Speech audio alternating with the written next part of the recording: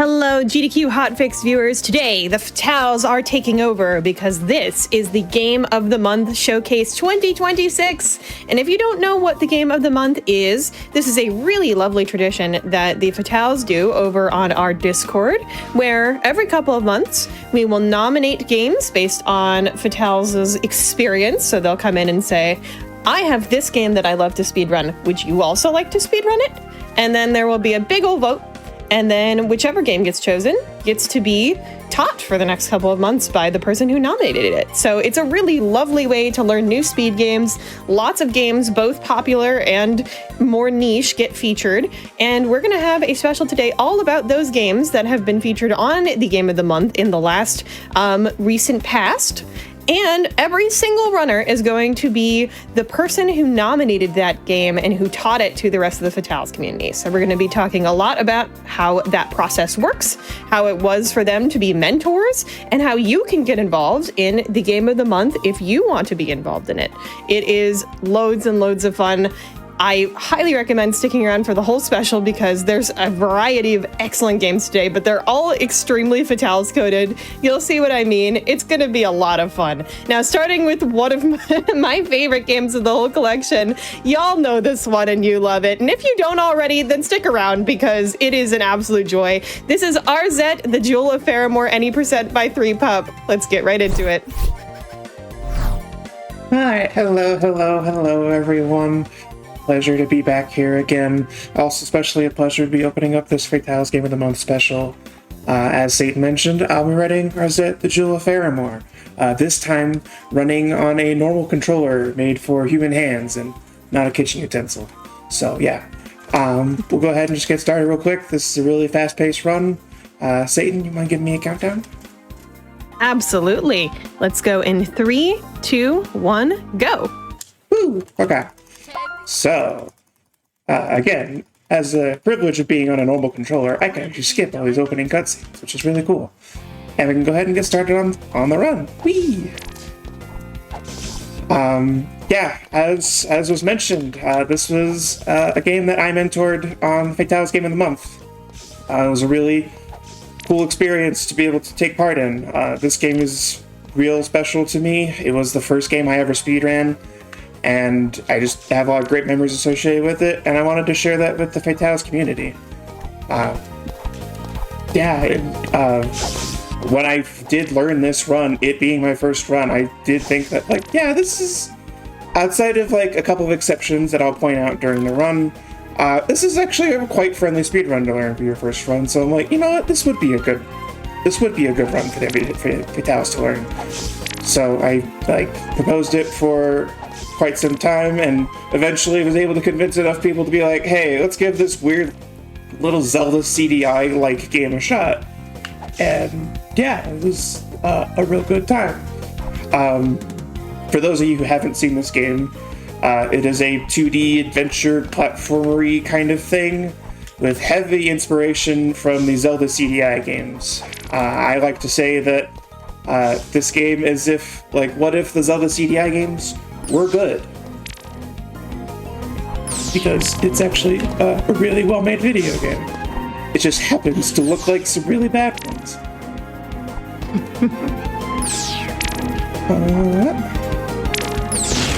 I did go take you mentioned that this is... go ahead. No, yeah, you're good. I was just going to say that I did a really quick dev-intended sequence break there to grab the sword beams, which lets me skip a whole side quest here at the start of the game.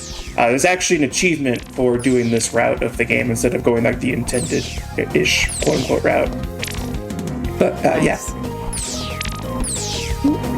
Yeah, I just noticed you mentioned that this game you thought was going to be a really good one for folks to learn. And what about Arzette is sort of attractive for a first-time runner or for somebody who, hasn't run this game before?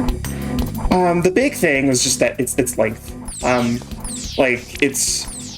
It can be intimidating to pick up a speed run, and it's like, oh yeah, the average any percent length is 2 hours. Ooh. When you're first starting out in your speedrunning journey, that can be a bit of an ask. I am a big advocate of telling people to be like, hey, whatever game you're most passionate about is the one that you should be picking up, even if it is like a 2, 4, 6 hour run. If that is intimidating to you, you can always break up your speedruns. Like, do whatever you want forever. It's cool. But in this particular case, my very first run of Arzette, like barely knowing any of the tricks, was like 40 minutes. Okay, we're gonna skip that. That's fine. And I eventually would bring it down to like just under 20 minutes in real time. So very friendly on your time is like the big thing that got me into this in the first place. But also in terms of like skills, like a lot of speedruns require a lot of frame perfect tricks. I'm kind of trying to do one right now. And Arzette does have a couple of, I don't know if they're actually frame perfect, but there are a lot of more precise tricks, but they are like, there's not a whole lot of them, first off, and they are pretty evenly spaced out, so that's like, your whole run isn't dependent on one frame perfect trick that's like right at the end or anything like that. Cool, we got it. I needed to like do a little precise jump off of that leaf there to make this cycle right here. Ooh, that was really smooth. Yeah, those are the two big things that made me go like, yeah, this is actually like, other than like a couple of precise tricks that, and then also in some later sections, I might be dead here. Yeah, that's fine. There are also some sections that are entirely in the dark that require some memorization, though the game does have some debug tools that I give instructions on how to utilize in order to like turn the lights on in certain rooms, so that you could learn those rooms with the lights on, and then in your actual speedruns you could turn the lights off and actually know where you're going. That was like, speaking on that, it was just like one of the like one of the most fun parts about like being the mentor for Game of the Month for this was the like actual teaching process. I like teaching things, it's fun. But I also like showing people like these games that I like. The way that the normal flow of Game of the Month, the first month that a game is nominated, it's just time for everyone to go play the game casually. So like even if you don't end up speedrunning a game, you get shown a really cool game and you have an excuse to go play it casually, which is like, just play more video games. That's cool. But the second month is when we really start kicking into the actual speedrun, and usually folks will sit down in the Fatales Discord and just like do a live teaching session. That's what I had done with some folks on the server. We just hopped into a VC and I just ran through the speedrun like, and just showcased how to do certain tricks. And for those folks that couldn't make it to that session, I did also record that so that people could watch it back later. But being able to get really being able to get hands-on with a speedrun with someone who does know the speedrun is a really valuable experience. Like when I was first learning this run, it was a lot of like doing things on my own and like watching other speedruns and like trying to figure out what they were doing.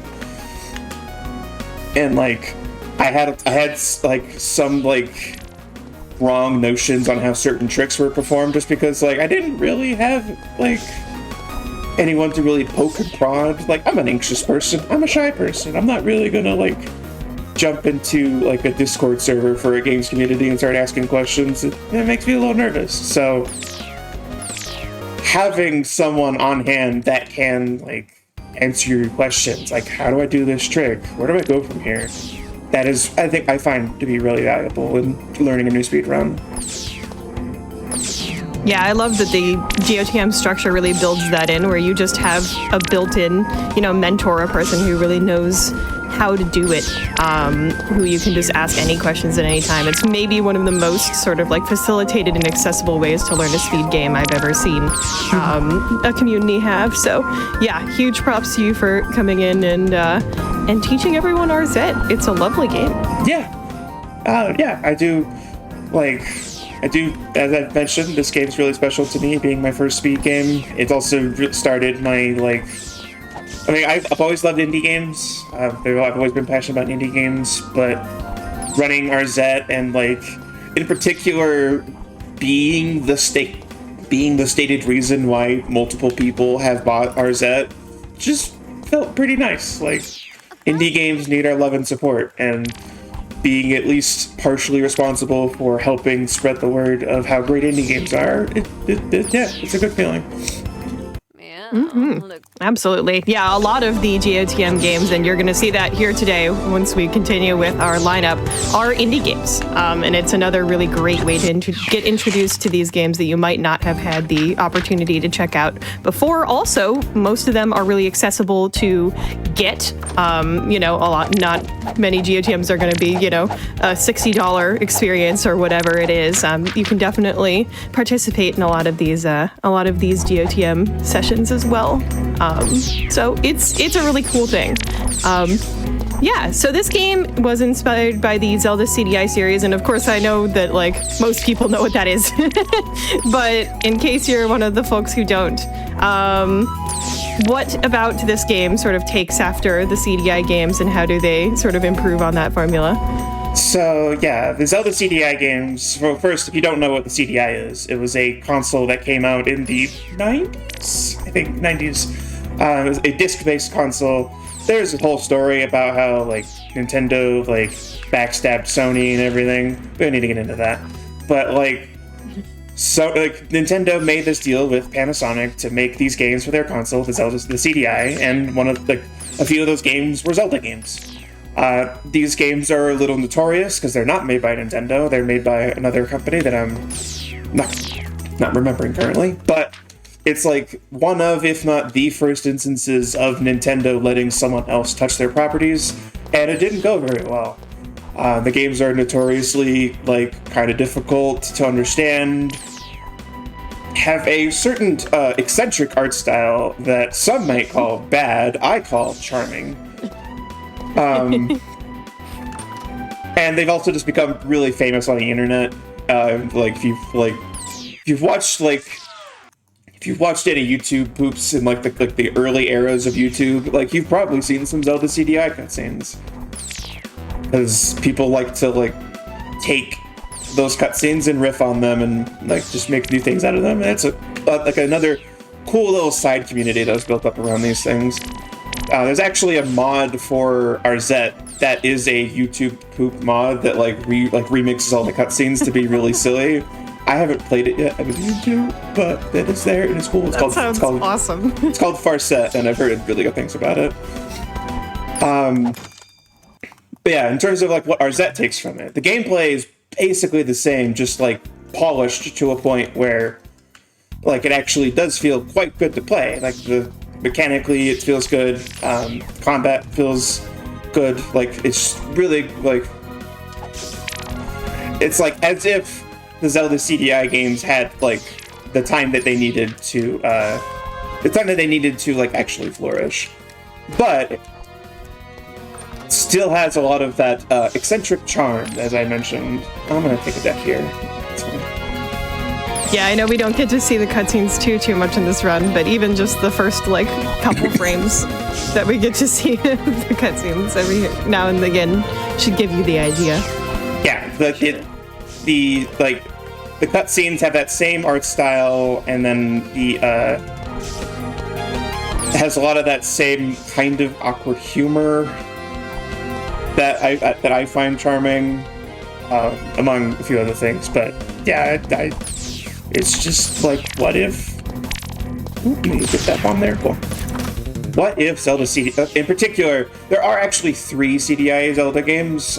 2 of them are The Faces of Evil and Zelda: The Wand of Gamelon, which will be run at Summer Games Done Quick. So yeah, that's right, and was run the other day on Hotfix too. So. Yeah. Stay tuned for that VOD on YouTube. If you'd like to go check us out on YouTube, we are at Games Done Quick on YouTube. Every single Hotfix run gets posted there, including this one today. So if you're here and are I can catch Arzette, but I'm not going to be able to catch Slime Rancher later, or whatever other game that you'd like to see, it will be there. Beat up this boss real quick, and yeah, cool. Nice. One unique thing about the Zelda CDI games that I think also Arzette takes from is there's a game with Zelda as the main character. which like had not been done yet in like even the normal, like the actual Zelda canon. So that was like a unique novelty at the time, and the Arzette takes that and runs with it by making Arzette the main character. And just one of my favorite little like small things about this game that just continues to make this game special to me is like just how casually queer-friendly Arzette is. Like, Arzette just gets asked out on a date by another girl, and it's just, the game doesn't make a big deal about it. It's just a thing that happens, and it's just, I don't know, that just feels really nice. Just like have that representation, but it like not have to be this big whole huge thing or anything. It's just there. Yeah. That's one of the many reasons why I thought that this game would be good for the Fatales, because, you know, let's go lesbians. Yeah. We have an entire game about that later. Super Lesbian Animal RPG will be featured in just a few runs. So if you want to keep on the queer-friendly game scene, well, definitely stick around. Very cool. And then I think... I love indie games for that. They get to just kind of, you know, do really cool stuff like that without having to worry about, you know, all that overhead that big companies do. Doesn't have to be this whole huge thing. It could just be a thing that exists, and that's great. Exactly, it's awesome. They could come on, please. I want to die faster. Thank you. Taking a death warp there to warp back to the start of the room, and sometimes it's just a little finicky. All right. In terms of what's actually happening in the video game, I am currently going around and unlocking all these pillars that will unlock the various levels in the game, and then I'm also collecting these candles, which I'll need to fight the bosses, to collect the purple Doritos that they're guarding, and I need to collect 5 purple Doritos to go defeat the final boss. That's basic gist of how the run works. Another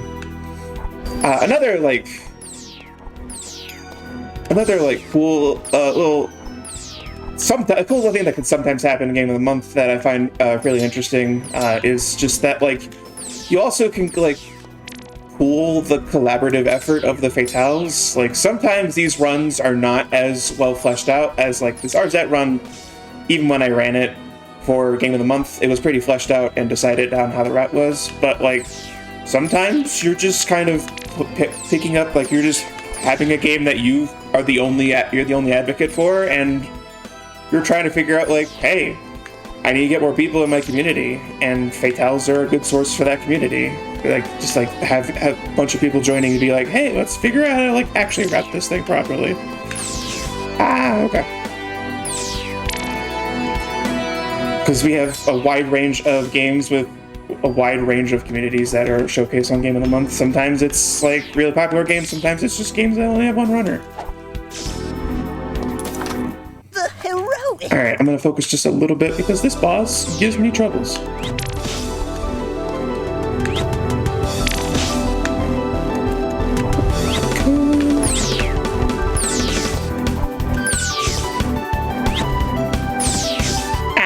Okay, it's fine.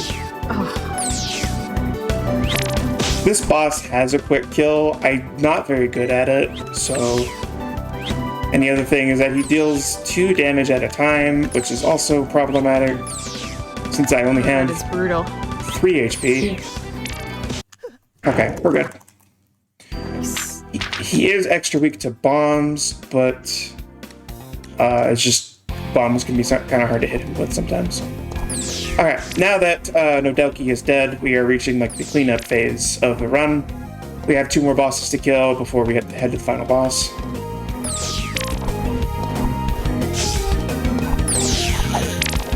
And then, yeah, as Satan, as you had mentioned earlier, like in terms of the games that are showcased, like there's like a wide range of like price ranges, which is I also think really nice to make speedrunning more accessible in terms of, you know, the spending of money, because not everyone has like the $60 to drop on the latest speedrunning craze, but there's also sometimes people showcase free games, which I think is really cool. I think Arzette's like a $15 game normally, and it just so happened to be on sale during Game of the Month, which was really convenient. Oh, nice. Good timing. I do think, Valiant Sun will be able to confirm when Kabuto Park is showcased later, but I do think the dev of Kabuto Park actually put the game on sale for Game of the Month, which I still think was really, really cool. Oh, that's so cool. Yeah. Kabuto Park is an absolute gem. That's coming up next, by the way, and if you like bugs, or even if you don't like bugs, you're gonna like bugs. Watch the game. It's amazing. Kabuto Park was one that I picked up casually because of Game of the Month, and I just had such a great fun weekend with that game. A game that I would not really have noticed without Game of the Month, but like a game that like is really special and has like I have good memories of because like it's just really fun. And also bugs. I like bugs. All right, gonna go turn in the purple Doritos here to get access to purple magic that we need to go to fight the final boss. Ooh, nice. Alrighty, you were saying this game is short, and I suppose so. Very short and sweet. Yeah. It is fast-paced, which I like, but it can be a bit intimidating. But it being short means that, like, it's really, it's like one of the problems I had, especially first starting out, was getting trapped in reset loops. I've gotten better at it with time, but like for a while it's just like reset, like I die on the first level, then I reset. So it being a short run was like really nice for that. Get through here. Oh. Time will be coming up as soon as. That room was very scary with all the bosses, and this is scary too. Yeah. Oh, nice. It's a really quick final boss fight, but I'll let this cutscene play out so that y'all can see what the art style of the game looks like while I do my final shoutouts here. I've been 3Pup. If you liked what you saw here, I speedrun indie games and other things on twitch.tv/3Pup. Thank you, Satan, for inviting me onto this. I love showcasing this game, and I love talking about how great Fatales is, and I love the Game of the Month is a great tradition that we put on. So glad to be here opening the weekend showcase here. Trying to think of other things, but I don't really have anything else. So please, y'all, stick around for the rest of the showcase. It's going to be great fun. And have a great day, everyone. All hail Queen Arzette, destroyer. Well, thank you so much for showing us this amazing run. I love this game. It has just like delighted me and cracked me up every single time I watch it. And I am so glad you were able to make it to kick off our lovely special today. After the break, we are going to have, as mentioned before, Kabuto Park with the Valiant Sun, who not only happens to be an incredible runner of that game, but also our community representative. So they will have lots to say. It's going to be amazing. Stick around. Well, how about a feat? Hello, and welcome back to GDQ Hotfix, but the Fatales are taking over today because this is the Fatales Game of the Month special. If you were just here for our last run, you saw a really fun run of Arzette, Jewel of Faramore, one of my personal favorites that has been shown off on the Game of the Month. And we have coming up a really, really special showcase of the well-known Gug Bame, I think I said that right, Kabuto Park. This is a really, really lovely indie game. We're going to talk a lot about the amazing developers behind the scenes, a lot about how it was at GOTM, and maybe we'll mention another really cool thing that the Fatales have coming up. Stay tuned. A little teaser, wink, wink. I'll make a see it go. Wink, wink. But also, not only all of that, but we have two esteemed Fatales on deck to help show off this game. Not only do we have our runner, the Valiant Sun, who is our beloved community representative, making so many of these community events happen, facilitating them, making sure that Fatales stays happy and healthy. But we also have our brand new head of Frame Fatales on, BD, as our commentator. So give both of them a incredibly warm welcome. This is Kabuto Park 100% by the Valiant Sun. Catch some bugs! Thank you so much, Satan. Hello, everybody. It's Gugbame time! Yeah! Let's go. As Satan said, hi everyone, I'm the community lead for the Frame Fatales, but before that, I was a Game of the Month game guide for this lovely indie game, Kabuto Park, and before that, I joined the Frame Fatales, and the first thing that I did in the server was play Game of the Month, so I'm really, really excited to get to do this all with you. I'm just letting this credits play, just as we go, but this is going to be a really great game. We're going to catch so many bugs, all of them, in fact, and we'll get rolling right into that in 3, 2, 1, go. Good luck, bugs. Good luck, bugs. Good luck, bugs. Kabuto Park is a really, really cute indie creature collector where you are at summer camp and you are learning from your friend on how to like catch and identify bugs in the area. You have this fun swing catch mechanic where it's like a power swing. So you've got 2 different regions, a blue region and a green region. If you land in the green region, you get to immediately catch the bug. If you land in the blue, then your character gets a little bit closer to that or to the bug. So when I get maybe something a little more complicated, we'll show that off again. But we're mostly right now just catching as many bugs as we can and selling them, because much like Pokemon Go, where you sell bugs and you get candy, and then you can use or like you sell Pokemon and you get candy and you can use that candy to then level up bugs. Pokemon, hey, it's a creature collector. Well, and for those of us that went to summer camp, I think candy just as the universal currency of all things cool at summer camp is something, even if it's not bugs, it's like you buy things in candy when you're at summer camp. It makes sense. Yeah. I also like it because you'll see when I catch these bugs, there is like a little gauge at the bottom that shows how big the bug is. And there's no complicated underlying IVs. There's not like a whole magical system underneath. The game itself is built entirely on if your bug is big. We're keeping that one and selling that one. If your bug is big, it is powerful. And by feeding the bug candy, then naturally that bug would become bigger. This is real to life. This is some real to life mechanics. If you give your bugs candy, they will in fact get bigger, and you will become better at fighting with your bugs. Exactly. I'm trying not to let it get to my head a little bit, because we are getting really lucky with, you'll see sometimes when I catch a bug, there will be like little sparkles that pop up. Those sparkles tell you the rarity of the bug before you actually like encounter it. I'm looking for 3 uncommon bugs, which are the earth borer beetles, and those are going to be what carry us through this run. Technically, I could use a rosemary beetle as well to like carry us over, because the goal is basically we'll be using an ability that is more powerful the more tiny bugs that you have.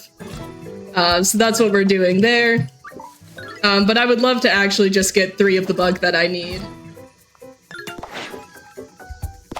I'm gonna keep you because I'm nervous that it's not going to give me the earth borer I need. If you didn't know, not only is Kabuto Park a creature collector, it's also it is a fighting game. You do comprise teams and you do fight with these bugs.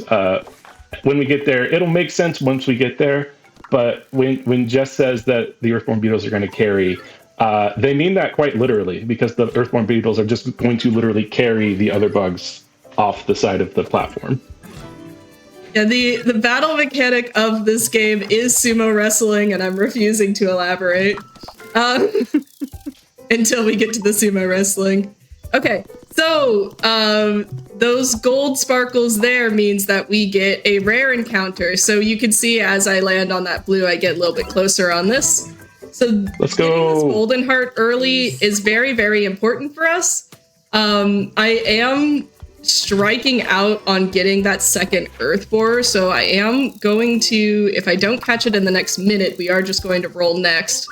But I do prefer having the team that I want. Because essentially the way that the battle mechanics works is actually, we said that this is a creature collector and also there's battle mechanics. This is also kind of a deck builder.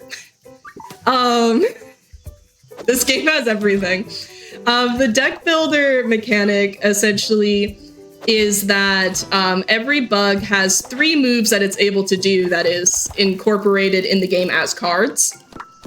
And then your deck is built off of basically, thank you. There we go. Yay! All right, I'm leaving early. So we're gonna go to our battle. Our good friend Midori is going to tell us what we need to do here. And I am going to level all these up to max.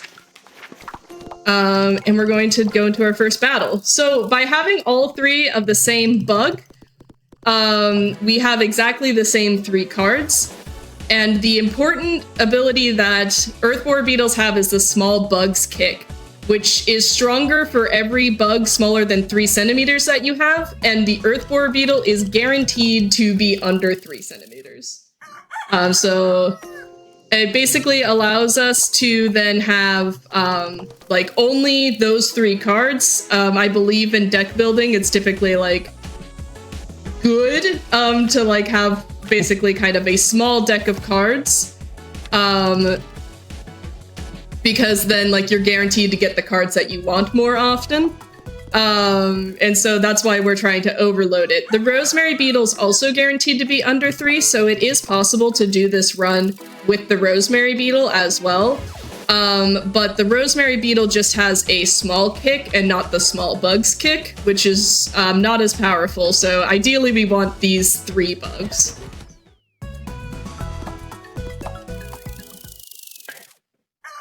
Satan, how are you tracking? Yeah.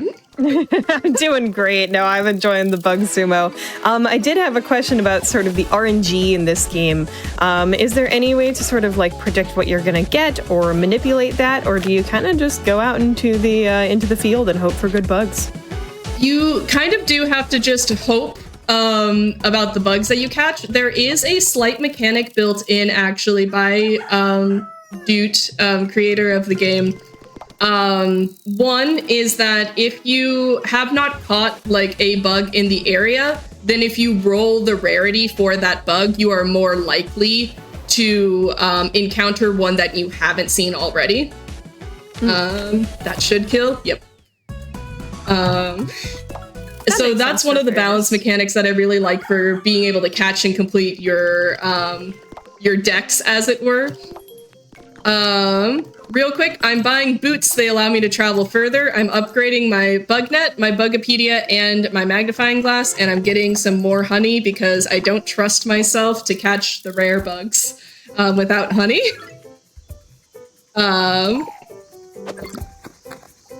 Brief detour to catch this orchid mantis and focus on it a bit. Pretty. I love the orchid mantis It's so pretty. much. So Confirmed very, very recently, actually, with the dev. So there are shinies in this game, which is awesome. I'm also, if you see me mouse go off screen, it's because I am tracking all the bugs that I caught on a spreadsheet I have on the side, because for 100%, I do have to catch every single bug. But yeah, the Orchid Mantis, we have confirmation that with some of the shinies, the dev made the shiny based on like other regions of that bug. So like the ladybug is yellow because there are some like ladybugs that are yellow. Some were just picked colors because he liked them personally, and other ones were specifically picked with pride flags in mind. So the Orchid Mantis is actually trans flag colors, and we love that. Shout out to Doot Tiny Games. Doot Tiny Games. And also, if you like this game just came out on Switch 2 days ago. So you can go and obviously you can get it on PC, but now it is also available on the Nintendo eShop. So if you like Bug Game, go get Bug Game and go play Bug Game. And yeah, I've been told it has motion controls on the Switch too, so if you want to feel like you're actually catching the bugs, go do that. It sounds awesome. I'm so intrigued by the motion controls. Games like this are why I love the way that we do Game of the Month, because there are, I mean, obviously of all of the various games that people do play in speedrun, there are the big, the popular, sort of the expensive ones, but there are also these small games, these really like heartfelt, passionate passion project games that are fun to play, they're fun to speedrun, and they're fun to share with your friends. And so one of my favorite things about how Game of the Month has progressed is that it isn't just the big tentpole speed games. We do have some of those, but we also have people that just, hey, I found this game I really like, I learned the speed run, and I want to teach everyone the speed run. That's how a lot of us find out about things like Kabuto Park. I found out about Kabuto Park because it was a Game of the Month game.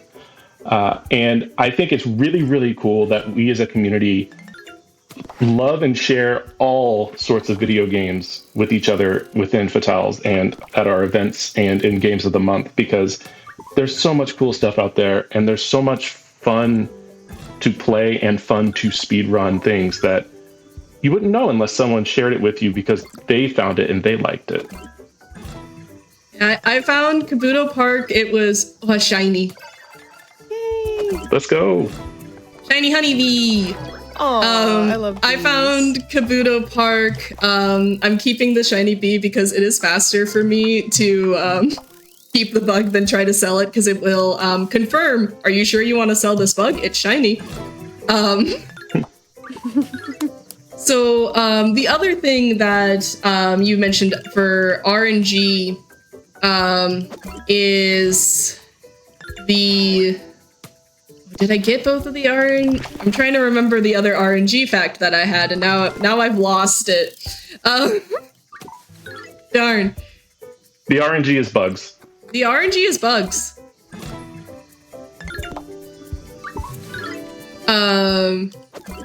Yeah, so the RNG rolls within that, and it has that balance to catch bugs that you haven't caught before. Oh, shinies are guaranteed to have at least one stat that is maxed. Because Duke did not like when you caught like shiny bugs in Pokemon and then they had bad stats. So one of them's always guaranteed to have a maxed out stat. So dude is so real for that, honestly. Dude is like, so real that's for that. Such a good call. That's very based, actually. And speaking of, this is Dorian. Bugs make me happy. Games make me happy. One day I'll make a game about bugs. This character looks familiar. Who might that be? Who might this be? That could be future you, by the way, if you're in the Fatales community. I did want to mention that this game appeared to have been made from Game Jam, as far as I know.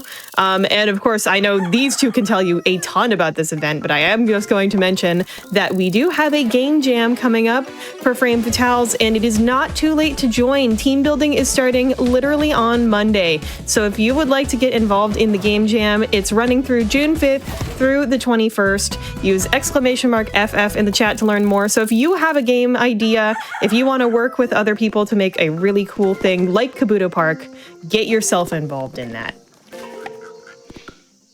Absolutely. And I just from seeing people coming in, we've had people come in to sort of the Frame Jam space that we have in the Discord already ready to start helping and teaching people how to do things.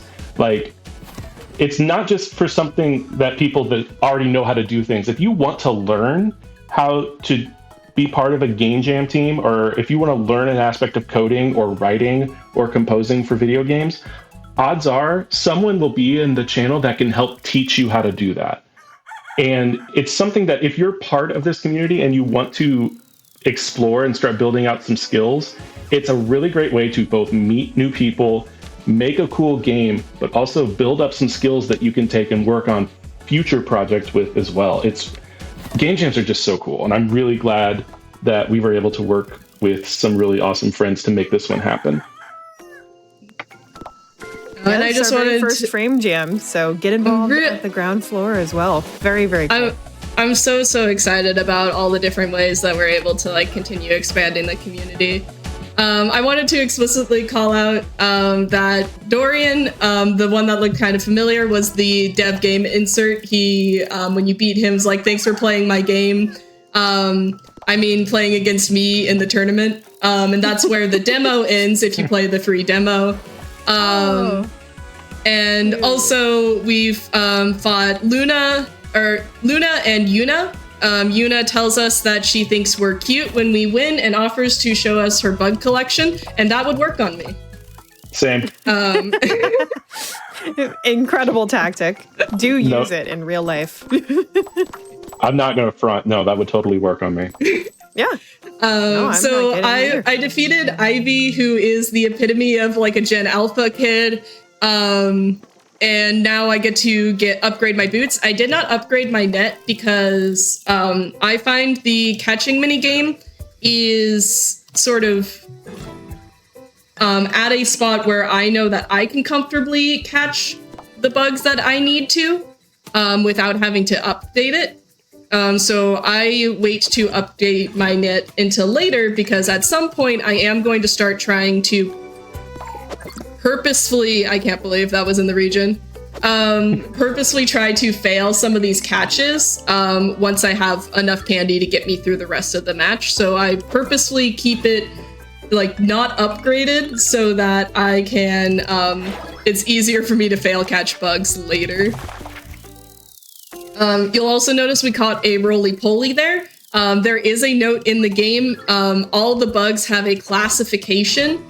So if they're a beetle or they're like a ant or like a different sort of bug, the roly-poly is properly notated as a crustacean, and it says this isn't a bug, but I just think it's neat.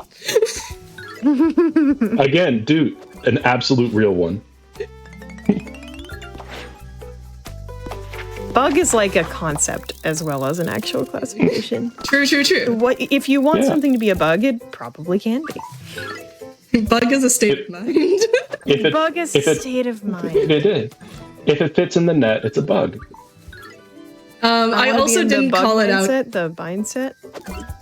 Yeah. Yeah, exactly. I also want to call attention, it wasn't as clear in the lake, but you'll notice that each region also has a slight variation. Nice. This one's for Threep. Actually, I'm going to keep that for Threep. They're so pretty. I know that Luna Moth's her favorite, so I'm going to keep it for her. But yeah, I forgot my train. Oh, the bug minigame. The swing changes every single thing. So in the at the lake, it kind of pulses and gets like slightly bigger and slightly smaller. Here at the forest, it swings back and forth over a certain region, and then okay, I'm fail catching the roly-poly. I'm sorry. There's also accessibility settings in this game as well. You can make the catching minigame easier by default. You can change for colorblind settings and a bunch of different things, as well as like I buy the honey that slows down the minigame to make it easier for me to catch some of those rare bugs. Lots of options in this game. And one of the things I love about Game of the Month is that we try to pick games that everyone can play. We try to pick games that are have a low barrier for entry, both from a price perspective, but also that have accessibility features that can accommodate anyone who wants to play it. Because everyone can speedrun, and we want everyone to be able to speedrun. And so we love highlighting games like this that have good accessibility features, both for casual play, but also as part of the speedrun. And it's also I think it's really neat as well because just being able to share some of the passion about your game as well. So this game, I came up with a partial category for Make Your Own Victory. By the way, did you know you're watching Hotfix? Surprise! But I made up a category called Terrarium because I just really wanted to catch bugs, and at the time, 100% was predicted to be over an hour, almost 100, hour and a half, whereas any percent was do 3 bug catches, and if you don't get the uncommon spawn in that like first initial catch, then give up. Your run isn't able to like continue. And I don't like games like that. I don't like going up against RNG checks like that. So I decided that I personally wanted to make my own category where I could catch as many bugs as I could, and made up the category Terrarium, where you have a terrarium in game that is 382 bugs, so I get to go back to battling a bit, and I don't have to focus so much on catching things. The terrarium is introduced on day 8. It is where you can put all of your favorite bugs in. And I realized that there was almost enough bugs, except for like the aquatic bugs. There was only 1 bug and there was 2 slots, but there was enough bugs in the game that you could have an almost entirely unique terrarium. So I made up a category, optimized it, and that was what I pitched Game of the Month for, was just like, play this category I made up myself with me. And then I reached out to the developer about potentially helping do comps for Hotfix, and he was like, oh, well, like, that's a shame, or like, this is a really cool category, but like, aren't there 15 spots for flying bugs and there's only 13 in the game? And I was like, no, actually, there's only 10 spots in the 07s to Bob. I'm so sorry I made Bob sad. There's only 10 spots, so actually you are able to fill it completely uniquely, except for the diving beetle. So there's been one major update to this game, like content update, and it was to add a bug to the game. It was a second diving beetle so that you could have a completely unique terrarium. And it's the Sunburst diving beetle, which was recommended by somebody else, entirely, completely separately. But I was just, I don't know, it made me... no, we're gonna believe that's canon. We're gonna believe this is canon. Yeah. This is canon. No, that's totally for you. That's entirely a just moment. That's so cute. It's so cool. I love this game so much. They recently partnered with Cool Earth, which is a really cool charity organization in the UK that works on funding indigenous peoples in the rainforest to basically help them maintain the land in the way that they are able to continue living and promoting their land. I think it's super duper neat. I got to do some charity fundraising with them for it. Just support indie devs. Chat, I'm looking at you. Support your indie devs. Support people like Doot out here doing good work with bugs. Otis is turning 11 in 48 days. Neha, as a character, I really enjoy Neha. She has a cow and she offers to like bring you milk from her nearby farm. And Doot Tiny Games is making another game called Milky Delivery. And it is, you play as Neha delivering milk from her family's farm. The demo's coming out really soon, I think in a couple of months. I've gotten to do the playtest and it's so good. I will be speed running it. That's awesome. Yes. I love that we're building a Doot shared universe. This makes me so happy. There's usually at least like one through line, I believe, between the games. He also is the developer for Manami Lane. I'm not sure what the character like through line is for that because I've not played it. But I do just like, I don't know, the Doot Extended Universe is good.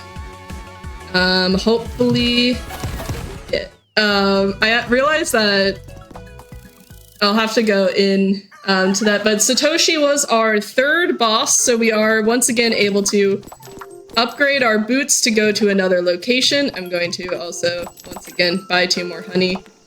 And we're gonna go to our final location, which is the Crawler Swamp.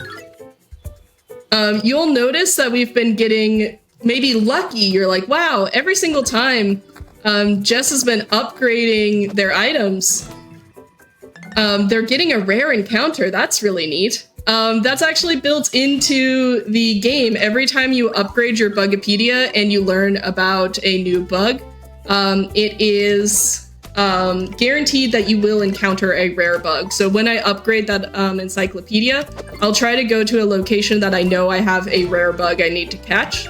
Because then it's just a coin toss on whether or not I get the one I want, if I've already got one rare, or otherwise.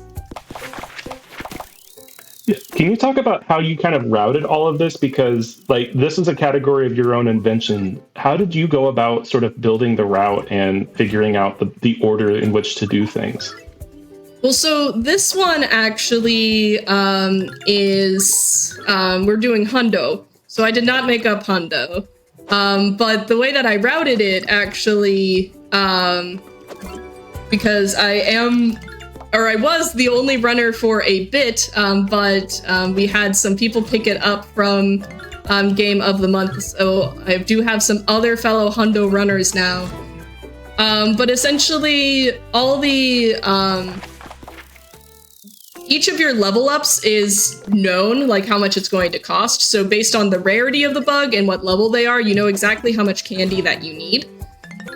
So then I have math for my bug. You have math?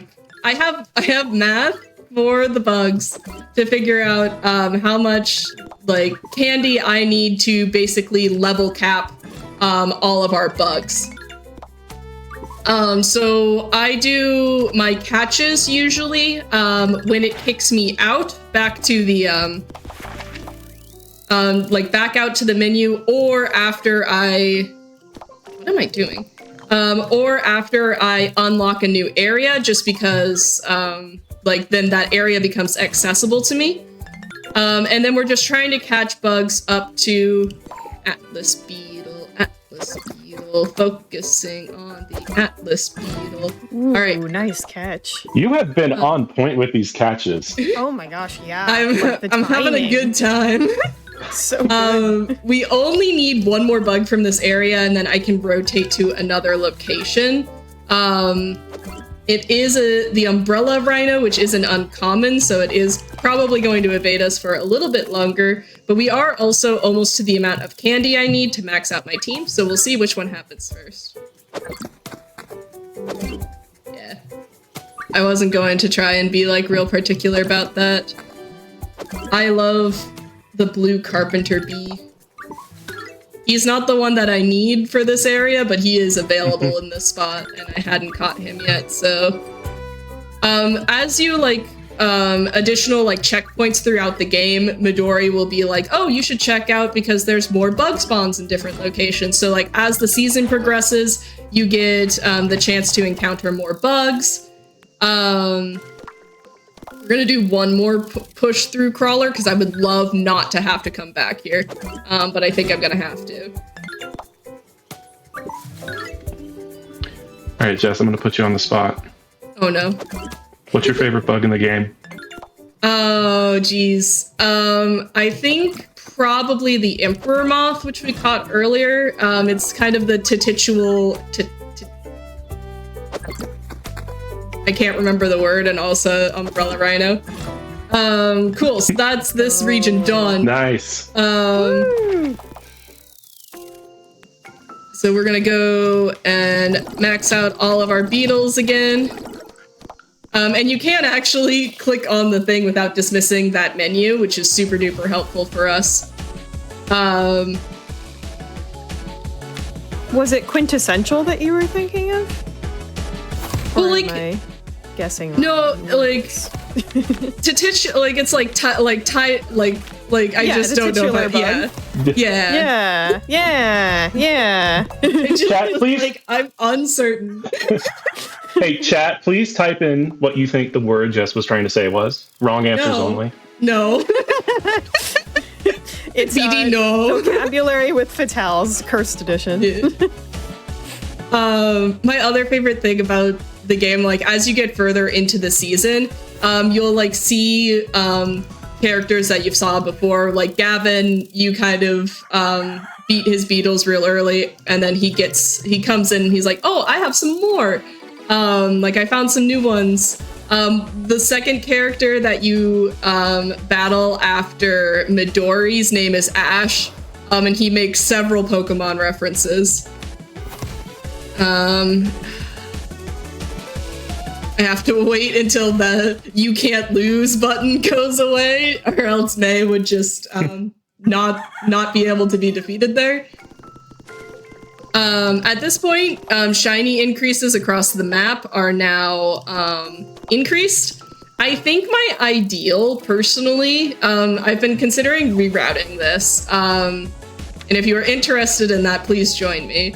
But I think the ideal is because shiny bugs take away from essentially being able to do the other things that we want to do, because they take like slightly longer to menu from. You can't just immediately sell them. I think I want to do my cleanups before that, but I try to basically associate all of my cleanups with a purchase, and we don't have enough money to like buy the rest of the things before we get to like the end of the season. So I'm uncertain about like if it would be better to try and do all your cleanup buys before the shinies hit.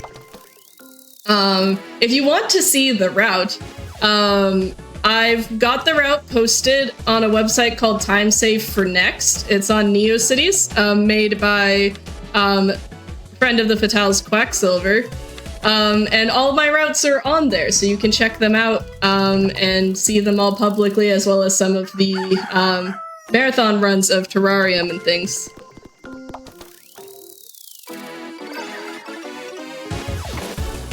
And that's also, I think, what I really like about Game of the Month as well, is that like by nominating a game, you're offering to be the game guide, which does mean that like we get resources and we try to make the resources posted somewhere. So there is a Google Doc in the Fatales server that has a link to every resource that was ever posted regarding those games. So if you want to go to previous games of the month, then you are able to do that.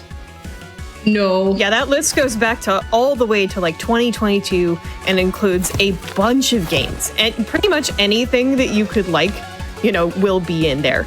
So even if you're like, you know, not super vibing with the current game of the month, which I don't know why you would be, it's Slime Rancher. Go learn it before it goes away. You know, you can look back through that and find other games that you like to run. I did a GOTM for Plants vs. Zombies a long time ago. I know there's some Kingdom Hearts games in there. I know there's lots of Zelda games. I know there's all sorts of great games. Go look. And Slime Rancher is only up for 2 more days. Tomorrow actually is when we start taking nominations for the next game of the month. So if you are interested in learning even more games, this will be the time. And it's a community vote, so you can participate in said community vote. Go pay attention. Where is the lesser stag on my checklist? There we go. Anyone who is a member of Fatales can be a part of Game of the Month. Yeah. Please be the monarch butterfly. Yay! Nice.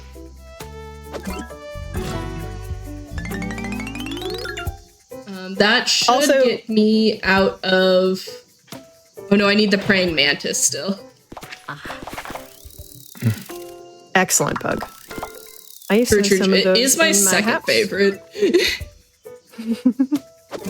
I'm gonna get really bad at catching bugs now. Because again, it's faster to like not have to menu through bugs that I don't need. So anything that I don't need, I will just oh no. Jess, how have you suddenly lost all of your bug catching ability? Don't know. It's strategic. Anyways, shiny monarch, so I legally have to catch that. Also, like, if the idea of being a GOTM mentor makes you nervous because you're like, oh, I don't know if I'm qualified to teach, or I don't know, you know, making material sounds hard, please just absolutely go for it. Everyone is going to be so excited to learn from you, and you will learn a lot while doing the process. It's all about learning, not just for the folks who are learning the game, but also for the person who's teaching. I can say as a former teacher, I learned so much by being a GOTM, resource maker and mentor. And it is just such a valuable experience. Everybody is going to be patient and understanding with you, no matter what role you have in GOTM, and it's going to just be an enriching experience. Highly recommend trying it out for yourself. True. When I was doing Game of the Month for Kabuto Park, I actually didn't have anything written up when I nominated it, but I was like, I want to nominate this. Like, I think I could teach people, and I want to write guides for this anyways. So I kind of used it as my opportunity to be like, okay, I've got like some examples of things where I've done the game before, and I just sort of messed around. Praying mantis. All right, we are actually out of here now. So our farm is all done. So we're going to the lake now. The diving beetles are available after day 15. So when you're playing Terrarium and you want to catch your full Terrarium, day 15 is your checkpoint, because that is when all the bugs are available everywhere. And so that is what we do there. I always get so nervous about the diving beetle because I've lost so many runs to butt-sing the diving beetle catch. Blue banded bee we've already caught, so we're gonna fail that one. And we're just skipping these menus because we don't need money. We've already got everything maxed out as much as we can. So we're just catching them and skipping any sort of the evaluation that we need to do. Here at the lake, we still need a Goliath beetle, which is the other rare bug in this area. We still need a sunburst diving beetle, which is this guy. Speak it into existence. Yeah. So since we do need just the rare there, we also need the rare in the pine forest. So I'll start kind of sometimes moving between. Anyways,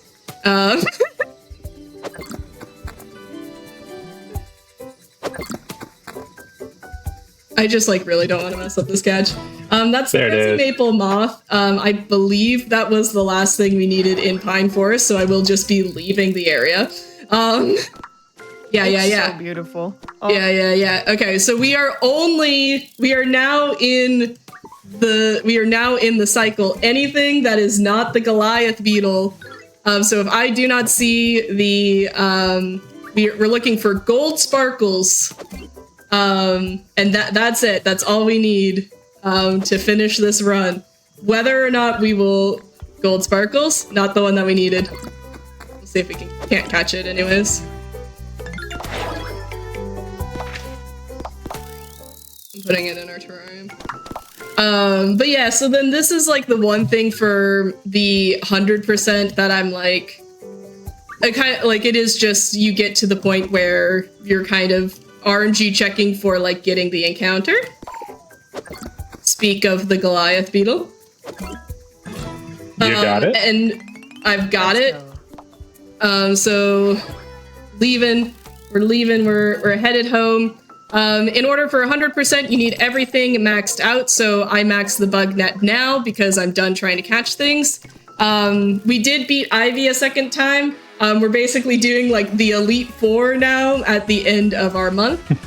The difficult thing, in my opinion, for this run, and kind of the only thing that kind of makes me a bit bummed about it, is that there is an RNG check at Midori. So spoiler alert, our first tutorial battle and our best friend who taught us everything that we know is the final boss.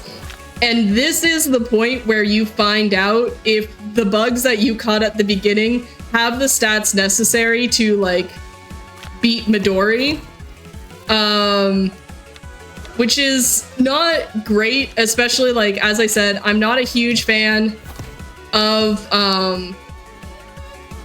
the any percent route, because the any percent as well sort of you have to catch like the 3 bugs right at the start, and also then those bugs have to be strong enough such that you win. Don't like that. Please, if I can get a small bugs kick, will win me the game if my little feet are over this midline here. So that is like kind of what we are looking for. But unfortunately, Midori is kind of, don't give me that. Don't do that. Hey, Midori, I need you to chill. You know, for everything that leads up into this, these final battles are incredibly tense. Yeah, Midori has never given me this much trouble before. It's fine. I reran this the other day, and it was the first time I like hit the RNG wall with Midori. And I was like, huh, that's never happened before. Surely it won't happen again. But this is okay. We should be fine. I just need Midori to chill a little bit.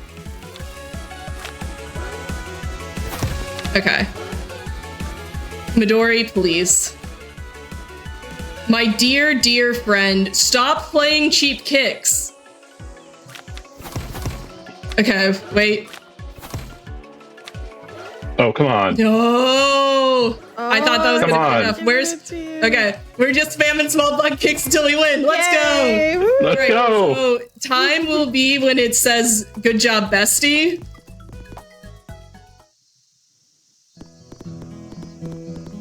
Time. GG. GG. That was so GG fun. Gugbame. GG Gugbame. But yeah, if you, thank you all so much for hanging out with me. If you are at home and you want to play a game of the month, if you want to learn a game with a bunch of other people, please, please come join the Frame Fatales community. !FF in chat. Like, we've got so many different people who are willing to teach you a game, to like spend extra time with you. I want you there. VD wants you there. Satan wants you there. It's so much fun, and it's such a great way to like really hang out with community. And as we said, like, nominations for the next game of the month start tomorrow, which is awesome. And if you're inspired by like some of these tiny games and you're like, oh, I want to make one of those, we have our first ever game jam happening that's starting on Monday to start doing team building. So thank you all for hanging out with me. BD, do you want to sign off as a person? I don't know how else I would sign off right now, but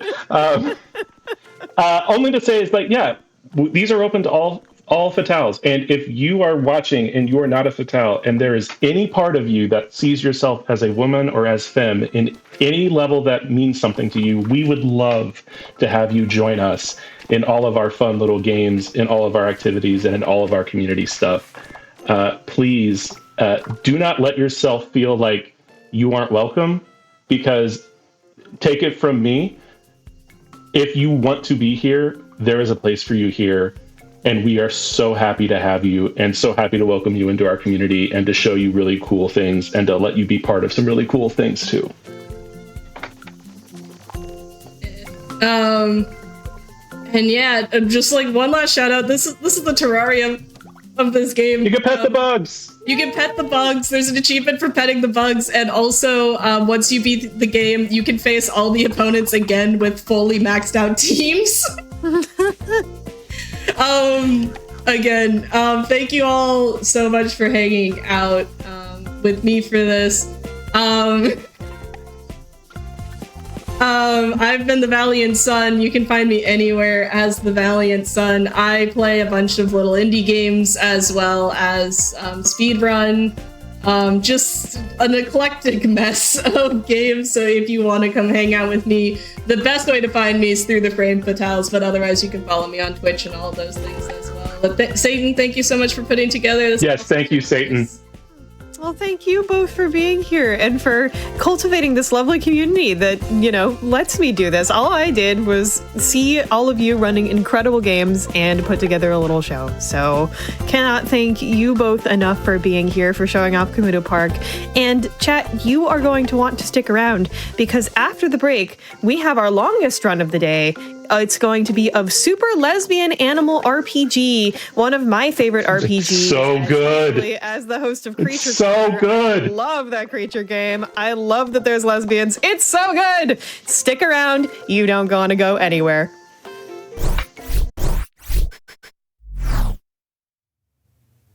Hello, GDQ Hotfix, but of course, as you know, this is the Fatales takeover because we are in our Game of the Month special. I am joined here on the hostess by Faith herself. Say hi, Faith. Hi, everyone. This is real, actual Faith voice. And we are going to be going into perhaps the most thematic game of the day. And this is one that is a personal favorite of mine. I have played this game. I have loved this game. If y'all chat have anywhere, do you want to weigh in on whether Faith counts as a super lesbian animal? Because I think she does, and I think we're about to celebrate some amazing super lesbian animals, because this is Super Lesbian Animal RPG by Leggy Starscream. Any percent. Have lots of fun. Hey, y'all. Well, look, I'm not going to be the one to ask Faith about her dating life, but, whatever identity Faith wants to take on that is sincerely held is good and valid and powerful in my book.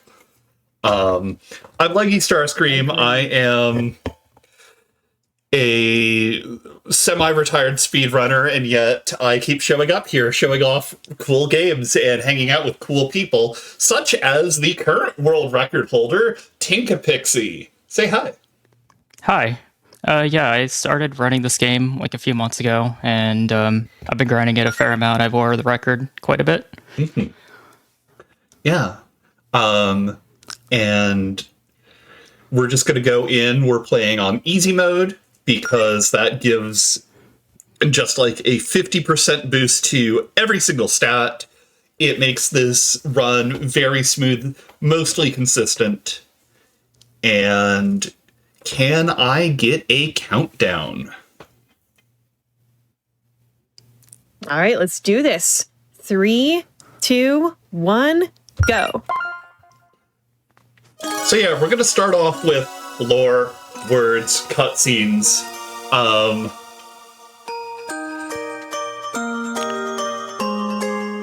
We are in I can't really tell, what era of technology we've got going on. We're in the Sapphire Island. Surely that name isn't, symbolic of anything. Yeah, don't worry, it will become less subtle as we go. Oh yeah, you can skip, so you can skip your text quickly by just holding the cancel button. And we're first going to do our settings to make the text speed instant so it goes quicker, and also to set our default speed to sprinting, so we don't have to hold that button down. So it's very nice quality of life. Mm-hmm. Yeah, there's also settings to, toggle whether or not this game is art, the amount of ludonarrative dissonance, and the amount of politics in here. We'll just keep those the default settings because it literally does nothing. They just make the numbers go up and down. Mm-hmm. Quoted by Bobby Schroeder herself. It is very funny, I don't care though. if it does nothing. Ludonarrative dissonance is my favorite. It's my favorite setting in any game I've ever played. Mm-hmm. When I saw that, I just cracked up. Yeah, so this is the sort of tutorial fight, but we can't win this, so we just spam guard, and it's the quickest way to get through the fight. Yep. One thing to note is during battles, holding confirm will speed through the text, and that saves a lot of time throughout the run. Yeah. It was just this... It was leaps and bounds once we realized that that was actually affecting things.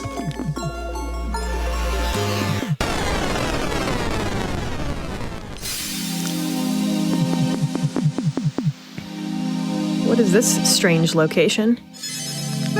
Just a weird corner of the astral plane. Don't worry about it. I'm sure it's fine. Okay. Normal stuff. So here we got to pick one of 3 fates. We don't really care which one we pick. It does affect like one move that our character here, Melody, gets, but we don't actually care which one it is. So we just pick the fastest one, which is Amber's Paladin, which I think is also just, the most fitting. It's also the gayest option. So, As Allison said. Which is, Allison is Melody's girlfriend, and she's a bunny girl. Look at them together. They're so cute. Aww. We love the girlfriends. And so, the basic plot of this game is we are a up-and-coming adventuring party, and we get pulled into some utter nonsense as we go.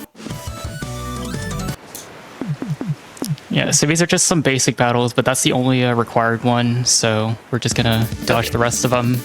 Or at least try.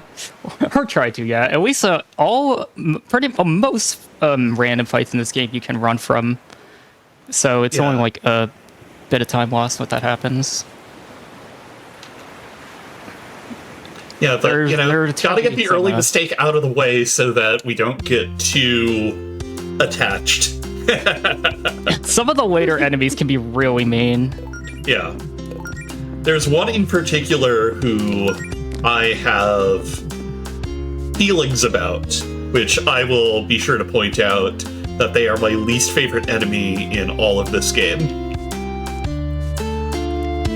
Alright, so we met Jody, who, we're looking for Allison, and Jody told us that she's up in the hiking trail. Yep.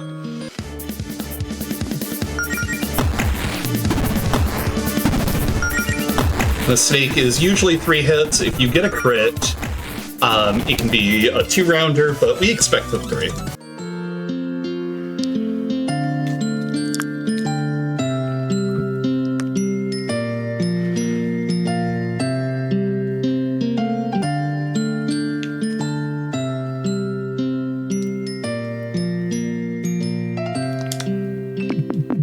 And here's Allison. So Melody learned a bit of a healing magic. So she's like the healer of the group. We got Allison, who's kind of like the main physical DPS character. Yep. She does 11,640 damage per second. Also, And you can kiss her. Yeah. Did you know kissing your girlfriend increases her stats by 15%? Unlucky miss there. That's just something you're just gonna have to deal with sometimes. Yep. Probably was a mistake to go for the punch there, knowing that it's going to go down, but the misses. Yeah, when it's down like this, when it goes down, the only way you can damage it is with low kick. Yep. Which is one of Allison's special moves there. That little star meter, every time a character does something that's related to their specialty, they gain one section of it, and they can use special abilities like that. Also, kiss. There's actually a kiss counter in the save file, which we will we'll probably get to see actually if you're doing assuming you're doing safety saves. Yeah. Wow, that was mean. Yeah, enemies in this game can just be annoying. They move randomly. But, again, as long as we don't... There are specific ones we definitely need to avoid. In general, if it's kind of free roaming and you run away from it, you can run away from it. But if it's on a fixed track or fixed movement pattern, you can't.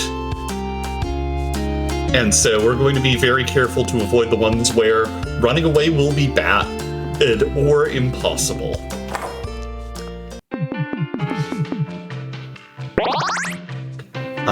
Beverly, my favorite. I love Beverly. I've taken a little bit of time to go through and map out all of the dialogue options over the course of the run, just to figure out what the fastest ones are. All right, we're going over to Allison's basement because our friend Claire has kind of been doing something down here. We're going to get some ethers for later. Yeah. It's an entrance to Adun Gion. I wonder what that means.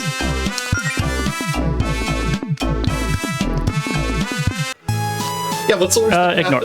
Yeah, let's ignore that. That's surely that doesn't mean anything.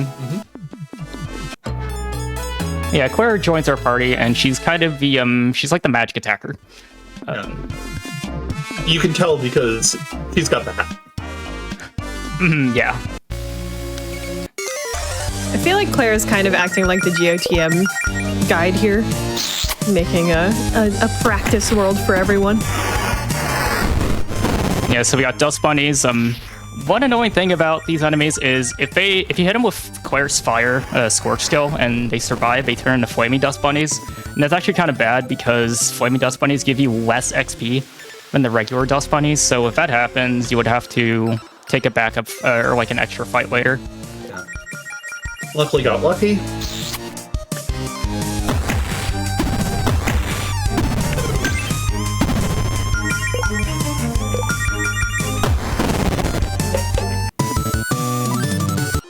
Yeah, so I didn't mention, but Allison's skills are like directional attacks, and so depending on different enemies, you're gonna have different like directional weaknesses.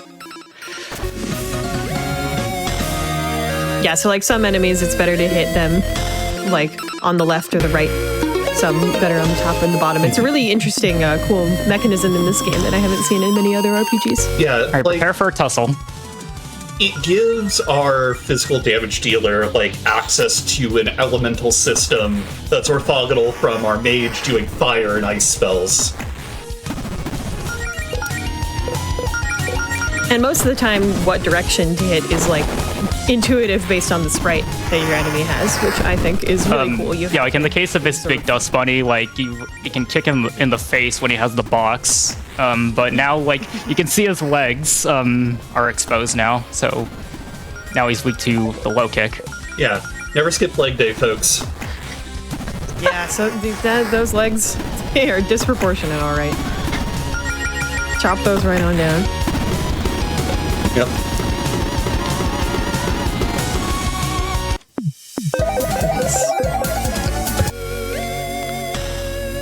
Again, just a bit of a tutorial fight. We pick up a sword. Yeah, we did pick up a few early pieces of equipment that it'll be good if we just throw them on. Melody gets a little bit of extra damage. She's not going to be doing much damage, she is the healer. But especially early on, she's going to be punching people more often than not. So getting that gauntlet's always great. And the sword for Allison is a non-trivial upgrade for her damage output as well. This looks totally normal, right? Yeah. Yeah, but, this chest is cursed. It is cursed with Allison's baby photos! Oh. So cute with the carrot. Right?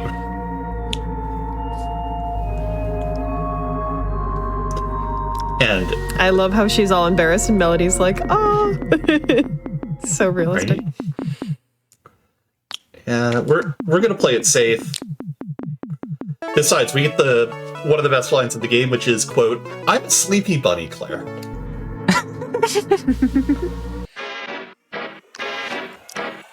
So yeah, perfectly normal activity, perfectly normal, amounts of screen tearing and glitching. And normal amounts of banger music. Well, yeah, it's a speed run. Why would you speed run a game with bad music? Yeah, so that fight, that's the fight you would take if one of the dust bunnies earlier becomes a flaming dust bunny. We don't have to do it though, so we can just run from it. Mm-hmm. Yeah, it lets us pick up the Purify spell, which removes the corrupted status in combat, which is basically like your confusion spell. It'll cause you to hit your party members. But also, We got most of an egg. yeah, we do have most of an egg. We're going to make sure it's fried. Yeah, but also, you can use Purify in the overworld to cross some like glitchy barriers that we're going to run into later. Yeah, the game does have a number of spells that Melody in particular gets access to that allow us to do, actions in the overworld to better traverse.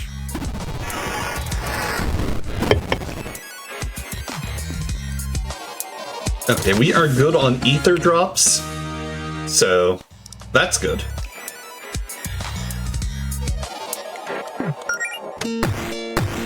Alright, so the in this dungeon we gotta get a total of 4 keys to put in those things and to unlock the center.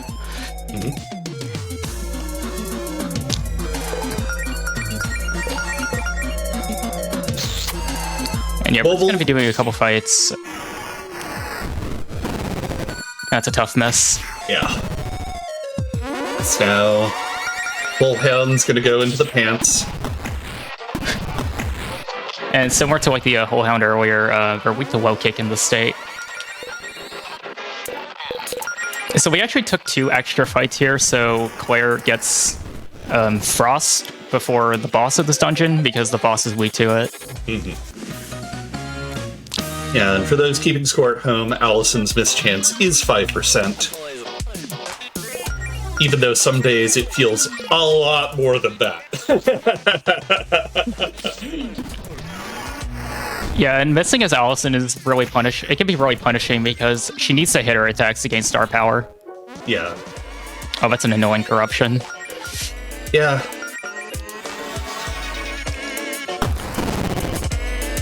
Like, I did this fight the risky way, rather than the safe way, which would have been having Allison attack on turn 1 there. Like, if it goes well, it does let you finish the fight in 2 rounds instead of 3, but as you can see, it does have the potential downside.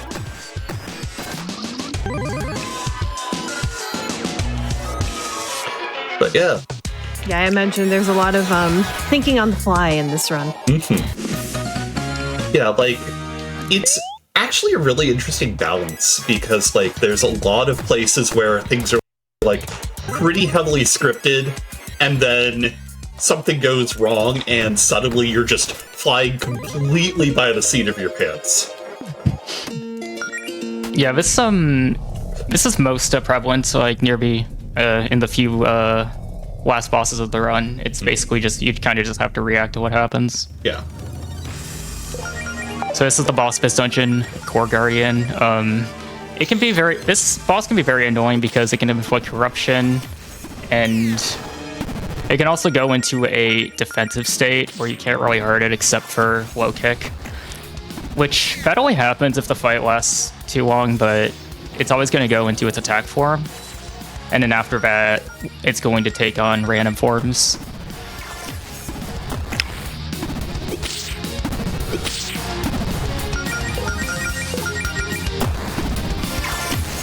Dang, that's a pretty good fight though. That was clean. Nice.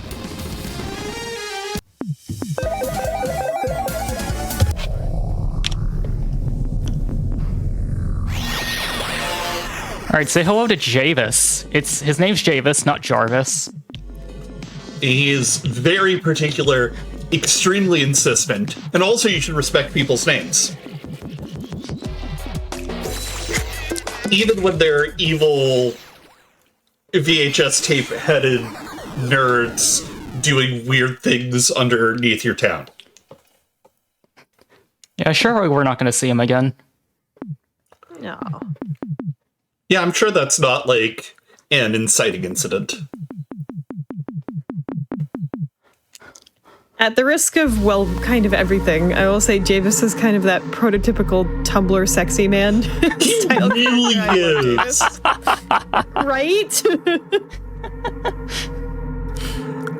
Like, if they can make Play this game for the dialogue, please, please, please. If you can make Oh, yeah, like, the writing of this game Triangle is Man amazing. from Gravity Falls into a sexy man, you can make Javis into a sexy man. Yes, certainly. One of my friends actually cited Javis as his favorite character. Nice. That is a choice.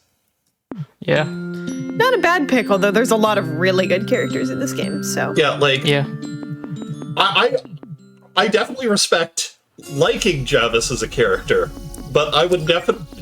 Maybe it's just me, but I definitely have other characters I like way, way more.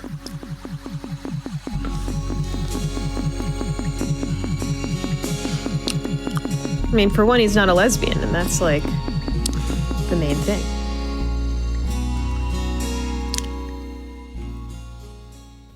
Being a lesbian is awesome. Mm-hmm. One might even call it super.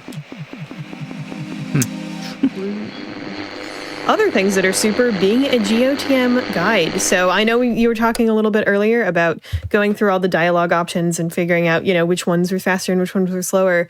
Can you tell me a little bit about, how it was to be the GOTM guide for Super Lesbian Animal RPG? What was, fun about teaching people this game? Yeah. And why folks should run it? Yeah, so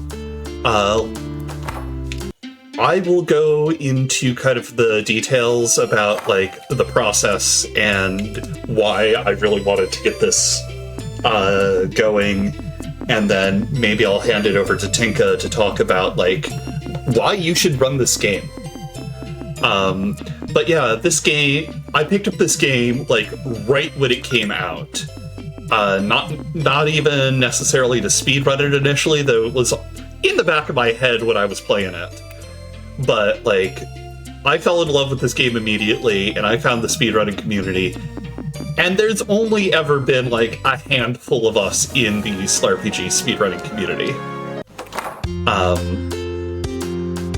And so, one of the big reasons I wanted to do this for Game of the Month, having seen how Game of the Month has grown and evolved over the years in the Fatale server, like, I've been there since the beginning of Game of the Month. I remember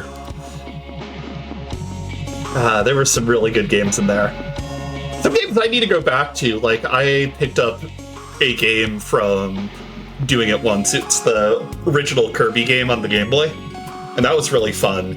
And I wanted to give that back to other people, and also Fatale's community is really queer, and it's really wonderful.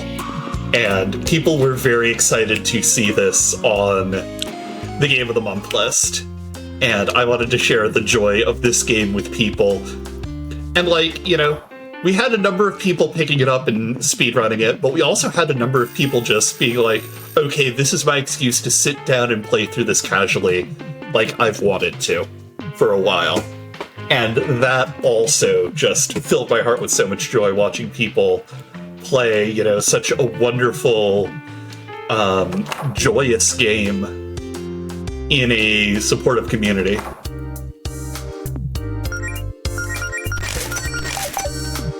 I could definitely recommend playing this game casually. The writing is amazing. Mm-hmm. Yeah, we picked up some spell books. These are kind of equips that give you extra abilities. We pick up Spellblade for Melody, which gives your basic attack an elemental property, and Inner Beast for Allison. And we're mostly going to be using one attack from that. We're not going to use it right now, but these frog balls are interesting because whenever you hit them, whenever I go below like a certain HP threshold, they will grow, and they can grow up to 3 times. And ideally, you only have it grow once, but sometimes Allison just kind of high rolls it, and you lose time. That didn't happen though, thankfully. Yeah. Like, I haven't sat down and done the odds on how often Allison will accidentally knock it into this double grow threshold. But it's sufficiently frequent that, I just don't worry about it. If it's 1 or 2, it happens.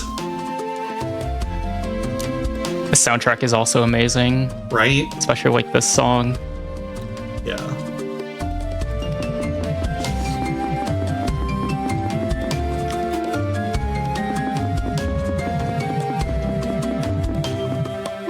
And so we just showed up to the Shrine of the Sun God, prayed for help, and hey look, Bill's here.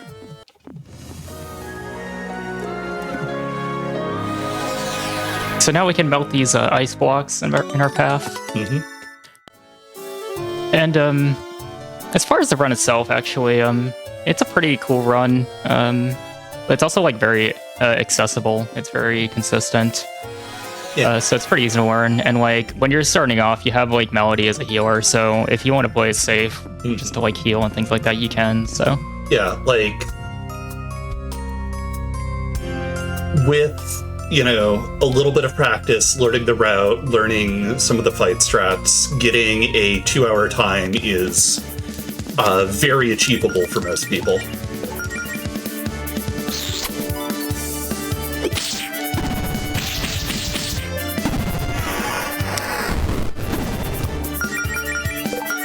Yeah, this is a longer run, but having it be more consistent is I think, a really cool way to sort of get into a longer run, because you know you're not going to be, you know, spiraling out and losing, you know, lots of minutes at a time through certain tricks or RNG moments, you know, things like that.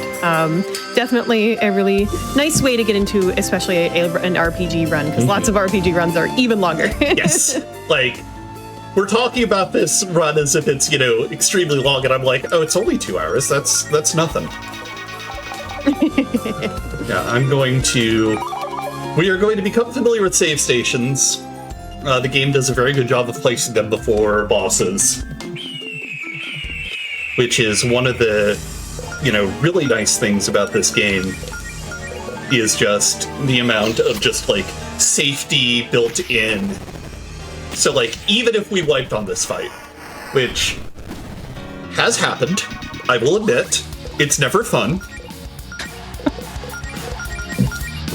yeah, this fight can be scary. So you want to get rid of these trash bags first because they can heal them. Yeah. And that Sabertooth chomp that you do on the first turn, that's a range to kill. So sometimes it just doesn't kill it, and that's annoying. Yeah, also, the Trash King has a chance to poison your party, which is always great. They can also attack everyone, which is also annoying. Yeah. But with all that said, that was very clean.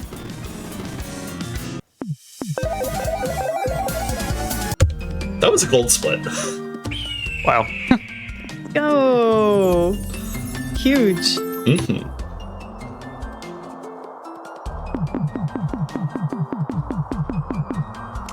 And we find our goal right now is to find Jody, the tiger girl we talked to earlier, Faith, the leader of the town, and, you know, the wonderful unicorn lady we talked to earlier is worried about her girlfriend, Jody. And so we've been looking to see where she is, and we got teleported to this weird floating island.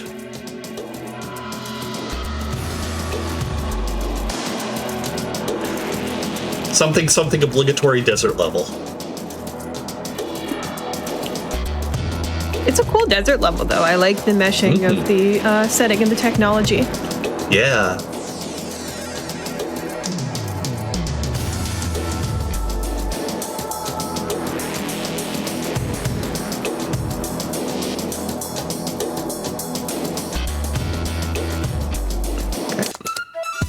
So we got one fight here, and this is where we're going to be using our Spell Blade to give Allison's basic attack a fire attribute, because both of these enemies are weak to it.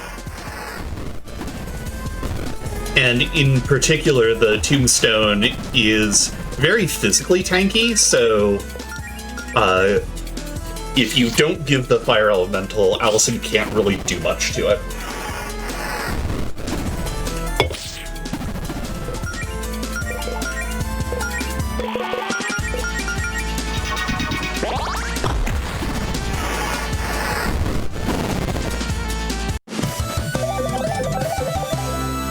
Also, speaking of music, sadly we are not picking up the theme song. We just picked up Allison's theme song ability, which is great. It plays her theme song.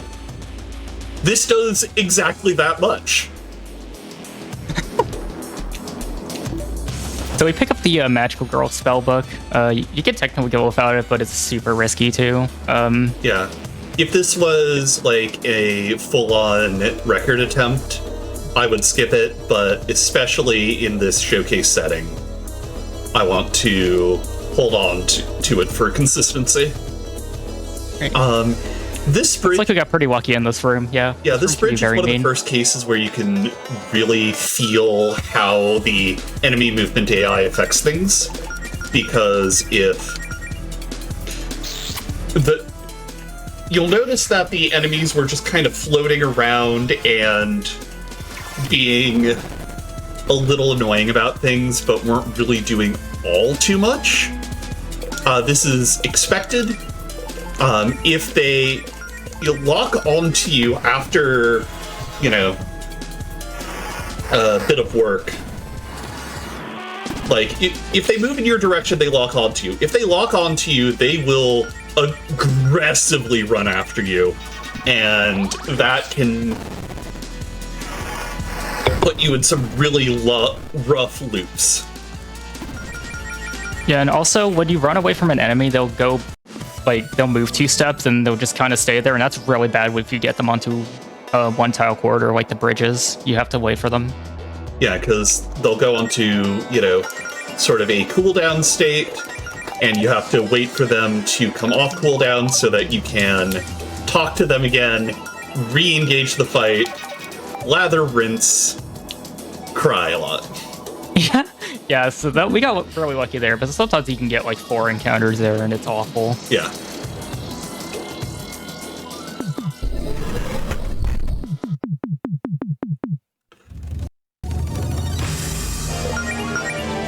So we're fighting this abominable automaton, which is it's kind of set on killing us right now. Mm-hmm. Yeah, as you do.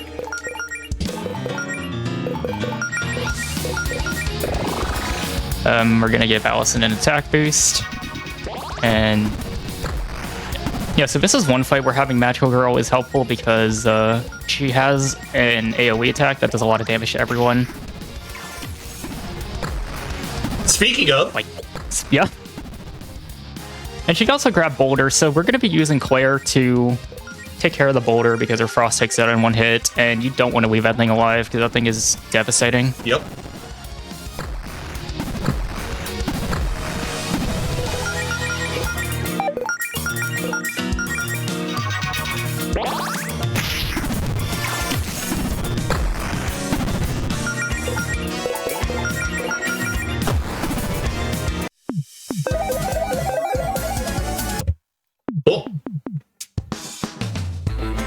And look who shows up.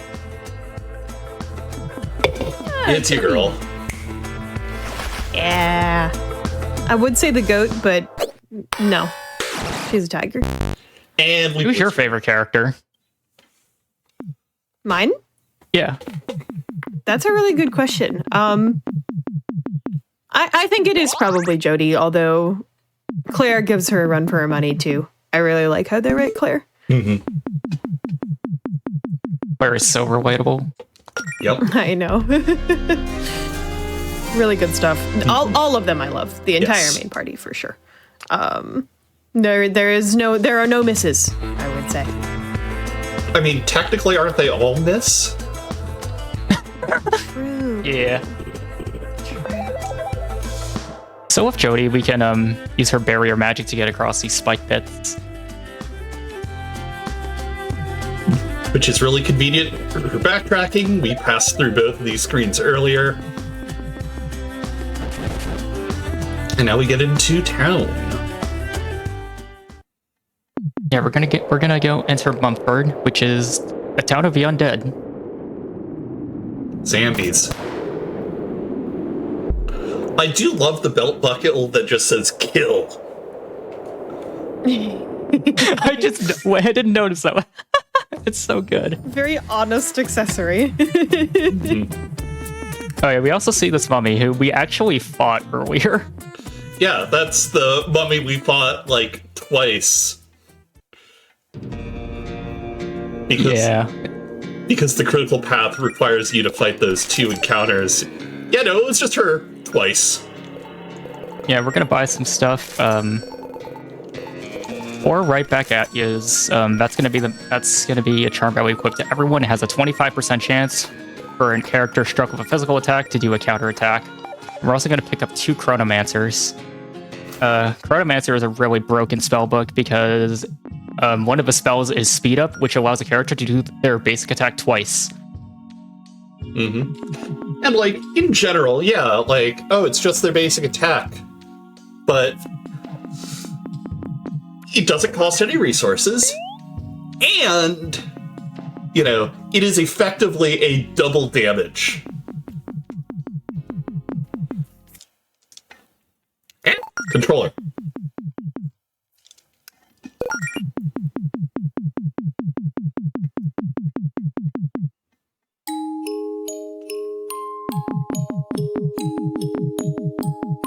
Yeah, so we just got some cutscenes here. Mm-hmm.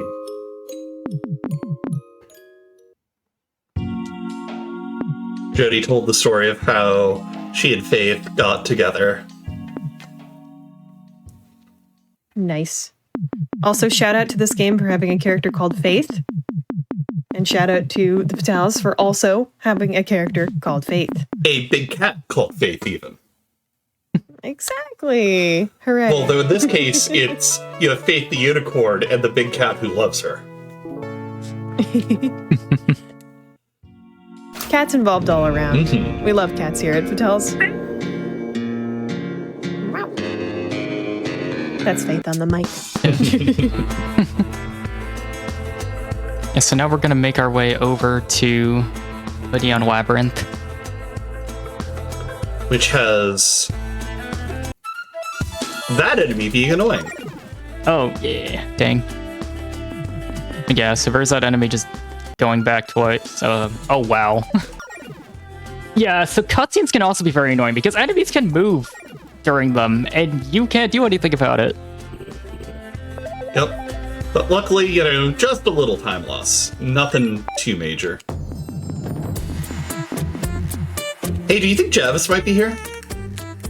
I don't know. Like his name's That could on mean it. Yeah. anything. Mm-hmm. So I'm sure it means nothing. we are going to do our first and only skip of the run. Boop. Yeah, so yeah, so that one tile of the wall has no collision. We're actually running on an older patch of the game, which is the last patch that had this glitch in it. Yeah. Shoutouts to the developer for being, you know, very receptive and open to the speedrunning scene and allowing us to backpatch to have that in. And in particular, if you go on the itch.io page, she's got it as like, yeah, here's the old version specifically for speedrunners. You can play it if you want, but, you know, it is for the speedrunners. Yeah, so that one fight that we did, that actually has like a random assortment of loadouts. You just got like one enemy there. I honestly have no idea which one's actually like ideal because it could be one enemy, it could be 2 enemies, or it could be 3 enemies. Yeah, like, I don't think it affects the experience route much either way. So I think just getting the one enemy to get the fight over with ASAP is fastest, but in my experience, it's just not worth worrying about. Just take what you get and call it a day. Yeah, that's fair.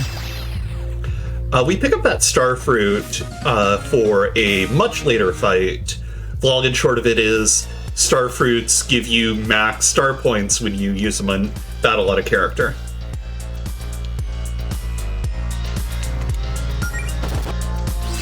And pull this up to the top. Yeah, so now we're gonna get 2 keys, and yeah, we're gonna use those to progress. This is obviously not how you're meant to do the dungeon. You're meant to just go around to get to that one room on the left that we just got into, but yeah. Yeah. But also, you don't even need to use a key there, because if you set the level to bottom, because you're supposed to have to come through here to get the ability to go to the, maze from earlier, it just opens the door for you for free. Welcome to what we have affectionately called the funny hallway.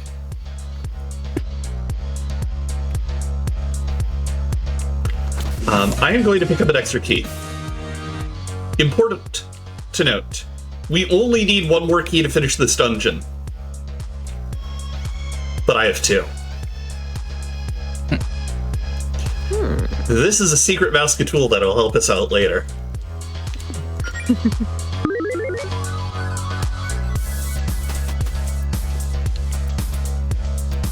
Shout outs to the Game Boy aesthetic and the funny hallway. Right? That's a good reference. There are lots of little references in this game, and I do like it because a lot of them are either very blink and you miss or very subtle, but if you get it, you're like, yeah. That's not one of them. That one's pretty obvious, but there's a lot of little things here and there. Yeah, like, there are a lot of Pride flag color palettes just baked in everywhere in this game. Yeah, that's a good thing to notice for sure.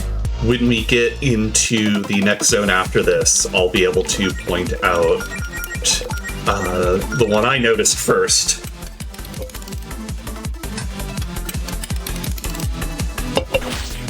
Alright, so this is the singularity. It doesn't really have any weaknesses, we just gotta beat it down.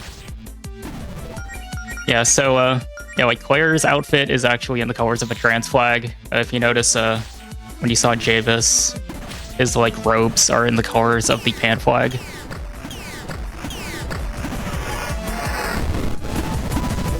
It's getting a little scary health-wise, but we can just heal that off. Yeah.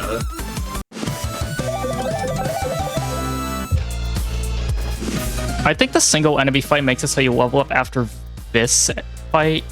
If you just get the single color wheel, I believe. So, I just kind of look at my HP here, and if I feel like I'm a little bit in like a little bit of a scary range for this next fight, I just heal myself for safety, but we're fine. Yeah. Like, if we hadn't gotten the levels that we did, I'd probably take the moment to heal, like you said. Yeah, because this next fight, if you like, so if a character ends a fight while knocked out, they get half XP. So it's not like run killing, but it's really bad for this fight because you get like 2,000 experience and it gives everyone 2 levels. Yeah. And so having that habit is really bad. Also, so this is one of 2 cutscenes that we can skip. Yeah, both of which happen right before a big ol' boss fight.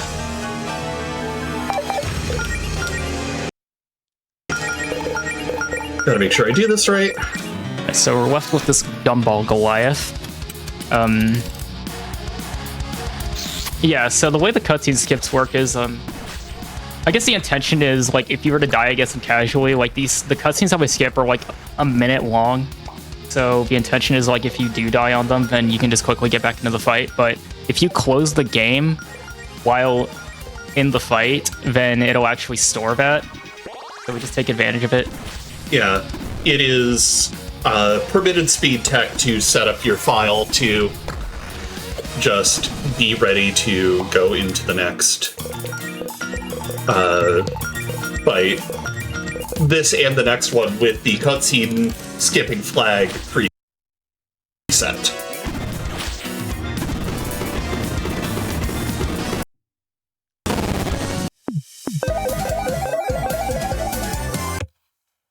And as you can see, we got a mountain of experience points there. Yeah, so the main thing so we skipped a pretty interesting, or a pretty important part of the story with skipping that cutscene. It's revealed that, you see Javis, and it's revealed that Claire was the one, that Claire's, messing around with the magic in, that basement dungeon and all that. That kind of, caused some weirdness to happen and caused Javis to be able to enter the world. And now he's wreaking havoc. Yeah, like the basement dungeon was bending space and time down in the basement a little bit, and magic of that caliber was a thing that Jevis could hook into and use to locate this world. Also, the teleporter's broken. I guess someone forgot to buy the case and dropped it.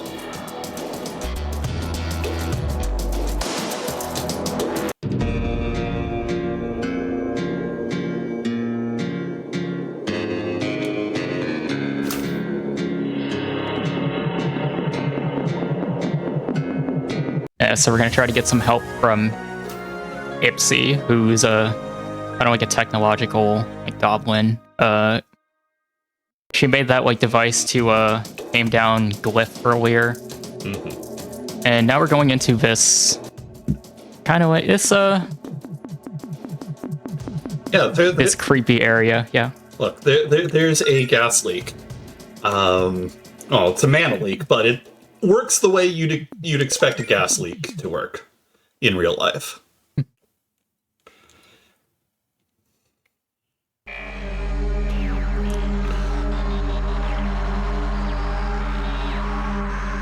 So there's these like shadow bots in here, and you can't actually like beat them, but after one turn they will just disappear. Yeah.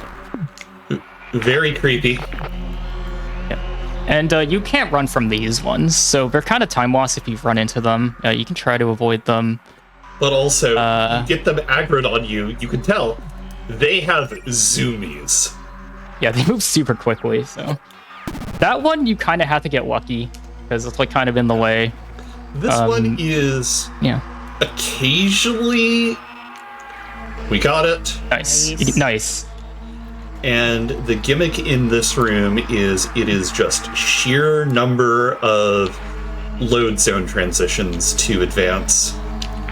One annoying thing that has happened to me like once is the one below you in the first room at the cutscene actually caught me because I couldn't move because of the cutscene. It's so dumb. And look, if I had a nickel for every game about a pink-haired trans girl dealing with a headmate with a vengeance against them that gets resolved on top of a mountain, I'd have 2 nickels, which isn't a lot, but you should also play Celeste. That's so true. I hadn't put that together. That's awesome. Yeah, also shout out to Melody, the main character of this game, being trans. Mm-hmm. Yeah, both Melody and Claire are trans, and that's actually, when we get into Act 4, they actually have a heart-to-heart about, being trans in this group and what it means to have someone else who can get some of those struggles. Yeah, and a fun fact, Claire has a trans flag in her room. If you play casually and you visit her in Jody's place. Mm-hmm. So now we're on Act 3, so this teleport is going to take us to this area on the beach, so we need to get to Green Ridge because Javis has basically declared a war on us. Yeah, but in the meantime, take a look at the color of the surf. That's definitely not symbolic. Shout out to trans rights. Especially in current year.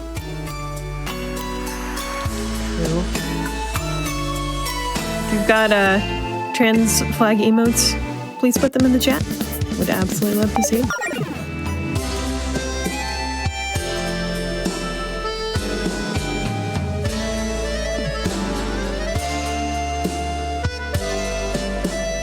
Back here, which is a screen you may remember when we ran by it earlier. And hey, look, this looks normal, right? This is exactly the way town was supposed to be when we got back here last time. Just gotten a fresh coat of paint. It's fine. But it's okay. The town's guardians are here. Yay. I love the Guardians. Right? Some of my favorite side characters. So good. Yeah. Like, if I had to pick, like, a side quest to add to this game, it would just be a side mission where you just place, you know, those Guardians and get to know their deal and relationships with each other a bit better. That sounds like DLC. It does. And it would rule. It would rule. Yeah. So right now we're in our Haystark.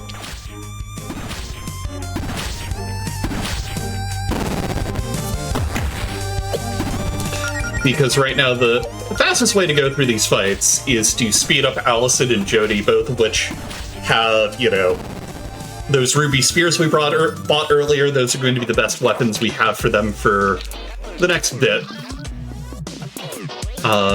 There is going to be a little bit of a change of how we go about things once we get midway through the next dungeon.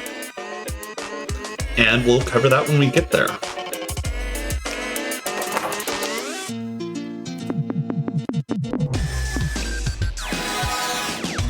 Yeah, right now we're just evaluating all the townspeople that we can get to, because a lot of these buildings are so messed up we can't even enter them. Yep. And that's going to lead me into my least favorite enemy in this entire game. It's that orb right there. Oh, this thing. Yeah.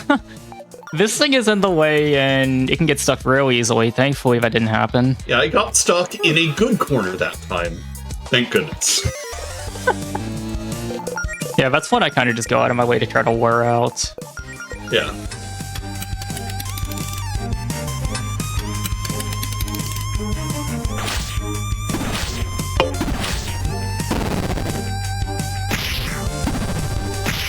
This fight can be a little bit scary because these dark horses can move to place, and sometimes they can really gang up on like Claire, who's your most fragile party member. Mm-hmm.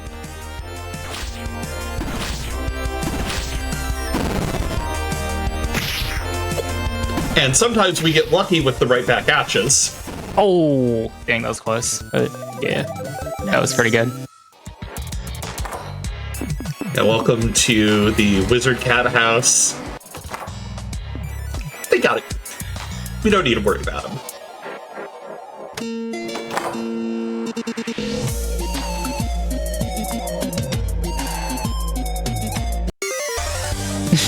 Dang. Encountered it anyway, yeah. So mean.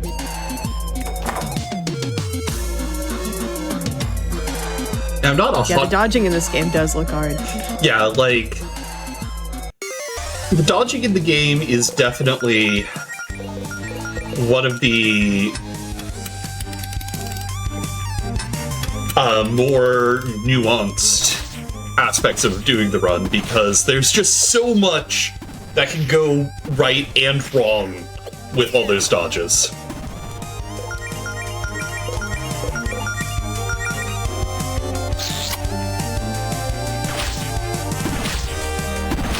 Yeah, and sometimes you kind of get caught in situations where you have to like decide if it's worth trying to wait them out for them to move, or just, you know, cut your losses with getting an encounter with them. Yeah, like, there's a lot of, like, micro on-the-fly decisions that the enemy patterns give. Which, I know that for a lot of people, there is sort of a broad spectrum of speed runs and RNG that people enjoy, going from complete RNG fests to, every single input is mapped out frame by frame, and if you press it on the right frame, you are going to win. I definitely tend to be someone who goes somewhere in the middle where, there is a plan, but you do have to be able to adapt to things on the fly. And I think this game is perfect for that for me. Yeah, so we just said hi to Paula. That is, in fact, one of my split names. Yeah. Yeah, so she's on the bad side now. Mm-hmm. And now we're going through the basement dungeon again because we need to prepare for a fight. So we're gonna go into the Guardian's vault. Faith, of course, catches herself before she goes, "Oh ye of little faith," and is a little upset at herself for almost falling into that one. Also, there is one incredibly minor tweak I'd like to have. You'll notice that after the cutscene ended, we were one tile further. So I have to turn around, move back one tile before I can keep moving forward. And it's like, come on, you could have just left me there. But, like, that's the level of gripe I have with this game, which should say how wonderful it is overall. You can kind of see some of the raised tiles here. If you step on them, you get into a fight with the statues that you cannot run away from.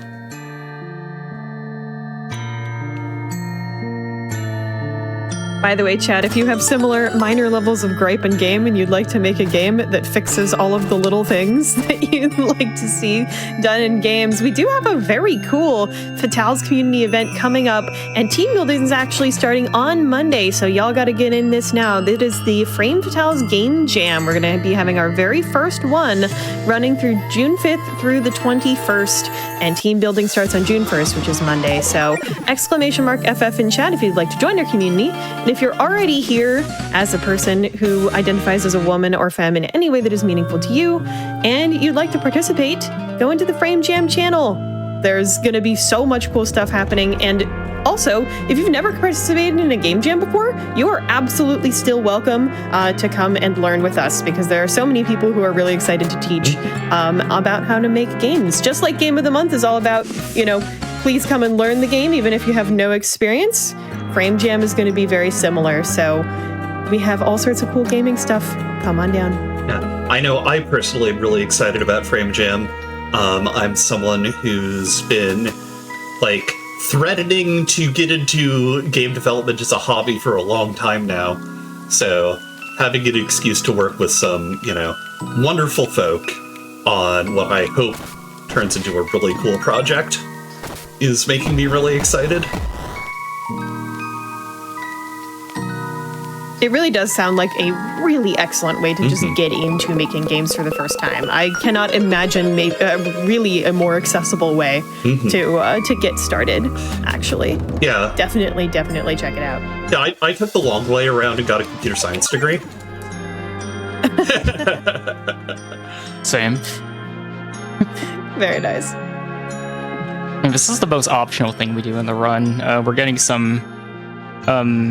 we're gonna get some very powerful equips here, and we kind of need them. Yep. Also, we are coming up on the single best line of dialogue in the game. Yeah, get ready for it. Yeah. Sword! Sword! Sword! I think Allison might like swords. I have a sneaking suspicion. Headband for clearing out. Yeah. I knew I had to remove something. I forgot what it was. Wait. Why do you have a... Oh my god. So you're supposed to have Chrono. You're supposed to have Chrono. Yeah. Nice. Okay. Fix the menu. So much to manage. Good job, yay! I'm the one who figured that menu out.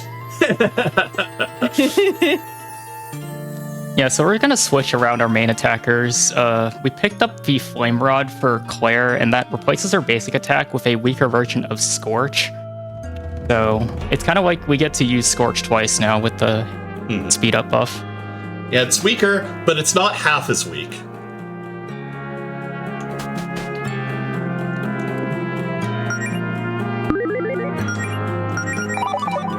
I'm going to save just because, cowardice and showcase safety.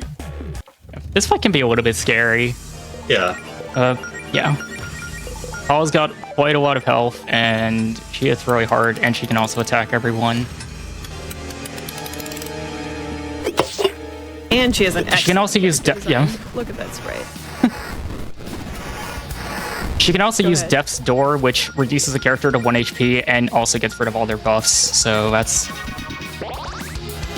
that can be annoying when that happens. Yeah, the other nice thing about Clary having the Flame Rod is that it does count for her star point gain.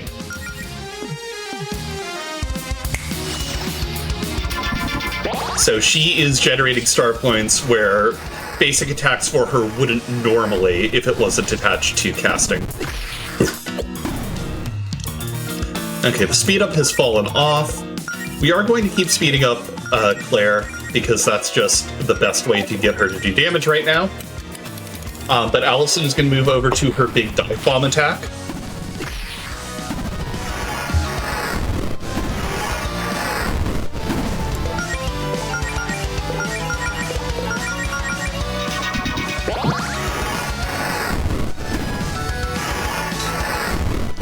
Yeah, we should be good though. Yeah. Nice. Like, this fight's always a little messy, but it is a lot less scary than a lot of fights can be.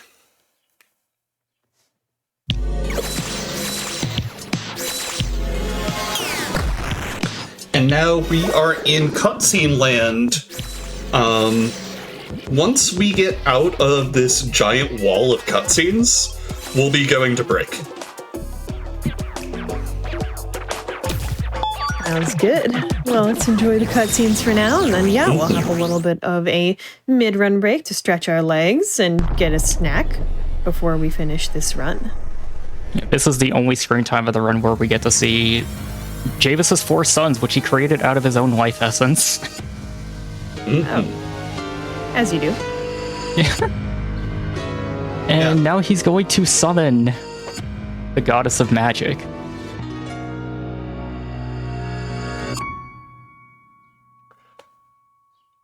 I don't know what she did to get her hair like that, but I want it. I wish my hair looked half that good.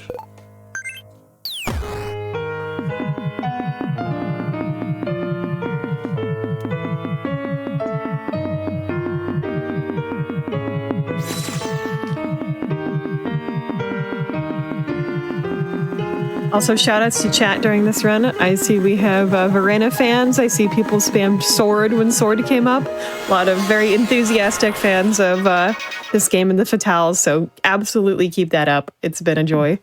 Hell yeah. My goats.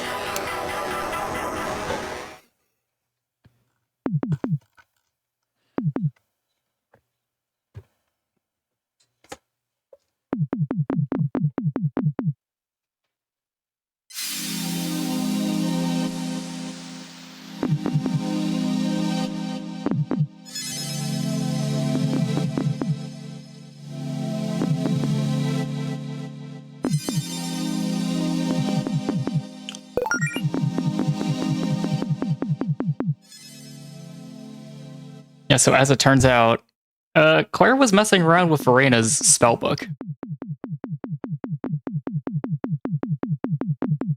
And yeah, as it turns out, messing around with the magic, the goddess of magic, means that people can track her magic. Also, welcome to the scene I like to call the single most accurate depiction of a panic attack I've seen in games. Which is great, but oh god, I wish it was faster. Just like my panic attacks in real life.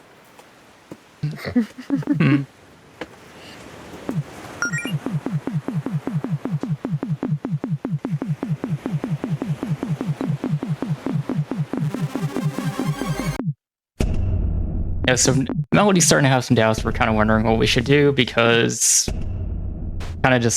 we're considering kind of just backing out of this whole thing because we have to face the goddess of magic. Like, it's a lot. The pressure is collapsing in as the world closes in and the weight of everything wraps around you. And as someone who just spent the previous week at RPG Limit Break raising money for the National Alliance on Mental Illness, God, what a scene. But yeah, we are now in Act 4 of 5. And once we're done with these cutscenes, it will be time to go to break.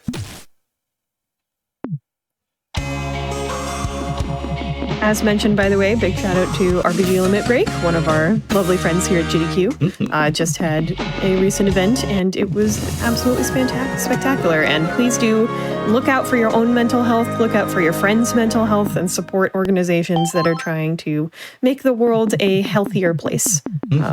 It's very important to take care of our brains and our well-beings in our head as well as our bodies. And break time.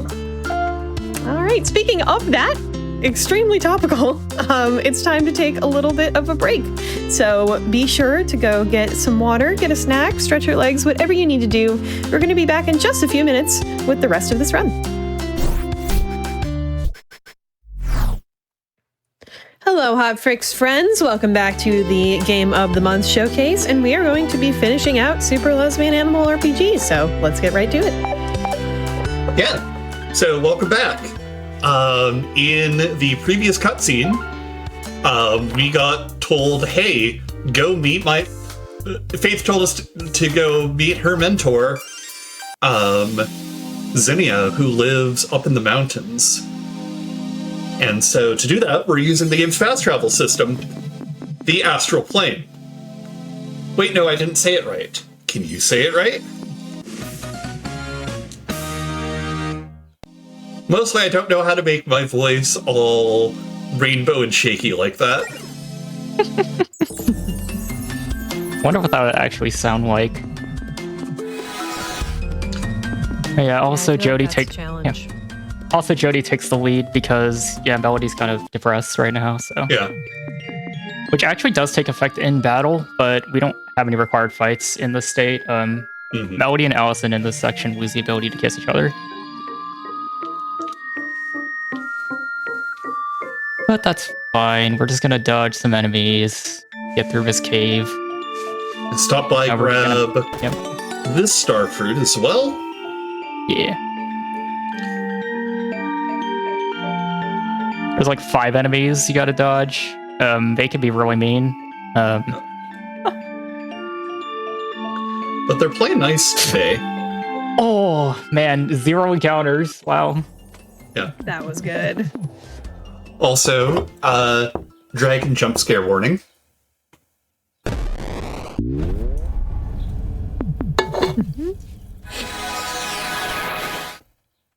Delightful. I just want to be Zinnia when I grow up. Who doesn't? Cowards.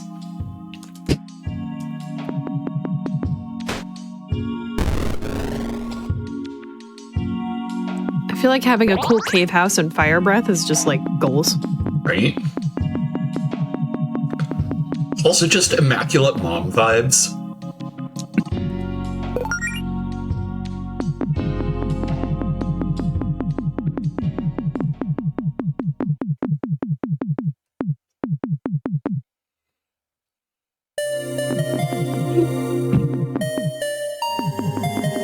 Yeah, so as it turns out, she has some connections with Farina.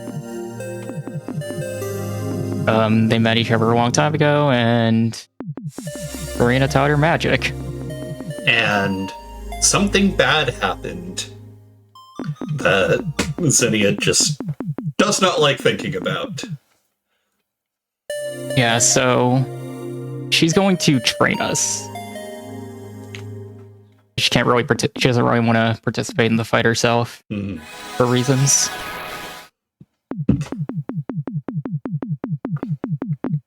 Also, obligatory snow area in an RPG.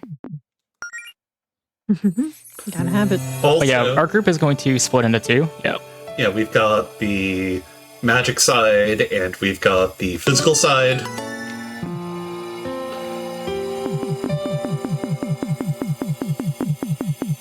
this is a good character development arc for Everyone, really.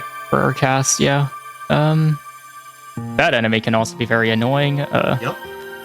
It can get in the path, especially on the way down. Yeah, hopefully it doesn't. When it's aggro, it's a little bit scary because it could just kind of make its way over to you.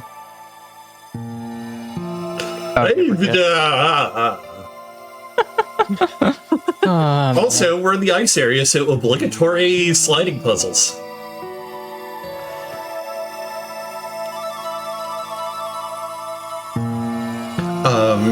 One of the options we have in this game is to turn additional help hints on for various segments. If you do, it'll show you the starting tile for these puzzles, which is really useful because they can be a bit hard to wrap your head around if you aren't used to that sort of puzzle.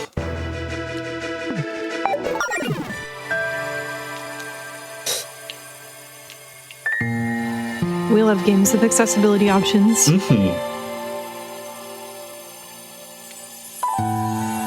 Yes, but before we leave this section, we want to pick up the frost rod that's to the right of this screen because the enemies in Act 5, a lot of them are weak to ice.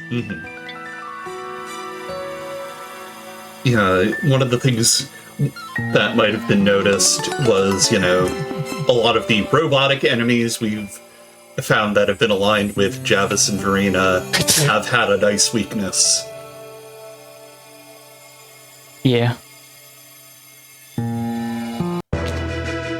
So we didn't encounter that enemy on that one sliding on the ice there. That's an unrunnable enemy because it's on a fixed track.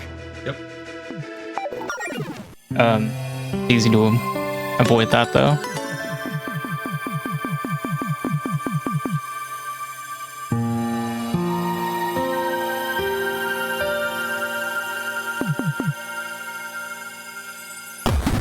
By the way, shout out to the chatter who said "icely done" about those ice puzzles. Thank you. Sometimes chat is exquisite. 10 out of 10 game puns. Keep them coming. Yeah, so this is where Melody and Claire find solidarity in Trevor being trans. And we move on to the other pair. And it kind of shows that, well, Allison and Jody don't really work well together. They used to date, and they broke up a long time ago. And that kind of takes into effect here because there are some battles that we have to do with them. Yep. And you'll notice battles without magic casters are really difficult. This is a really scary fight, especially. Yeah. The good news is, though, that because of our routing, we do have the speed up spellbook on Jody, which does help tremendously. It used to be the case that because of the way that our routing was initially set up, we'd have to do a little bit of menuing before coming in here, but now we just keep the same setup we've had, and it just works. That fight wasn't too bad, but that can be very dangerous because that snowbat can freeze you, and the bandits have a very high evasion rate. Yep. So we got lucky with right back at yous. Yeah, there's a lot that fight can go off the rails for. Yeah, it's probably one of the hardest fights in the entire run. I don't want to talk about how long it took me to figure out that last sliding puzzle when I was playing through this casually. So it's not.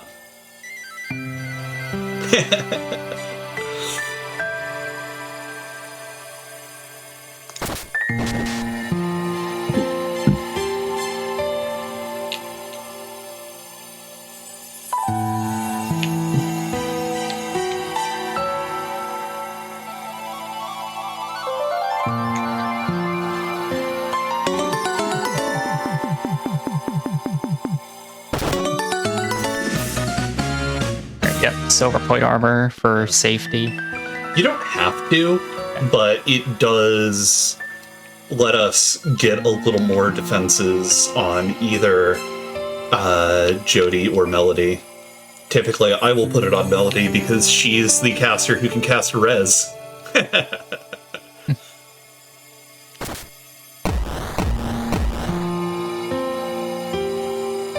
And here we're going to see another enemy that's going to be on the ice, so we're going to have to dodge that. Yep. This is just a timing.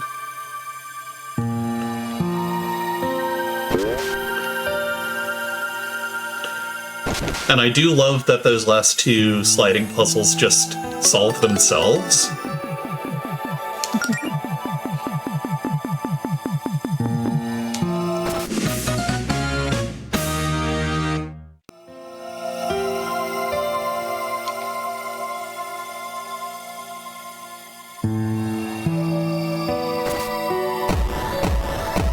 So yeah, as we're checking through the snow, Leggy, what was your sort of experience as a GOTM mentor? Did you enjoy it?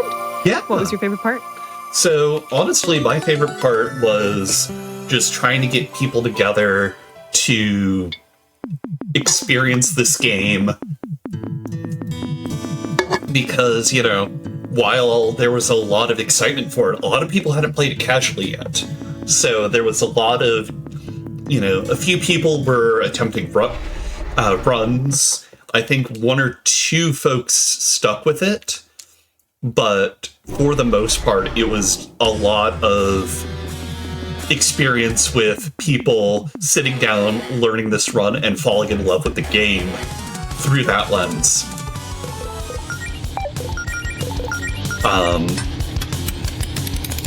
I would like to go back, and now that, you know, game's been out for a lot longer and a lot more people have played the game since, and just sat down and do another like game of the month event with a game like this, to get like, okay, now that, you know, people are in love with this game, people have played this game, you know, let's go in, let's learn the tech, let's get through the runs. Yeah, I think there's a really lovely mix of GOTMs of like older games that have been out for a little while and people have enjoyed, or, you know, newer games that have really just come out, and it's fun to see, you know, people develop the speedrun scene. Both are very cool. Yeah, and like, one of the things I also love about Fatales is that, you know, even outside of the core structure of the GOTM, you know, you have a lot of people just ad hoc getting excited about games and experiencing things together, both old and new. For instance, there was a Fatales meetup for Pokemon Champions, the new PvP Pokemon game that's come out recently. And, you know, that was all ad hoc, and we got a bunch of Fatales together to do some Pokemon battling, and it was super exciting. That sounds very fun. Yeah, I know we have a lot of sort of more formalized Fatales events and systems like Game of the Month and the Frame Jam, but one of my favorite things about the Fatales community as a whole is how much initiative people are ready to take. I always see people starting up their own groups and their own meetups, you know, organizing around games they like or around other hobbies they like. There's lots of hobby discussion in the Fatales Discord. You don't have to be a speedrunner to be in it also, just as a reminder. There's lots of people who play randomizers, who play games casually, or even are just like fans of games from afar, that just like to hang out. So if you would like to really truly meet anyone and, you know, discover something in common with them and have a fun time, Fatales is a great place for that. It truly is a community with a capital C. And let's face it, you know, I am semi-retired. I don't stream nearly as often as I used to, don't stream nearly as often as I want to, but I still love games. I still love the act of playing games quickly and watching people push themselves and their games to their limits. And it is so cool to be in a space where you have this group of people who are focusing on uplifting and supporting each other. There's a place for you in the Fatales community if you identify as a woman or femme in any way that is meaningful to you. Any way, truly. If either of those words, if those concepts resonate with you in some way that, to you matters for the way you identify and the way you move through the world, Fatales will love you, accept you, and welcome you. !FF in the chat. You can go to gdq.gg/ff if you are interested in joining us. And once again, if you are already part of our community, there's a lot to check out. Frame Jam is happening really soon, and our next Game of the Month nomination is happening really soon as well. Literally tomorrow is when nominations start. So if you have a speed game that you would love to teach people, now is the time. And now is also the time to get ready to vote as well. It is a community vote on which game becomes the Game of the Month every time. So be around and be excited for all the cool stuff coming up. Yeah, and it's also just a great way to get to meet people who are also excited about whatever game and whatever topic you're interested in. Like, there's just so many cool people there, and I am glad of the opportunity to meet as many of them as I have. Agreed. I think literally yesterday or today we added the music channel and the theater channel. There's always new stuff going on. It's, again, not just games. Whatever you can think of that you love, other people are going to be in there who have the exact same passion or who are excited to learn about your passion. So get on in there. Yeah, I think one of my favorite things is the Kingdom Hearts sub-channel. That's awesome. Within the RPG channel that started as someone info dumping the lore of Kingdom Hearts to people. Which is, that's like a sport, I would say, borderline in and of itself.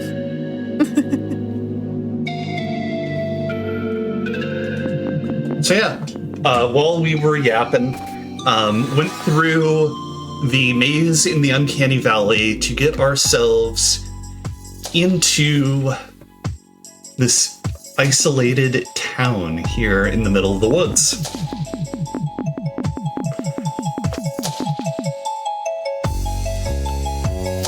And here we are going to pick up a hammer.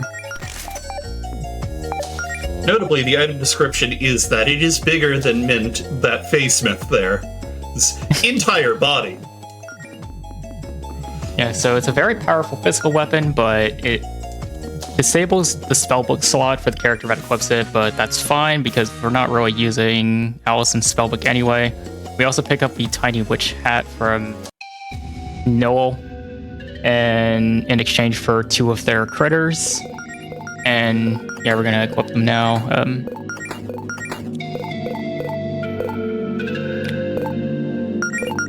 Let's see.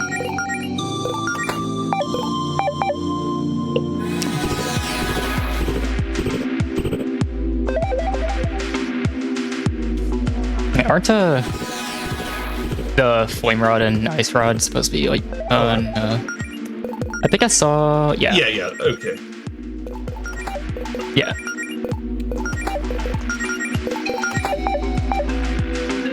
I just completely blanked on that. Thank you. Yeah.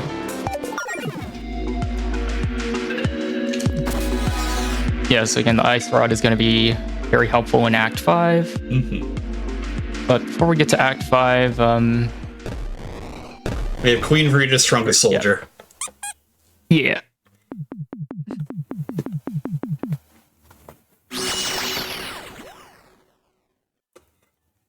With the frickin' rocket launcher, let's go. Yeah, so this is why we picked up the 2 star fruits, because this enemy can only be damaged by star attacks.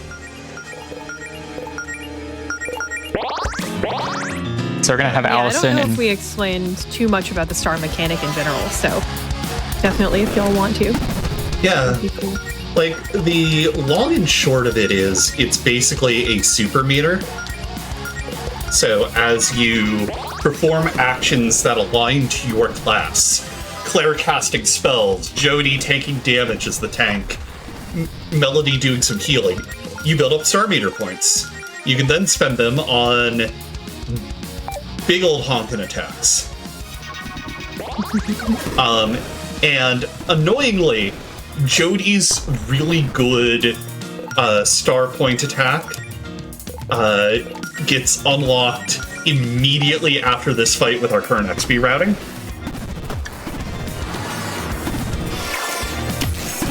It is a relatively weak attack, but it provides a rather strong debuff to the enemy's defenses. And we just have not figured out a good way to get access to it before getting into that fight fast. We're heading to Mount Sappho. Like I said, the names were going to get less subtle, we promise. Yeah.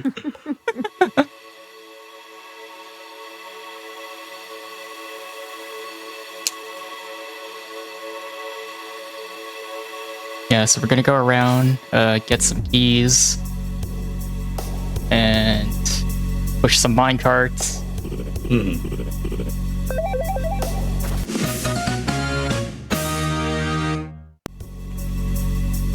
Hopefully not get hit by one of the unrunnable encounters. Yeah, so this room in particular has 3 enemies and minecarts, and they all cannot be run from. And this one's super fast. If you time it right, you get into the loading zone as it would intersect with you. And luckily the game's like, yeah, fine. You're good. You're good.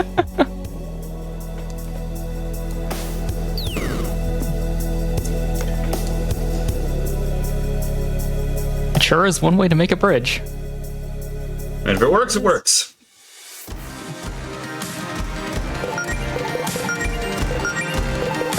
So in this fight, we're going to be using Allison's newly unlocked Lightning Kicks, which is an AoE attack that also does lightning elemental damage with these, which the Tape Troopers are weak to.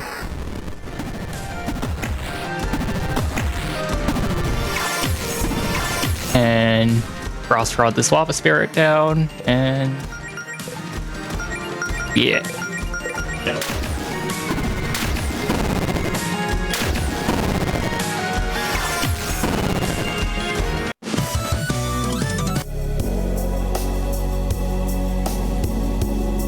We're gonna pick up this other key, and then we're gonna backtrack, so we gotta dodge those minecart enemies again.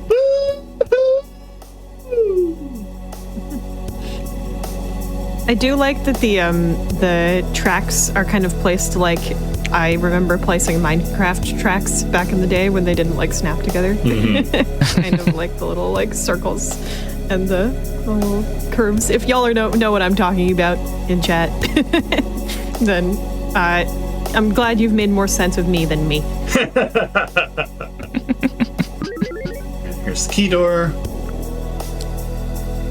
And so, as you can see, we've made our way into this dungeon of yet more Pride Flag colors.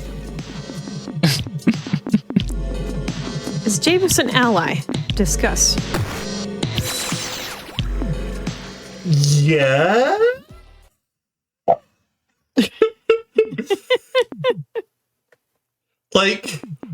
He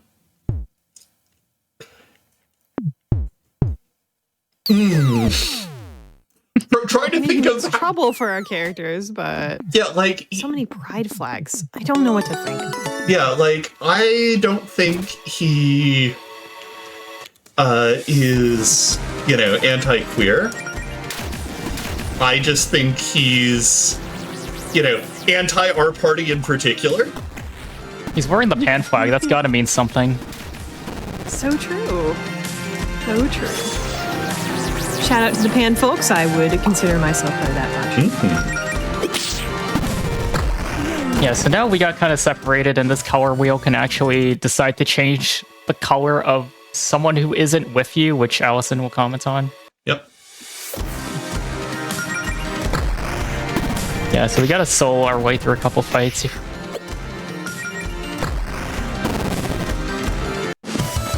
Which I am going to take a moment and just drink a potion before the next one. Yeah, this next fight could be very scary. Yeah, like, it's going to be a 3-enemy fight while we're still doing it solo. And, you know, if we get our lightning kicks hits, it's great. If they miss, it becomes very scary very quickly. And Yeah, yes, because the center enemy, it's literally nothingness, but it does quite a bit of damage. yeah, we do get the nice right back at you prop there. Yeah. Yeah, we've defeated nothing. Yeah, that's the annoying thing about Allison's special moves, is apart from Dive Bomb, they can still miss. Yeah.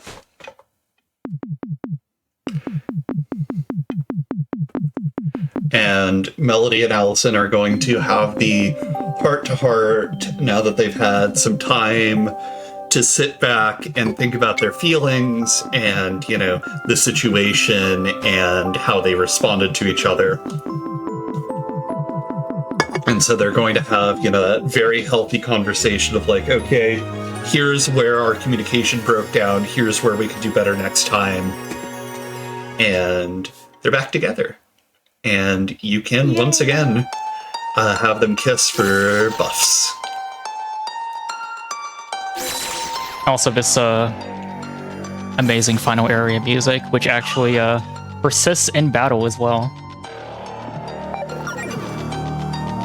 I do love it when a game shifts to like doing that music consistency throughout phases, even when earlier it would have changed. I think that's such a good way to sort of say, you know, this is a big deal.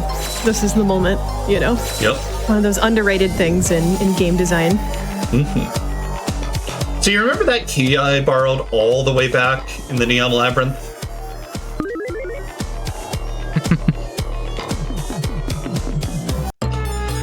You'll notice in there was Jody dialogue. Oh, hey, look who's back. Oh. Well, all right. That skips an entire extra fight. Yeah. That's awesome. I love that it came back to do that. Yeah, the cat came back. Sure did. Yeah, and the funny thing in Claire's room, if you get the key first before talking to her, she'll actually just, you know, be like, do you really have to not check on me first? Yeah, she gets, you know, like, understandably annoyed. Like, let's be real. If, you know, I was locked away in a prison cell with a key, and, you know, my friends and allies came in and checked in the treasure box before looking at me, I understand getting a little being like, yo, excuse. So, you may remember, way back, I picked up a safety life before we went too far into the adventure. This is the perfect time to use that. Yeah, so in this fight, there's a Cosmic Warrior, which can only be damaged by physical attacks, and the Cosmic Spectre, which can only be damaged by magic. But luckily, we have a powerful physical attacker and a powerful magic attacker.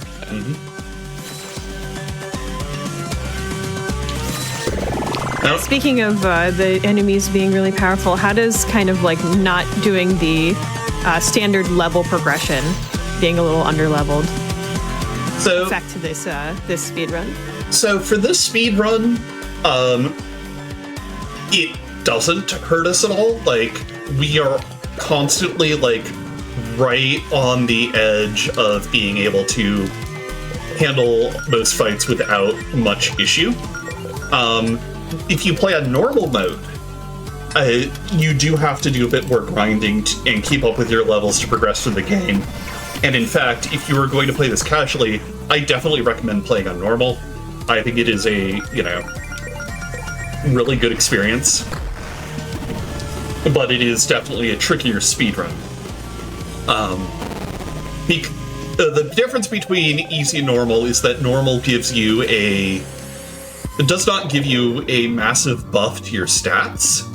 That easy does. And so, by relying on that buff and our understanding of, enemies and their weaknesses and whatnot, we are still able to go through despite being, technically underleveled.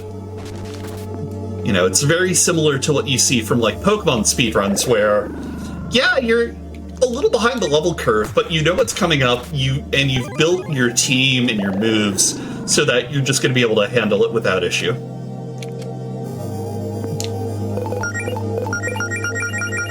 That makes sense. I think it probably also makes it a, more accessible RPG run, because I know in quite a few RPG runs, since you're underleveled, sometimes you just have to take chances at things. Yeah.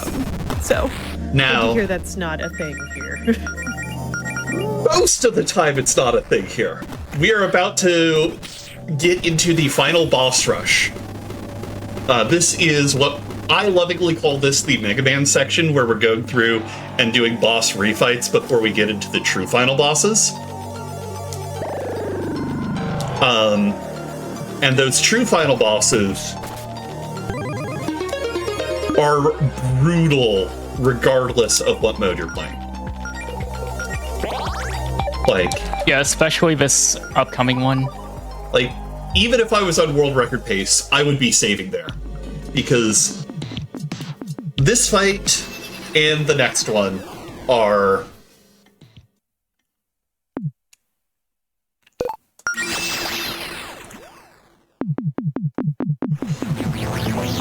Yep, there's the other cutscene that you can skip.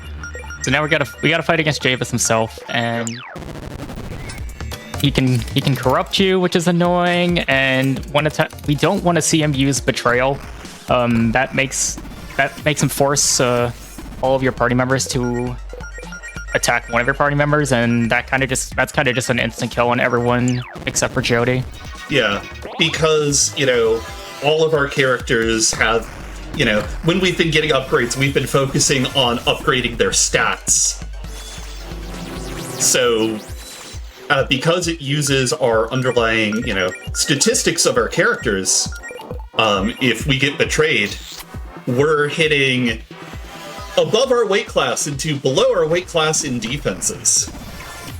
And this ends about as well as you might expect. You can also summon glitch versions of your party members, and they can range from minor annoyances to also very dangerous. Yeah, Glitch Jody is annoying, but easy enough to get through if I can menu correctly. Yeah, Glitch Allison. Yeah, especially because Jody's crack in the armor breaks through that barrier that was cast. Yeah, but Glitch Jody can also use crack in the armor herself, and, well, here's Betrayal.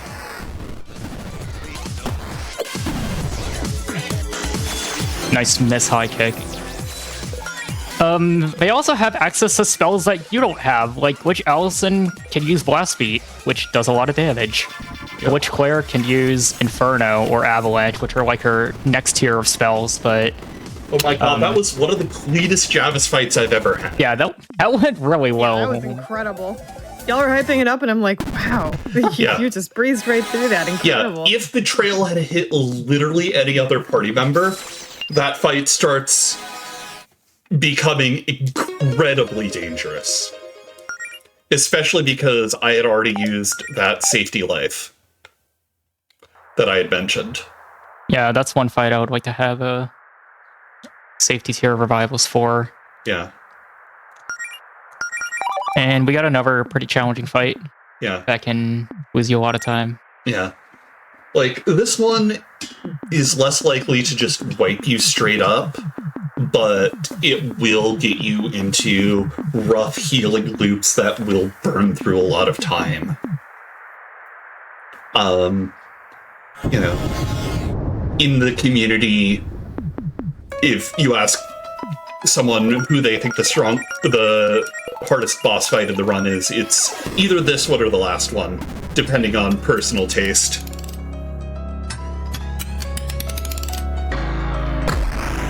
Yeah. Also, Verena can just decide to disappear for a turn, which is awesome. Right?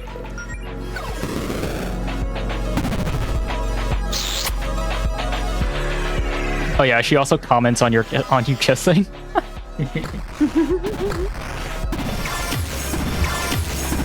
Yeah, she starts off pretty tame, but once she goes into her next phase, she's going to summon a field that increases all magic damage, and that's where she starts using her really devastating attacks. Also, 3 of Pentacles is an attack you don't really want to see because it hits hard, it can burn you, and it can also freeze you. Yep, everyone's magic power is boosted, which does in fact mean everyone. Yeah.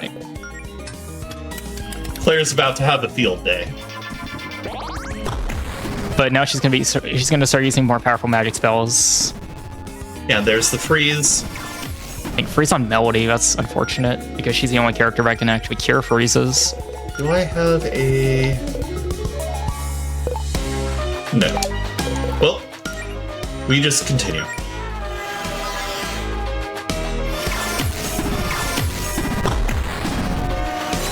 Four of Swords, yeah, so that's an AoE magic spell, and yeah. Does quite a lot. Oh, man. Yeah, it's pretty rough.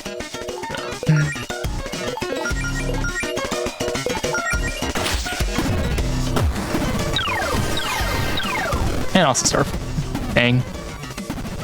Yeah, this one's probably pretty over, but...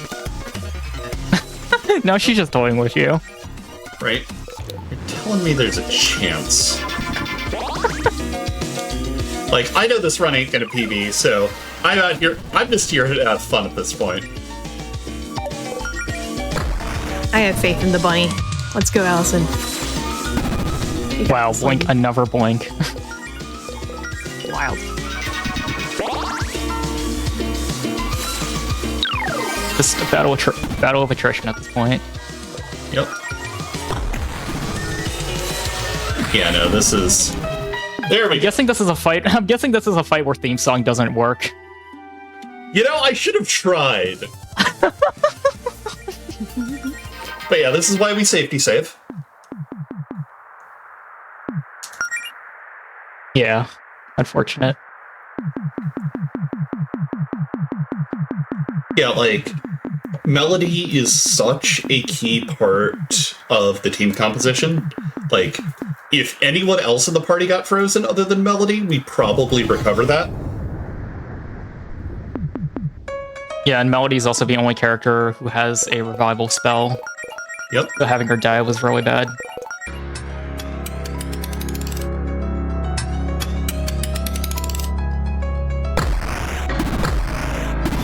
It's okay, we get to hear more of his music. Right? Blink. Alright, well, at least this gives you an opportunity to just, like, set everyone up.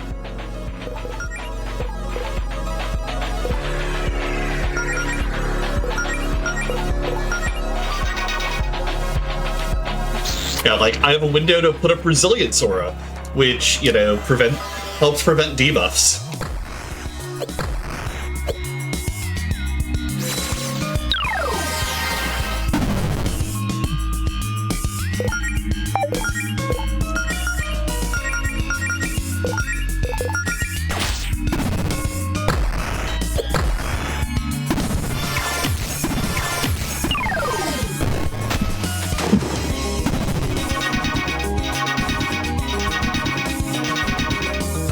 Right?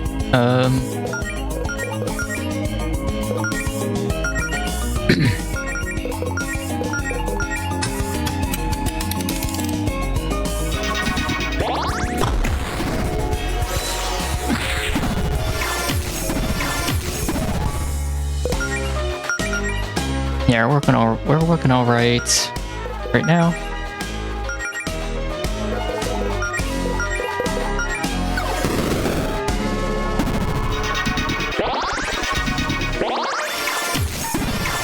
Magic missiles can also be a scary attack when you're weak because it always attacks first. There's like a priority system with moves in this game. Usually healing goes first. But sometimes, you know, Yeah. other things have big priority.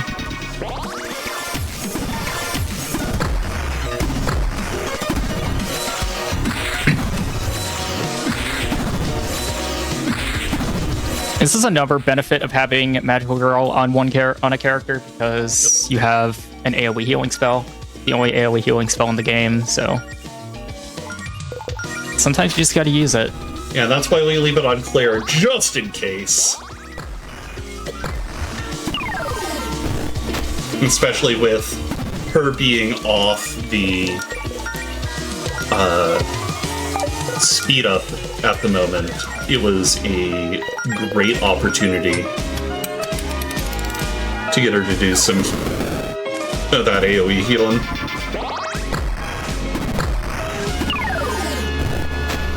Yeah, she just... Oh, at least they're not getting status. Yeah. Yeah. Yeah. We're kind of in the range where we can just beat her down, so... Yeah.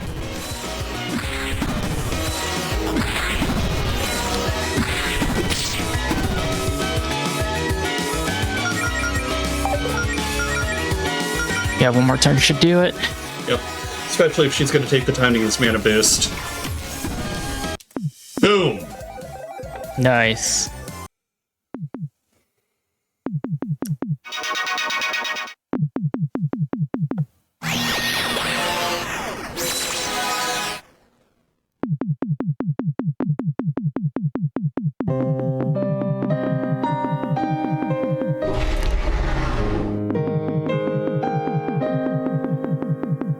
Yeah, so she kind of realizes that, yeah, we're not all bad, but... And then we Yeah. just mentioned that, oh yeah, we were talking to Zydia the other day, and Frida's like, what? Yeah, no, screw this. I'm gonna go hang out with my wife. Yeah, because, yeah, so Zinnia and Karina are, Also they were together, lesbians. but Karina, yeah. Trans lesbians, actually. Let's go. Let's go. But Javis has one extra trick up his sleeve. Yeah, because let's face it, Davis was definitely hashtag plan world domination, regardless of anything else.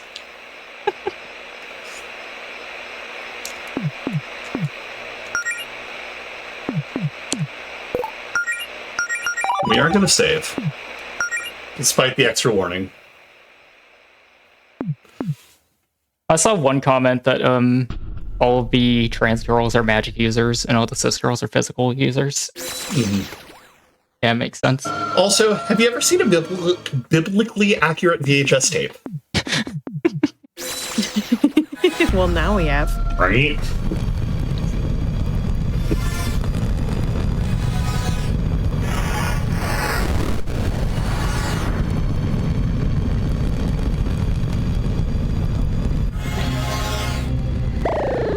Oh yeah, we remember how Paula was like powered up earlier because of Arena's magic. Well, we're kind of forced to do it now, despite, you know, the risk to our lives. Yeah.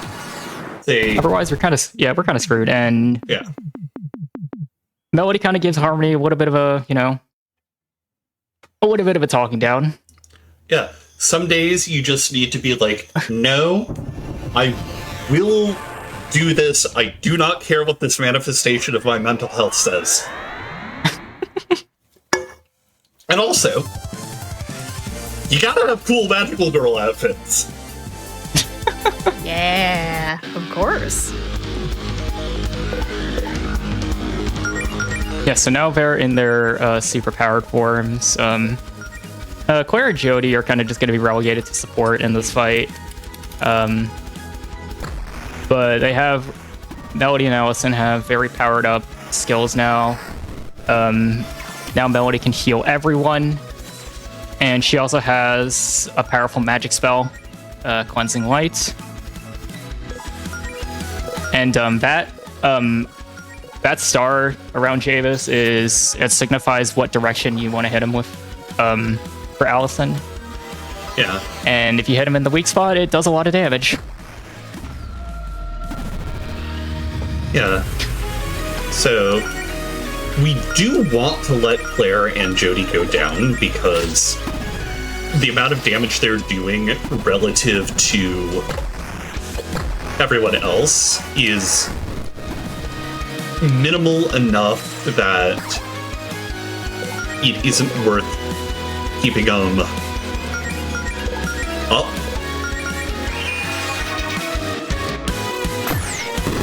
So I am actively trying to avoid healing them right now. Yeah, at least most of Javis's attacks are AoE, so Yeah. assuming he like doesn't mess around too much, they should go down pretty quickly. Yeah, like this should.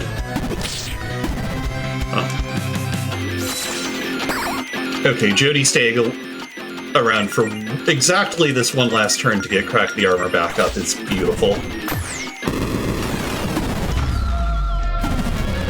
There we go. Yep. So now we're just gonna beat him down with our 2 super powered up super lesbian animals. Yeah.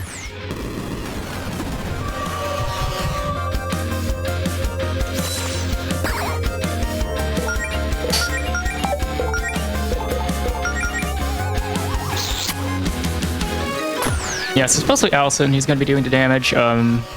Sometimes Javis can summon a glitch barrier, and that's where cleansing light comes in to just get rid of it. It also just does a bit of damage.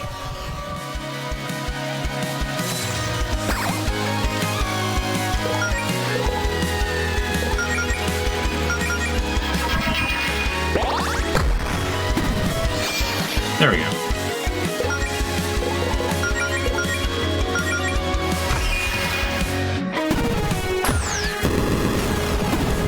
And that does it.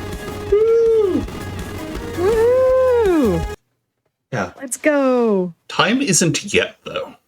We've still got a little bit of cutscenes and running around to get through. Yeah, our heroes are gonna go on a little bit of a victory lap. Mm-hmm. And also we're kind of like, we're kind of, Having a bad time. yeah, facing the consequences of the magic a little bit, but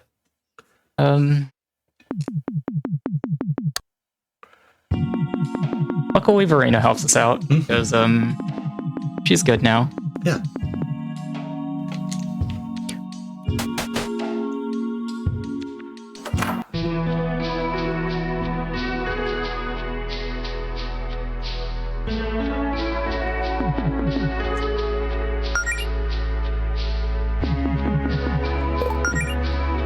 And there's a lot of lore questions that we can ask if we want to spend time, which is slow.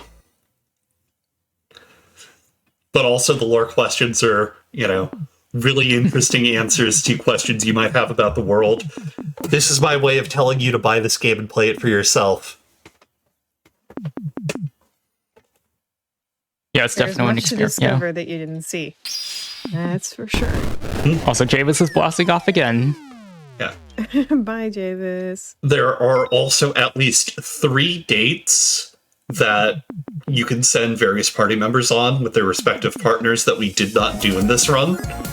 You can fight all of Javis's boys as optional bosses. There's an optional dungeon in here. There's a whole lot of stuff that does not show up in any percent.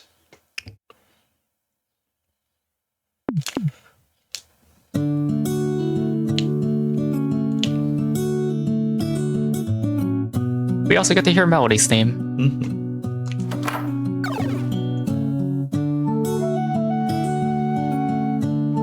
But yeah, this game is amazing. I can recommend it.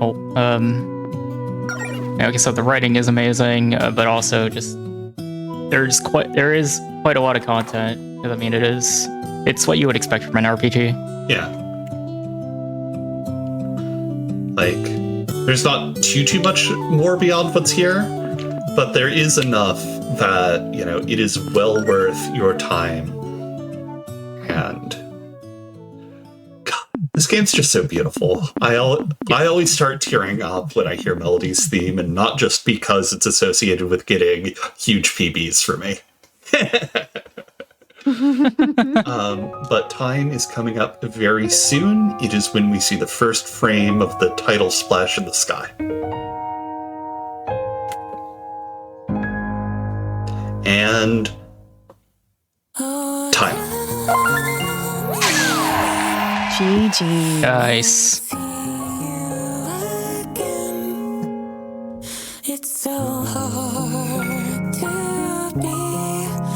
That was a wonderful run and a great showcase. Thank you so much for showing us your game of the month. Yeah. Any shout outs from either one of you?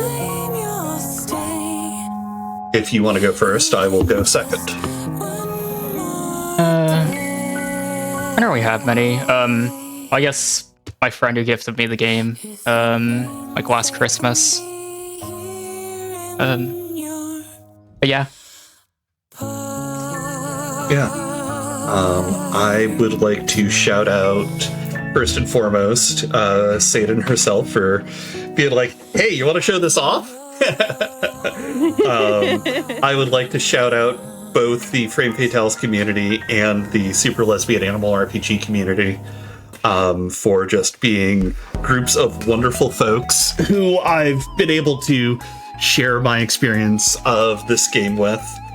I want to shout out Tinky Pixie here on the mic for finally being the one to take my world record away from me and grind this game down beyond where I thought it could go. Like, holy heck, you've put in so much work, and it's been incredible to watch you go. And finally, I just want to shout out my wonderful partners, Jen, Zoe, and Alice. You all are a wonderful part of my life, and I would not be nearly the person I am without any one of you.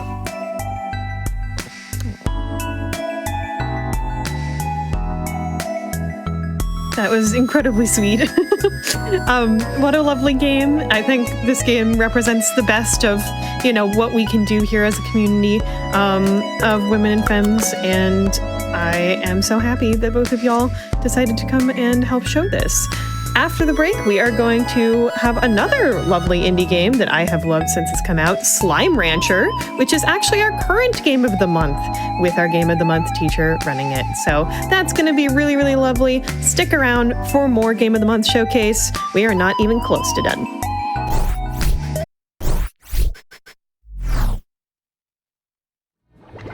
Hello again, GDQ Hotfix goers, but of course this time the Fatales are taking over for the Game of the Month special. We just saw Super Lesbian Animal RPG, which was a delight. I think Faith in particular as an animal really loved it. But we have another really cool little kind of creaturey game coming up next, another indie game that is absolutely beloved by fans old and new. This is also our current game of the month, but not for long, only for a few more days. So if you would like to come on in and play this game, learn this game, you got to do that ASAP before our next voting round. This is going to be Slime Rancher, all Gorbos by Emu. Have fun. Howdy, I'm Emu, and as Satan said, this is Slime Rancher All Gordos, and I'm the current teacher for Game of the Month, and there's been a lot of talk about the perks of Game of the Month, and one of those perks is you meet some cool people, such as my lovely commentator, Sel. Hello, that's me. Yeah, so we're going to get in here real quick. Time will start when I get control of the character. There'll be a little text blurb first. I'm so not used to this text blurb.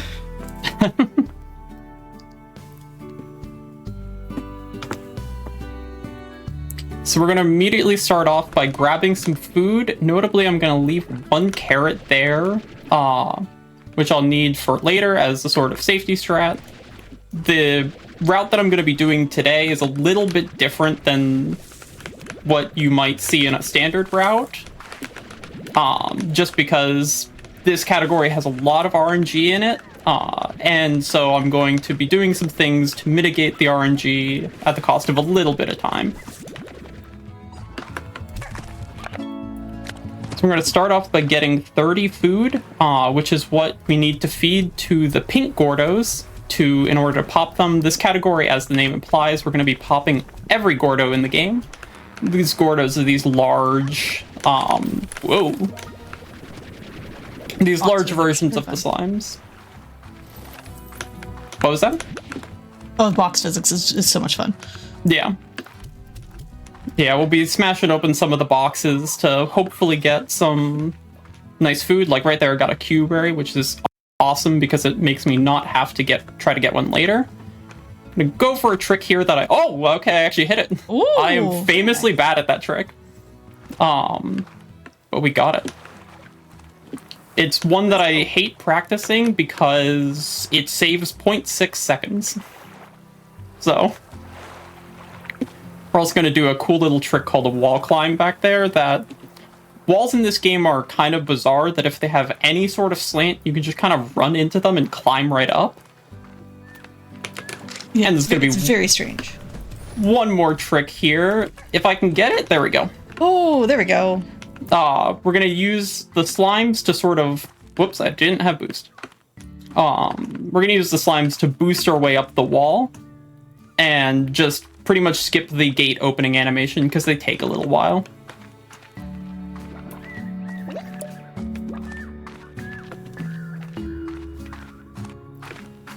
Just going to be doing a little bit of running, and then we're going to be collecting the rest of the stuff that we need for the first section. We're going to need... Yeah, I'll see if you want to go ahead and explain. Yeah, you're grabbing mint mangoes here, and then I'm assuming based on the fact that you're feeding the honeys, that you're grabbing honey plorts. Yep. And then you're going to want to, I assume, grab some boom slimes. For context, I'm familiar with this All Gordos route, but as a co-op run, which is significant. There's some significant differences between that and here. But very specific food is picked up because mint mangoes are honey's favorite food. It means they're going to produce more plorts. It's going to be important. We need to pop all the Gordos, which is going to be very interesting. So we're going to make some Largos that are a wonderful mix of honey and boom. And also clean pick up that carrot that I left earlier. I'm actually going to read some mail real quick. I don't have to read the mail needed for any percent kind of categories, but it's also just kind of force of habit because any percent is my main category. Whoops. But I picked this category up actually because of Cell. As Cell mentioned, she's used to running co-op because we have recently been running co-op, so I picked this category up solo to sort of get an idea for it first, and then, it's been super nice because it actually helped me figure out some of the safety strats. So like this carrot here, we do that in the co-op route to help later with a bad RNG section, and I figured, hey, I could just do this in solo too, and it also fixes the same problem.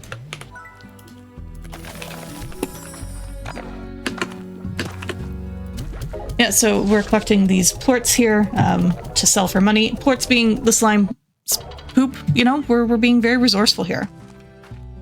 Mm-hmm. And then we're gonna sleep, and that makes things grow and more plorts spawn, all that stuff. Notably, that last sleep is so that we get the dash boots, so we can come in here and buy all of the upgrades that we need. Luckily, we managed to get pretty much exactly the amount of money that we needed to get everything. So we are good on that front for now. And now we're going to be making our second trip out into the world. Ooh, all right. One of the biggest things... Oh, I'm going to see if I can nab this rooster. Please. Rooster, come here. Nope. Pink slime made it. Unfortunate. I'll say we will need a roostro, which is a rare form of chicken, they have a 5% spawn chance anytime there's chicken that spawns, which means they're quite difficult to get, but we'll get one here, which is amazing. Very lucky. Yeah, so I'm actually going to grab a heartbeat just in case. Whoops. What do I have? Right, there we go.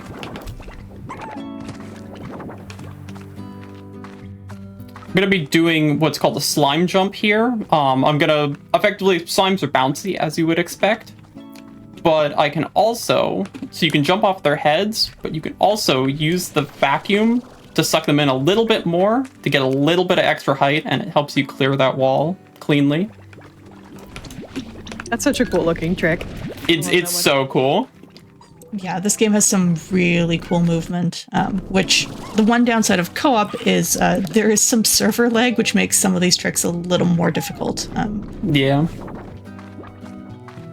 That's okay. There's some unique things to co-op that also make it cool. It's just a great game. Go play it. Mm-hmm. Obviously, notably, the co-op mode is not official. It's a mod, but there are category extensions for it. Yeah. So unfortunately, we only got one rooster, so we're gonna just hope that we can get some more. I'm gonna get rid of this pink slime so it doesn't eat my chickens. Yep, and part of why we also want to get rid of that pink one is if a Largo, which is a combination of two slimes, eats the plort of a third type of slime, it turns into a tar, and tar's favorite food is rancher. So it will try to eat us. We don't want that. Oh no. All right. Perilous. Unfortunately, did not get a another roostro, which kind of sucks, but we're gonna get the tank booster upgrade, so we can hold even more items now. And I'm gonna get some more mangoes so I can feed these guys who might not have eaten. Okay.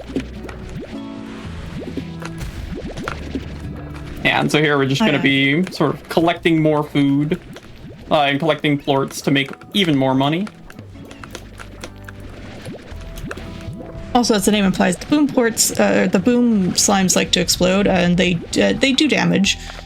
It's difficult to die from the Largos on the farm, but it is possible. I actually died I was doing a practice run earlier, and I died for my first time ever to the honey boom Largos. Yeah, it happens. Yeah. Alright, so we're gonna pick up opening some of these, and we're gonna go to our part that we will be seeing multiple times throughout this run. This is the overgrowth. We use this section because there are a lot of chickens that spawn, and we need so many chickens for this run. Mm-hmm. So we're just gonna be kind of running around in circles looking for them. Yeah, chicken RNG can be pretty brutal, so there is a chance that we will have to go and take a little nap in order to advance the day to make sure they keep spawning, but hopefully we won't need that. If you see, I'll be jumping around a lot, which helps to give a slightly more vertical look so I can see the whites of the chickens. Fortunately, it's looking like it might be the end of the spawns. I do have 2 extras. Yeah, which means I only need 1 chicken, so. Yeah, I was gonna say there's more chickens going this direction. Yeah. Notably, if you feed a Gordo its favorite food, it counts as 2. Otherwise, you have to feed a total of 50 of the type of food that they eat to them. So like here, we're gonna feed the tabby Gordo 7 stony hens, which is its favorite food, so it counts as 14, which means we only need 36. 36 of the other hens. I love the tabby Gordo. It's so cute. It's very good. That's technically the second tabby Gordo. Yes, we do them slightly out of order as well. Yeah, it's just faster to do it in the run that way. Speaking of second Gordo, path to go up there. Yeah, this is the second pink Gordo, and we're gonna pop this, grab a key. Oh, you don't need. I don't need to grab the key in this version. Interesting. Oh, that's right. The co-op Yeah. Gordos. We do some silly nonsense on that. Yeah, technically we took a teleporter that was underneath the Tabby 2, and that took us into that additional area. Don't worry too much about it. Go play this game, explore it. There's so many different areas to unlock. So much. The only unlockable we're gonna see. Yeah, even in all Gordos, which is a relatively completionist route, there's still a lot that we end up not seeing, so it's plenty to explore. Mm-hmm. It's mail. All right, that's a lot of money. That's a lot of plorts. They've been busy. So we're actually also going to be getting rid of them. Since I have so many here, I don't want to worry about that. This just prevents every time that they explode, they also kind of launch. I should grab my upgrades. I forgot about those. Every time that they explode, they can kind of launch the plorts everywhere, which is quite annoying. So try to get rid of them. I'm going to shoot that one over there. And I'm going to store this one. This is another one of the deviations for safety. I'm going to store that guy there just in case something weird happens. He's just in a nice little holding pen. He's fine. He's vibing. He's happy. The air conditioning's on. It's all good. All right. We're going to be collecting some more food that we need. Might be a little bit short. I could probably go without it, but I'm just going to be safe. And oh, wait, no. I'm bad. I can just grab these carrots. Forgot that's why I planted them. Yep, good old backup carrots. We're actually going to be replacing this with the with another mint mango tree because we will no longer need the carrots after this section. And get rid of that. And now we're going to have some fun movement. As I immediately mess it up. Oh, that's bad. Oh. All right, this is why we left we have a backup one. That's why we grabbed the backup. The Largos sometimes have a mind of their own when you try and do some of these skips, so. Yeah. And it's even Try that again. Because again, it's a mod and things like... Where? Buddy, where did you go? Come back here. I have never had this happen. This is such a consistent Largo boost. There we go. That's better. There. As intended. Yeah. Unfortunately, it's kind of one of those things that because it involves clipping into the wall, it can behave a little bit weirdly at times. But we got there.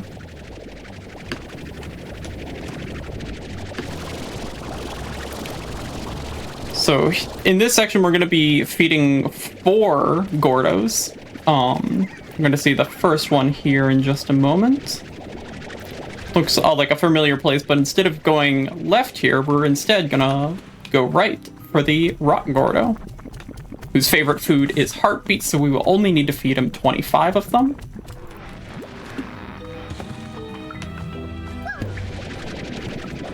Do either of you have a favorite Gordo in this run? It's hard. I kind of like the Rad Gordo, which we're about to see right here.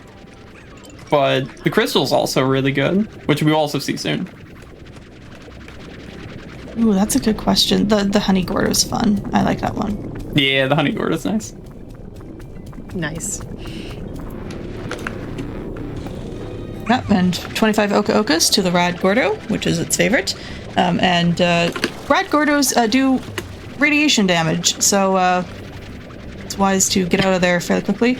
And now Emu's doing movement that I don't know, so I'm very intrigued by what's happening.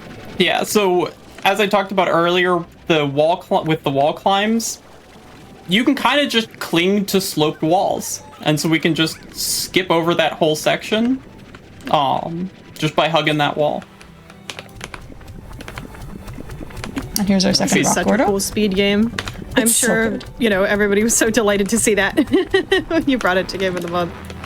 Yeah, I was shocked with how much excitement there was for it. Like I literally submitted this game on a whim. I was in bed the night of like that it was closing, and I was like, I'll submit Slime Rancher. Like I've been running this for a while, I can teach it. And they got it, and I was like, oh, cool. I can confirm he was a good teacher. We spent some time reworking the route that I had originally built for co-op, and it's an even better run now, so. Yay, that's what we love to hear. Be getting some plorts that we will need in a moment, and a key that I need.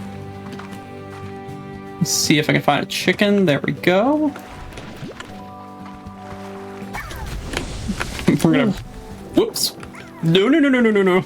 We'll come back here. We're gonna feed because we need a rock plort. And no! That's really bad. Okay. So fun fact, the slimes sometimes are just attracted to water, and they don't... water very bad for slime. Yeah. Oh, I hear a tar. That's what that evil music is. Anyway, you're... Yeah, I'm gonna do a backup strike, because I'm supposed to have that Largo. But since I don't, I'm gonna take a feral slime, which are mean and attack me.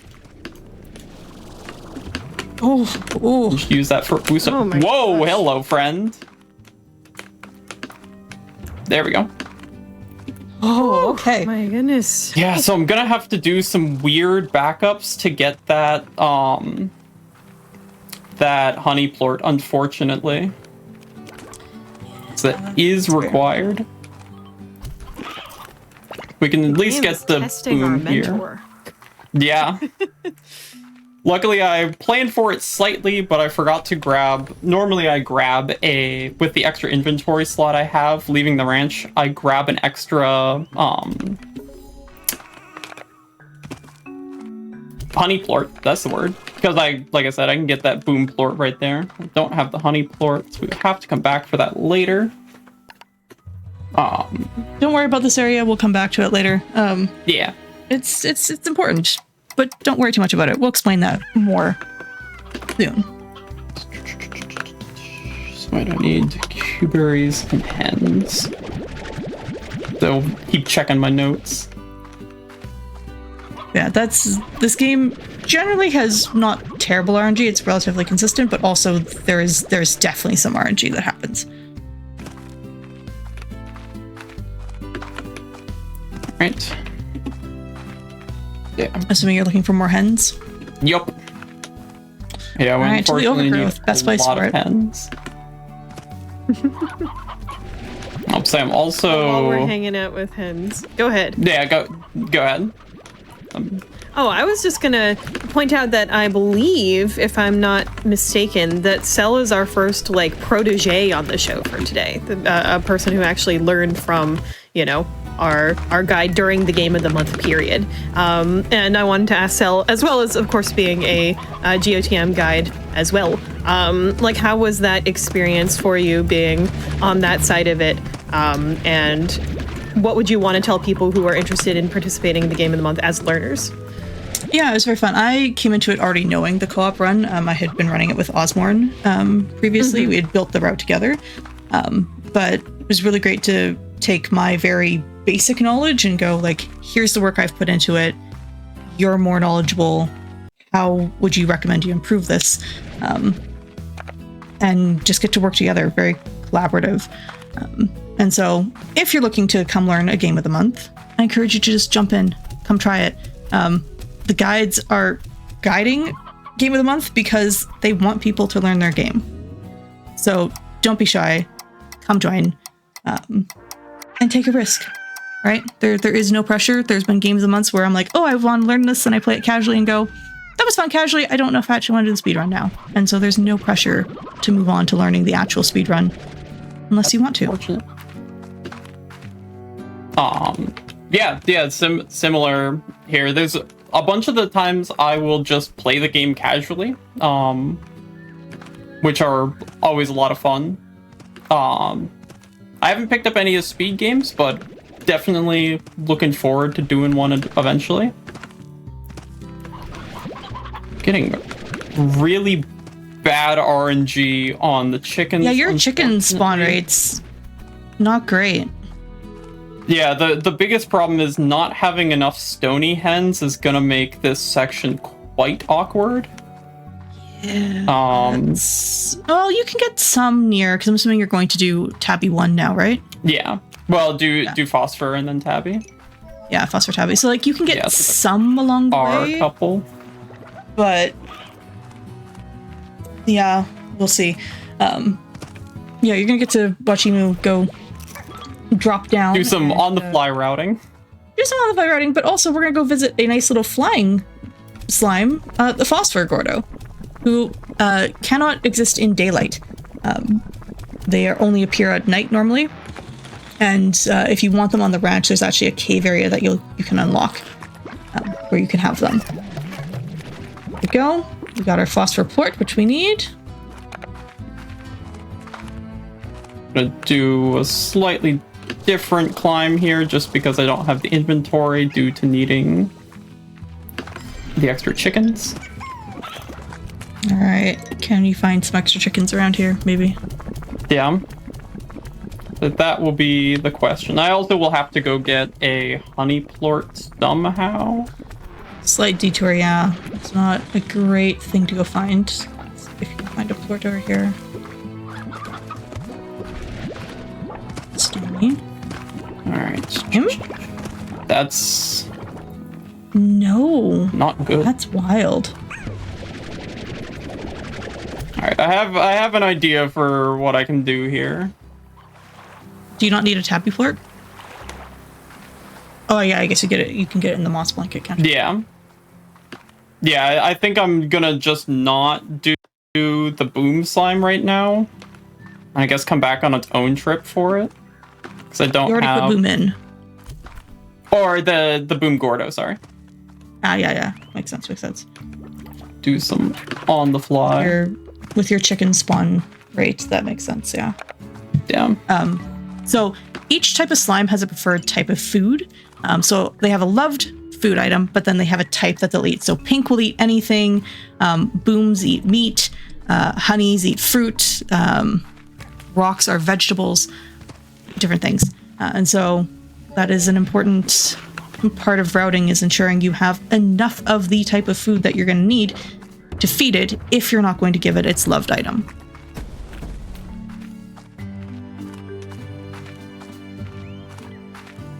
Okay. Of tabbies. Go. I think which ports you have left to get. I would say this will be all of them. Yeah. But I won't have the hens to feed the boom. All right, so we're back to the area that you saw previously. We've got a big gate that we're going to open by putting one of each type of plort into these statues. I'm saying, unfortunately, this means that we miss out on the coolest trick in the run, but yeah, you can use a Largo to skip over the gate while it's opening, because the animation for this gate is wildly long. And so you can use a Largo to basically just hop over it, which is really, really cool. But our Largos were being very mean today. I'm gonna sleep to spawn some chickens. It is slightly poetic that here on this Game of the Month Fatales Showcase, the game is just like giving you basically like a test. Yeah, exactly. Like the this is and everything. I am routing this on the fly now. I'll grab some of those. This is very much an endorsement for our Game of the Month guides, because you can see just how well Emu is, handling this extremely strange RNG mess that we've been handed today. Yeah, and a lot of this goes to, like Cel said before, about, like, figuring out the routing of this for multiplayer really sort of took me, because like I played this game casually a little bit, but never got super far into it before I picked it up as a speed game. But I kind of had a pretty narrow vision of what the game was. Like I didn't really know too much outside of the speed run. But from doing a bunch of that routing and that, like I learned a bunch of new stuff, which is obviously great for this. Oh yeah, that was a quick little teleport. Took us back to where that tabby had been that we popped on our last trip out this way. It's a very nice shortcut. Yeah, we will use it a couple times. All right. So what are you off to do now? Are you doing Honey Hunter? So I'm gonna do Honey...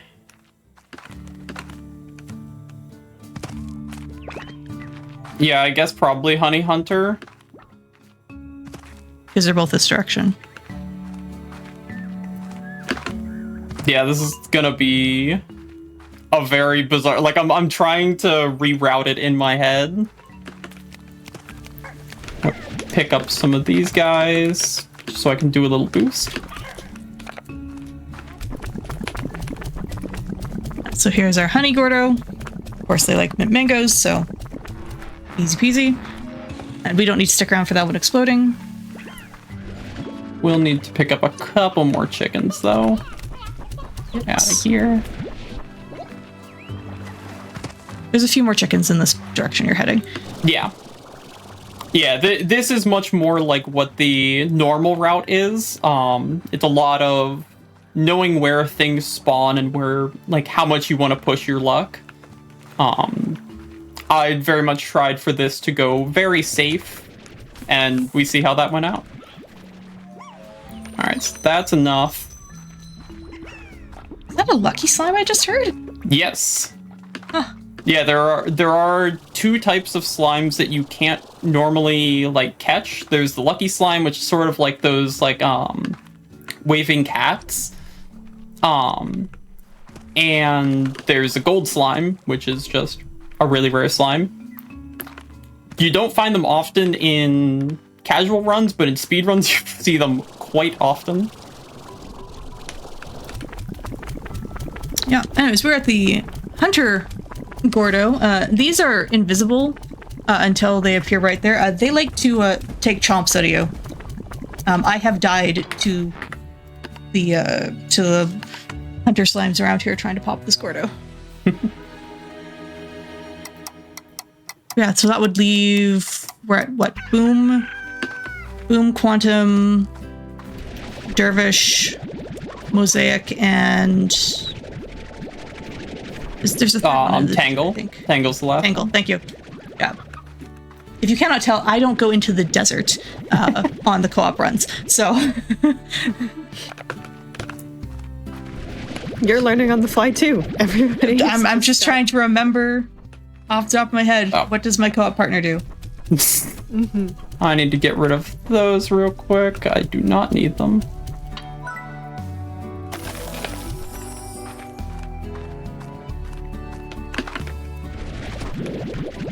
Alright, I'm gonna be just picking up some food and then going to sleep. So that we can grow just a little bit more food.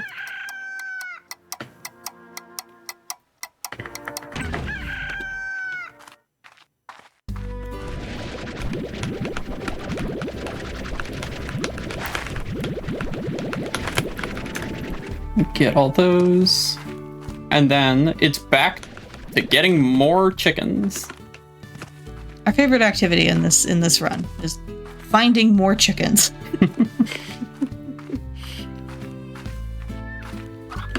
I guess that is just a rancher activity. Yeah. Yeah, sometimes the multiplayer mod makes finding chickens not be an issue.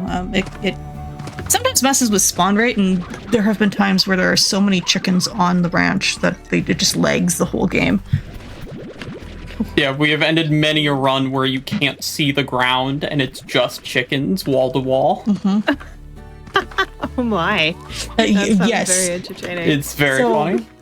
technically the co-op runs are considered glitchless, but they're With also big glitched air because quotes. the mod functionally causes glitches. It is a time, and I highly recommend it. If you look at this and go, "Oh, I can never do this alone," come play it co-op. Find a friend. It makes it less intimidating. And also, if you look at it and say, I could never do it, you can. Because this run, like, the run that I'm showing is not the run that I originally intended to do for the Game of the Month. I have resources for any percent up, which is a much more approachable, less RNG heavy category. And there is an amazing beginner's guide and intermediate guide by Rockan that I linked in the channel. So if you think so, if it looks like these tricks are really difficult or something, there's a beginner route that has no tricks whatsoever. And you can sort of add the tricks pretty modularly. There's no super major skips or anything. The largest skip is gate skip, the one that we unfortunately didn't get to see. And that saves like 17 seconds. So there's nothing that is required to get a run in. So you can sort of pick up tech as you learn and grow with the game.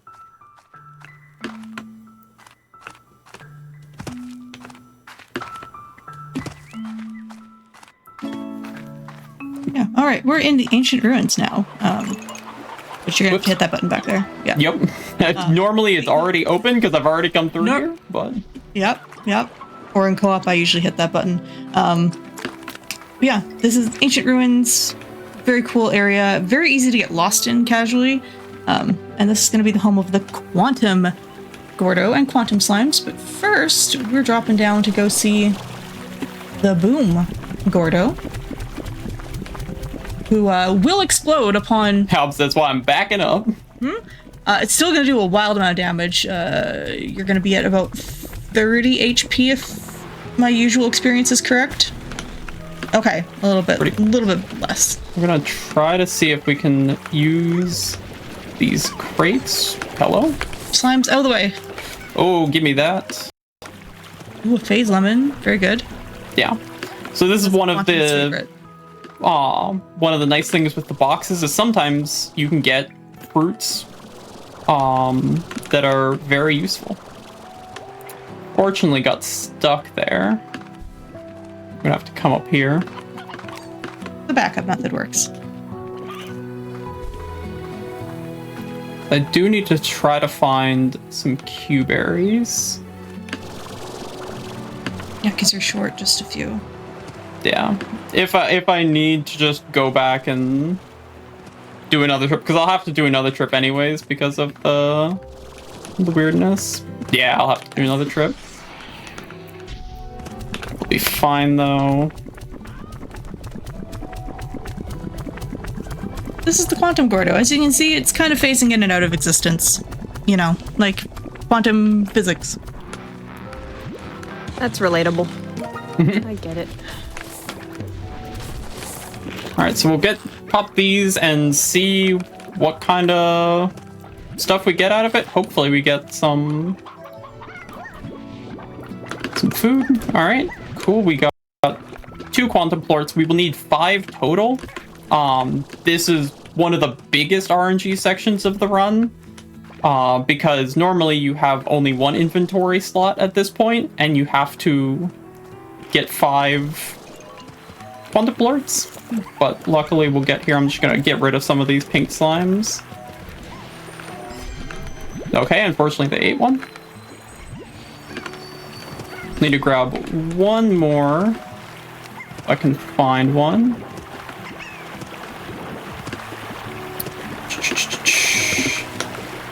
Come on, there's gotta be one plort somewhere. Fine. Find a food. This run has really gone off the rails. We're gonna feed you, because since it's a pink slime, it can eat anything, so. There we go. You got the 5 you need.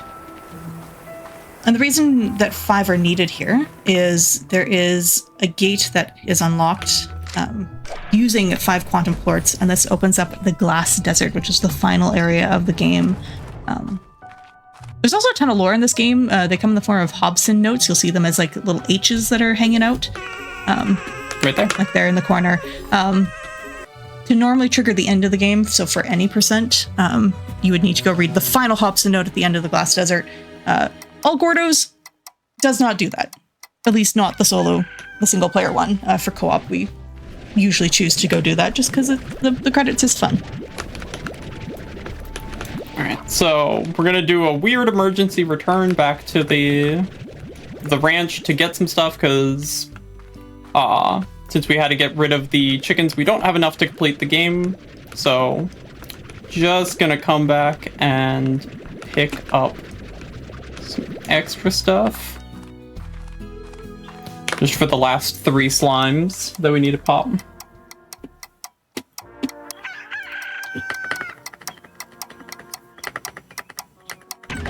I also wanted to ask both of you, how did you get into just playing Slime Rancher? How'd you learn about it, and what made you decide to pick it up? Yeah, so I don't remember how I found it casually at first, but the way that I got into it as a speedrun, I had actually picked up speedrunning. I started with Wizard 101, which is a very funny awesome speedrun. But I was like, it kind of... I'm not a big menu speedrunner. I'm definitely more in the parkour category, and Wizard 101 is definitely a lot more menus. And so I was just watching some speedrunning content, and found a run of this by Easy Speezy. And I was like, that run looks cool. I like Slime Rancher. I'll learn that. And like I said, Rockan has an incredible beginner's guide that's super approachable to get into. And then from there, just picked up more tricks and all that. And there's still some tricks even that I don't incorporate in this that I can still learn. This run can get very, very wild at a super high level. But yeah. Yeah, I had played it casually a little bit at the very early in the pandemic, and then just kind of fallen off it, found other games I enjoyed more. And then I came back to it as a speed game because Osborne and I were looking for a co-op run to learn together. And we were kind of striking out on actual co-op games. And so I was just hunting through and went, oh, hey, there's a co-op mode for Slime Rancher. It's not an official leaderboard category, but, maybe Slime Rancher runs are cool. Let's see what we can cook up with a co-op run. So we created our own co-op routes for both Any Percent and All Gordos, and we ran it at a couple events, and then kind of set it aside, and now I'm back, and Emo and I submitted co-op All Gordos to Flame Fatales, so we'll see what GC thinks of it. Yeah, we are definitely in the off season between the Fatales charity events, but super looking forward to Flame. I think that sounds amazing as a submission, and I can't wait to see the schedule when it does drop. No spoilers on that front.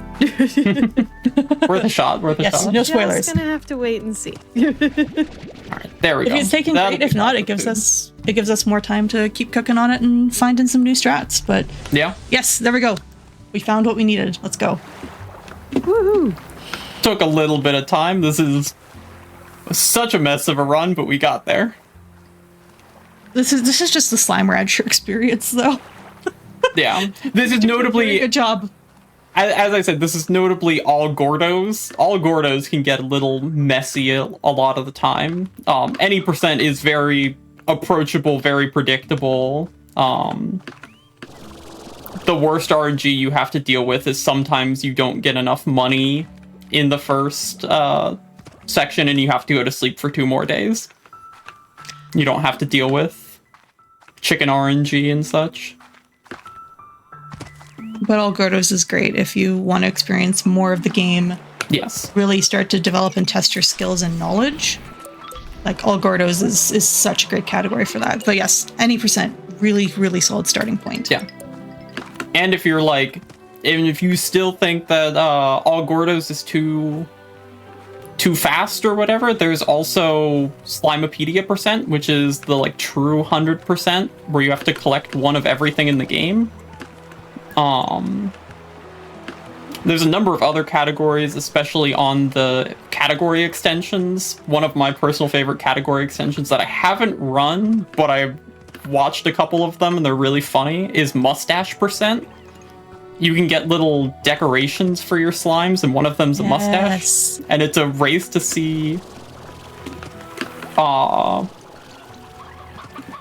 fast you can give a slime a mustache. That feels like such an awesome. RNG check. It's so RNG. It's so funny. Oh, another important thing that we didn't mention. So Emus actually has changed her system clock to be not on Saturday, and that's because on the weekends. What? Game? This is supposed to teleport me. That's weird. That's never happened before. Yeah, I've also never done it like this though, so I think I might have to load a safety save that I had set up. Yeah, That is okay. that's Do what that's you definitely must. a soft lock. The game is being weird. Yeah, that's bizarre. But this will actually give me a chance to so this is post quantum. I made this save in case I couldn't get enough food for the quantum slime. So we're gonna be back here. This is right after we pop the quantum slime in the normal run, so you actually get to see what that's supposed to look like. We have an invisible It's very key. funny. You're like, what if I had this problem? And then the game's like, what if you had other problems? Yeah. What if you have a problem that you have not run into before? Yeah, that's new.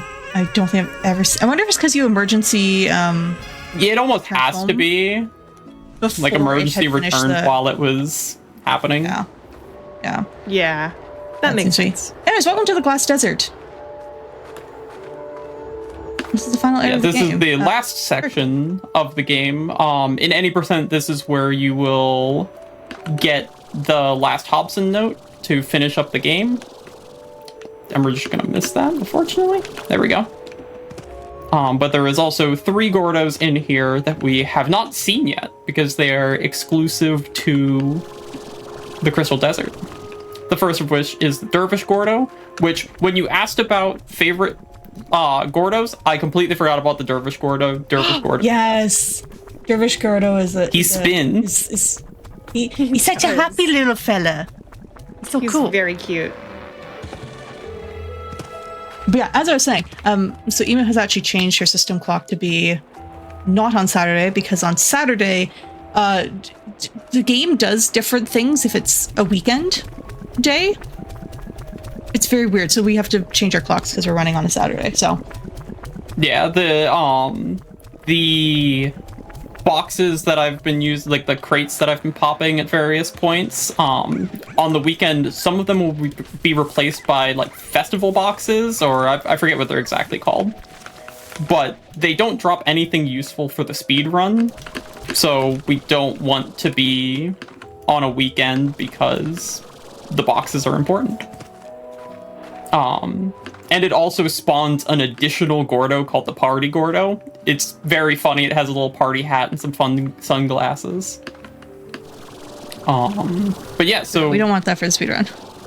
Yeah, we're just gonna fly across here, and then this is gonna be the last Gordo. Time will be whenever this finishes its popping animation.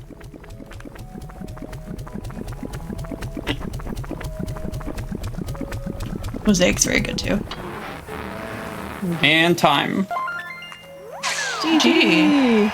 Get to look at the sparkly mosaic slimes. That's so pretty. But yeah, this has been all Gordos in the messiest way possible. But yeah, this is the current game of the month. So if this seemed interesting feel free to join the Fatales if you identify as a woman or femme in any way that's meaningful to you. And check out the Game of the Month channel. Come hang out for the last day of Slime Rancher. Yeah, and come vote for what's going to be our next game of the month. Yeah, that's true. I'm very excited. There's been a number of games that seemed really interesting last time, so I'm excited to see what we end up with for next month.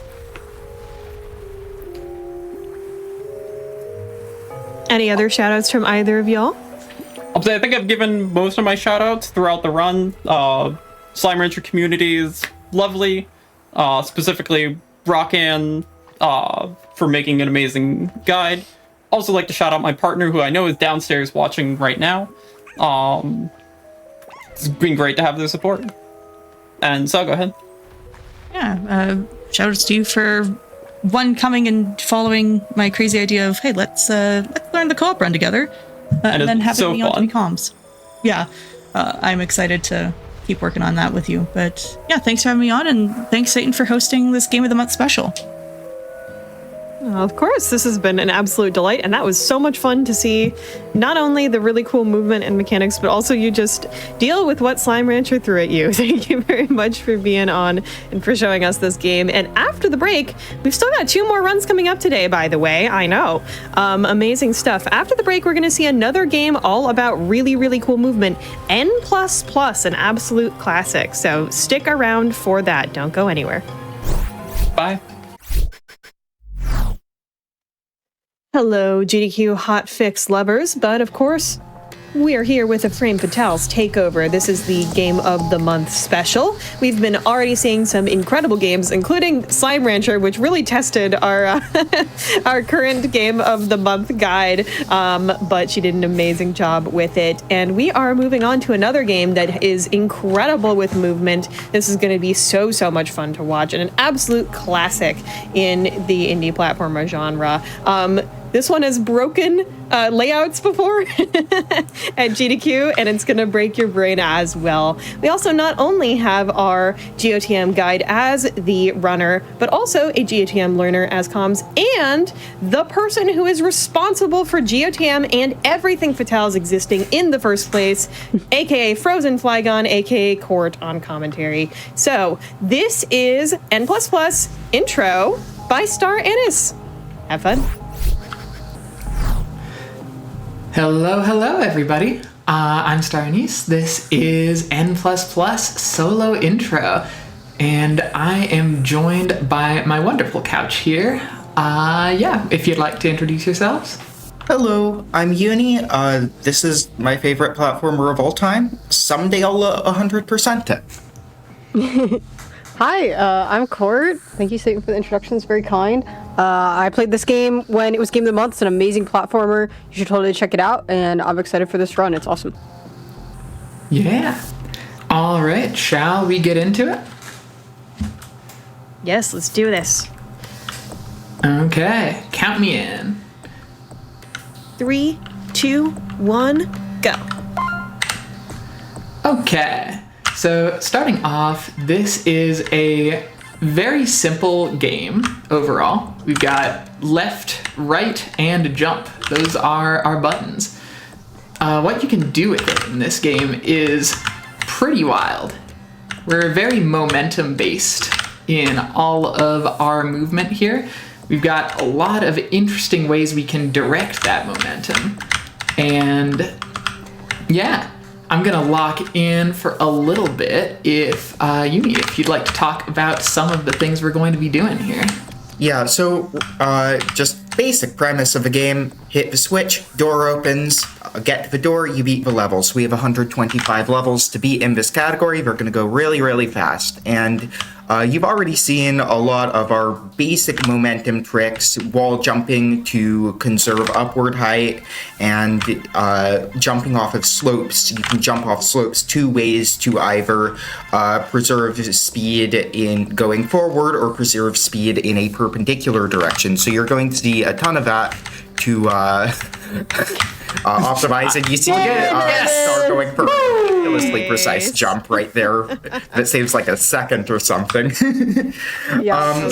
But it's cool. Teal was showing me the Star one goes yesterday. for every cool strat that saves a little bit of time, which is not my style of speedrunning, but I do respect it. Yeah, what's nice is that we have quick retry here, so it just allows us to, all right, let's try something, and then we can always back it up if we need to. But there's a lot of room for, going for some really tough stuff. It looks sick.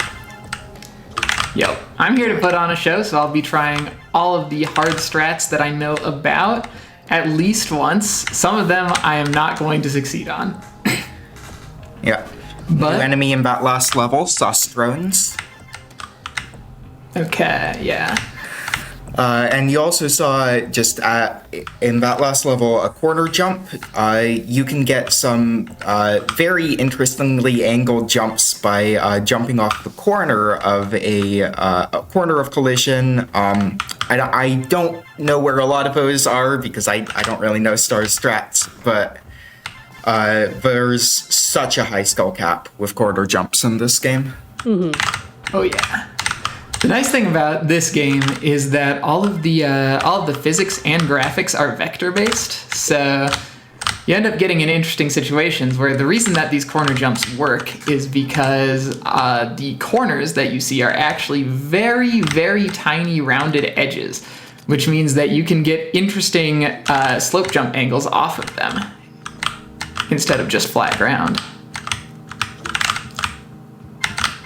And we'll be using this to redirect our momentum horizontally to go faster in some cases, or directing it upwards to gain a little more height than a standard jump. Yeah, and this is just like the beginning of what this game has to offer. There are so many levels, there's so much content in this game, and it really pushes you, even as someone who loves platforming games, very, very few people have beaten every single level in this game, and I think that's super cool. Yeah. I have 1,000 hours of this game. I have not 100% it. Yeah, it's unbelievable. It's kind of an infinite game. Yeah. It just keeps going. I have beaten every level in the game. I have not gotten all the gold. Yeah. And believe it or not, that is not the end. No, it is not.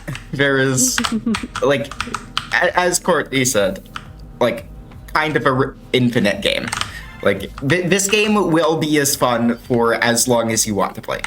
And that's why I think it was really great as Game of the Month, because it's kind of just like, I'll commit how much time as I want to it, and really enjoyed it. And the movement is so fantastic. It's very responsive, and it's super conducive to a speedrun as well, because there's like in-game leaderboards. Very fun to just try and, optimize a level or two that you really enjoy.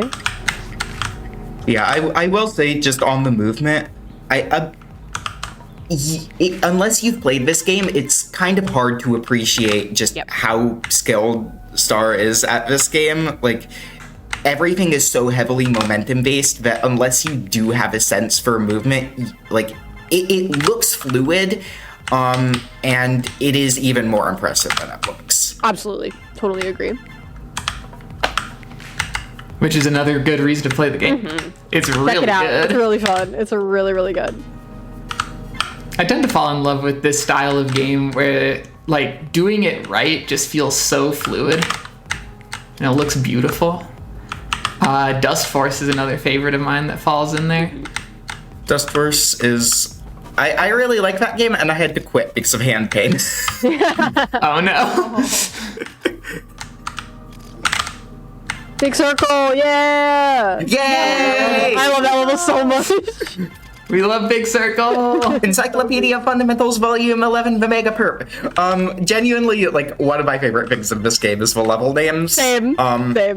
Like, they're so silly. Sometimes you're playing a level and it's called Everything Seems Impossible When You Haven't Done It Yet, and then you go to the next level and it's titled Y'all Got That Video Ball. And... Really? Like, I have a list somewhere. I have at least one list of all my favorite level names in this game. Alright, do I go for the perfect? Yeah. Yes. World record. Can't believe we got a world record in a real-time run. I really Yeah. can't. That level's trivial. Okay, let's see. This one, I whiffed the strat on this, but we might be able to back it up. Okay, Yes, nice. perfect. Ooh, nice. That one feels good when you thread the needle. And yeah, I like doing ILs in this game a lot, both because there is an internal leaderboard, which is nice, but also because, so ILs are scored based on the timer at the top here. Oh, hang on. Let's do the Oh yeah, I love this you can jump multiple times off these blocks. one more once. Yay! That's the Oh. concept. Yeah. Okay. We're gonna do this the chill way. We're chilling. You can double jump off those blocks. You can technically triple jump off those,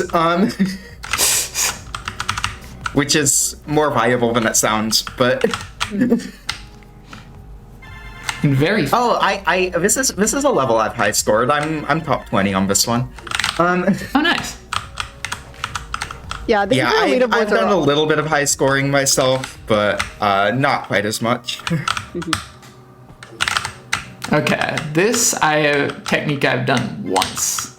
Oh, And we'll try it this one strat more is time. so hard. You're trying to. Oh, Well, Yeah, that we did seems- have that it. was most of it. That was most. Seems of like it. you have to do such a short jump release for that to work. Yep. Yeah, Sardis was going through this with me yesterday, and I was like, "Why is that, so particularly difficult?" And it's like, "Well, you gotta hold the jump button and then release it and press it again." And I was like, "Whoa, we're doing re-grabs. That's so hard." That's regrabs. It's literally a Kaizo regrab, and I do understand how difficult that is because you're trying to extend your jump as far as possible, but you do have to repress to get the jump, and it's very kind of cool. Yeah, it's unlike regrabs, it's because momentum physics, but Yep. The physics in this game feel so like smooth and creamy when you get a handle on them. genuinely, like it'll take a second to get used to them, but then like once you do, like there is a reason this is my favorite platformer. Also, like I don't think it's happened, and hopefully it doesn't, but there is fall damage in this game. Oh, also this cycle's dumb. There's fall damage in this game? Really? There's Yep. There is fall damage in this game. You think I can get this cycle? Impact damage. You can take fall damage to the side. You can take fall got it. damage going up. Interesting. Wow. Nice. I believe there's an achievement for taking fall damage in all directions. Yep. I think it might be for going up specifically. Yeah, it might be. I don't know. Sideways fall damage is kind of hard. I believe it. Not a lot of levels where you can do that. They are out there. Shoutouts to Destroyer of Worlds.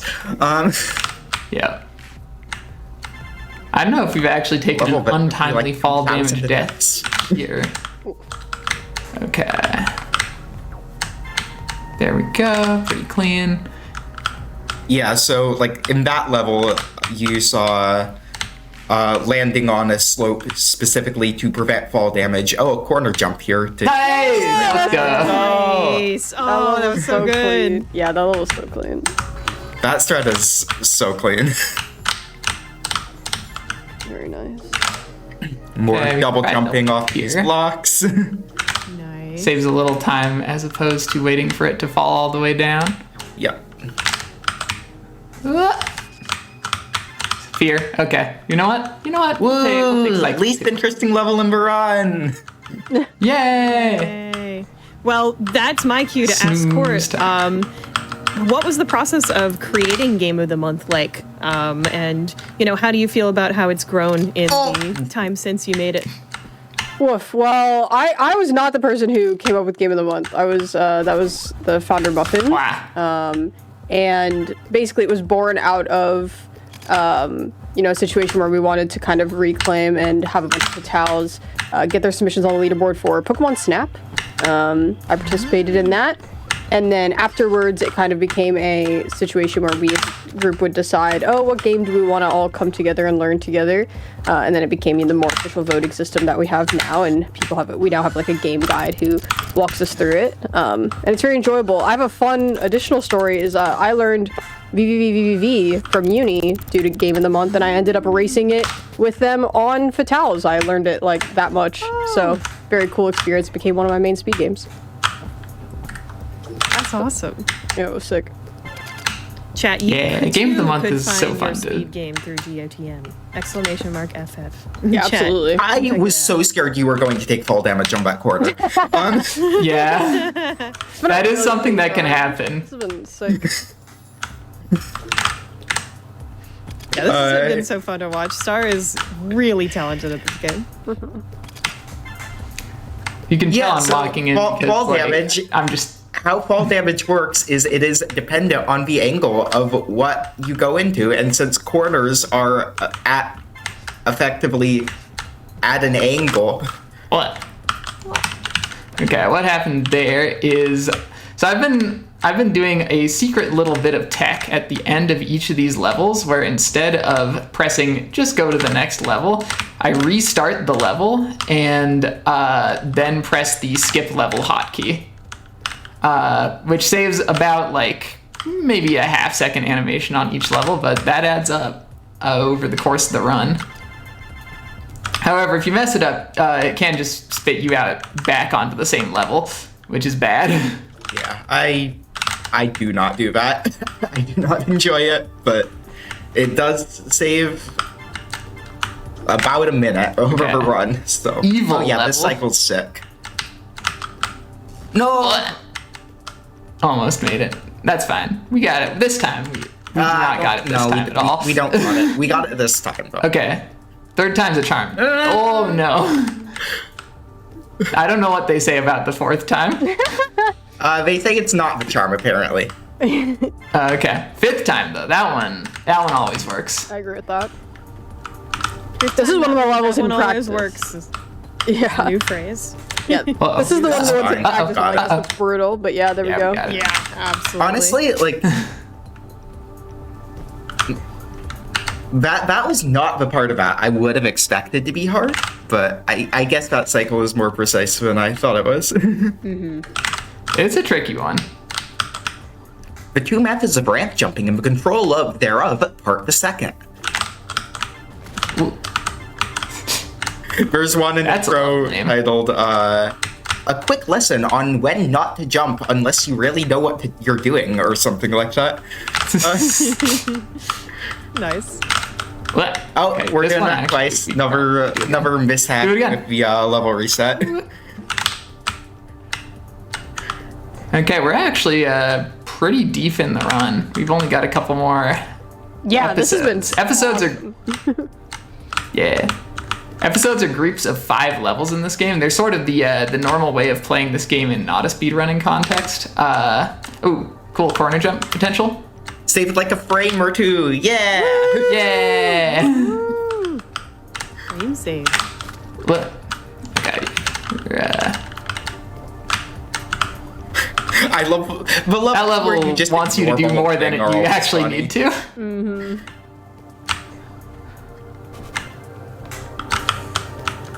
Okay, but yeah, so episodes are like books of 5 levels. The idea behind how you play this game normally is within a group of 5 episodes, that little timer at the top stays active effectively the entire time. If you die, it resets to where you were at the start of the level, but yeah. So you have 90 seconds to complete 5 levels, which in the later segment of this game is definitely not enough, but picking up one of those gold blocks gives you 2 extra seconds. So there's kind of a routing element at play even in your casual playthrough, like how do I grab enough gold to survive what might be happening next? Yeah, there are only a few episodes where it's like genuinely a big challenge, but it does add a layer to this game that I really enjoy. Here's a cool cycle. Just go straight to the Okay, door. yeah, I just don't care. We're gonna just get to the door. Sick. Yeah, you can't die after you reach the door, so not uncommon to just do some strategy that would kill you if the door wasn't there. Maybe? No! Okay. There's a lineup there that you can do with one jump, which I like going for, but it is on the riskier side. There it is. Nice. And Nice. we're on the last couple levels right now. Yeah, this is the penultimate level. Little auto scroller right here. I mean, we got a cool trick in the last level where we gotta bait this rocket out and get it on the loop. You barely saw it, and Biz manipulating these rockets is genuinely one of the coolest time. It's a cool part of this run. Let's go. All right, how do we do? I'm not quite updated yet, but it will be a sort of high 16 of some kind. That's pretty good. Smooth. Nice job. It's about probably 70, 80 seconds off of my PV. Not bad at all. Yeah, 16, especially going for the silly stuff. Is what it's looking like. Nice. All right, I feel good about that one. That was really, really great.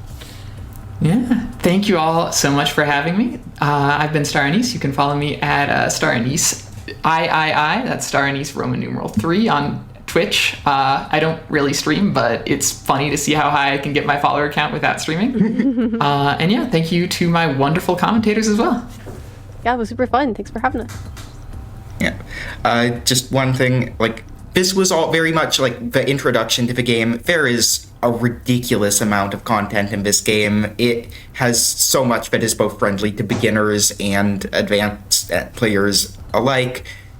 I really cannot recommend N++ enough. Yeah, play N++. It has a million levels. Not counting custom levels. It about has so many levels. Wow. Yeah.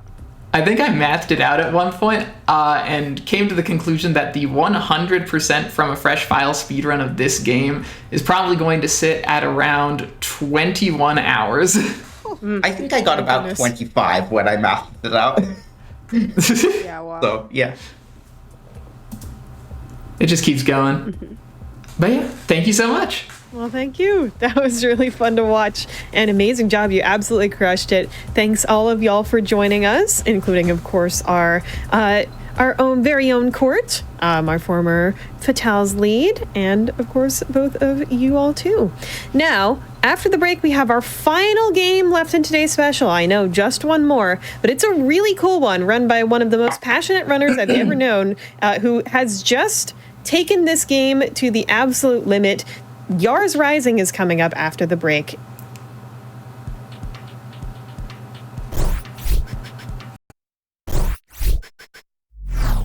Hello, GDQ Hotfix goers. Well, it's finally time for our final run of the Fatals Takeover for the Game of the Month Fatals special. We just saw N++, which was a super entertaining run, so fast. And we're about to see another very fast run that does have quite a few pixels in it. So if you like that aesthetic, definitely stick around. This one's going to be really cool. Now, Faith has seen this game a lot, actually. This one is, I would call, at this point, a certified Fatals classic.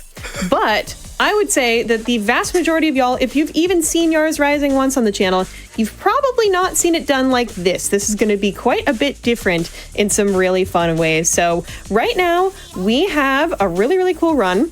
This is going to be Yars Rising Emmy's Hacklist Star Collection by Lucifer9783. Let's blow up some baddies. Hi, folks. I'm Lucifer, and we're doing Pro Collection, which is 16 of the hardest mini games in. No, wait, we're not doing that. We're doing Gateway Collection. That's 55 of the fastest mini games in this. No, wait. Actually, we're doing Star Collection. It's 59 mini games. We get to see a bunch of upgrades, and we're gonna have a great time with it.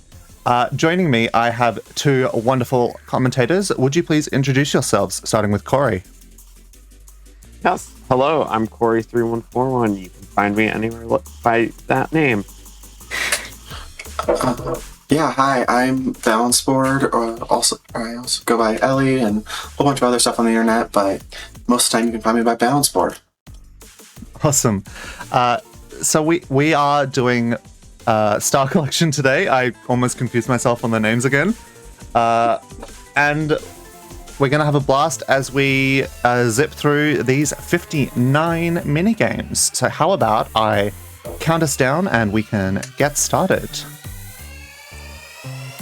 In 3, 2, 1, go. Good luck. We're starting off with Pong. Yeah, this is Yars Rising. Yeah, this is time Pong in Yars Rising. Because yes, this is an Atari game, and so we must have Pong. Yeah. For those who don't know, we're playing Pong against Philip Ong, the CEO of the company in the game. Villainous Kotek. Yes, the Villainous Kotek. And if you shorten Philip Ong to P-Ong, you get Pong. Yay, it's a joke. It's a joke that hits you like a sack of bricks when you first play the game. I'm sad to say that even after watching Lucifer play this a whole bunch of times on her stream, I never realized it till I played the game myself.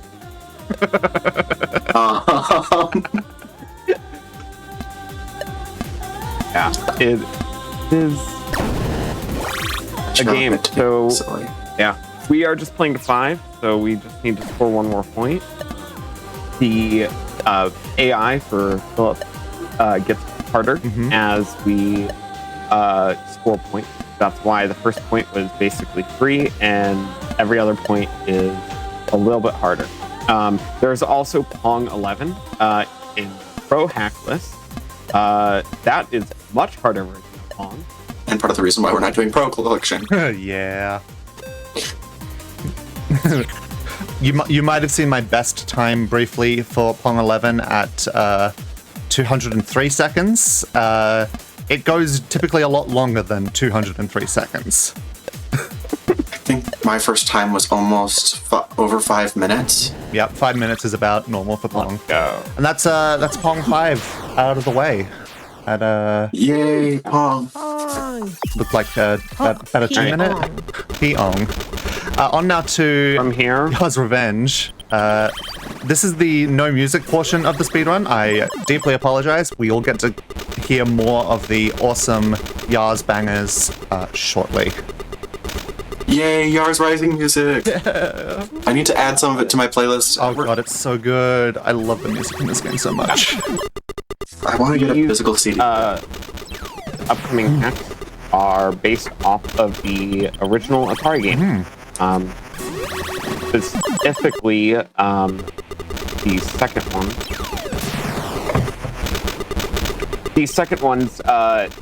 The second group that are very similar to the first group to have the chance for the quotile to have an 1 second charge up. This is the only randomization that we will see in the entire this group of hacks. It's the only time that the game is not just super predictable. Which makes it a lot of fun. God, so many ones there. Yeah, you have a lot of ones. That I didn't die on that, I am beside myself. You did very well. Second version here, Yars Return. Very similar, but now the fertile enemies are in the middle. And a thing of note with the locations of the ion barriers, which are the little things you'll see around the little square in the middle, is when you get the I'm brain-burning on the name. The cannon, the cannon. It will go to the opposite side of the player, right? No, the one. Like, what is your? Hang on. It detects your closest ion zone, and then will be at the point it's supposed to be for that one. Okay. Yeah. Sorry. No. It's fine. All I know is that big rainbow bullet, you shoot the thing and it blows up. Yeah. That's how it works. That's what I got. Yeah.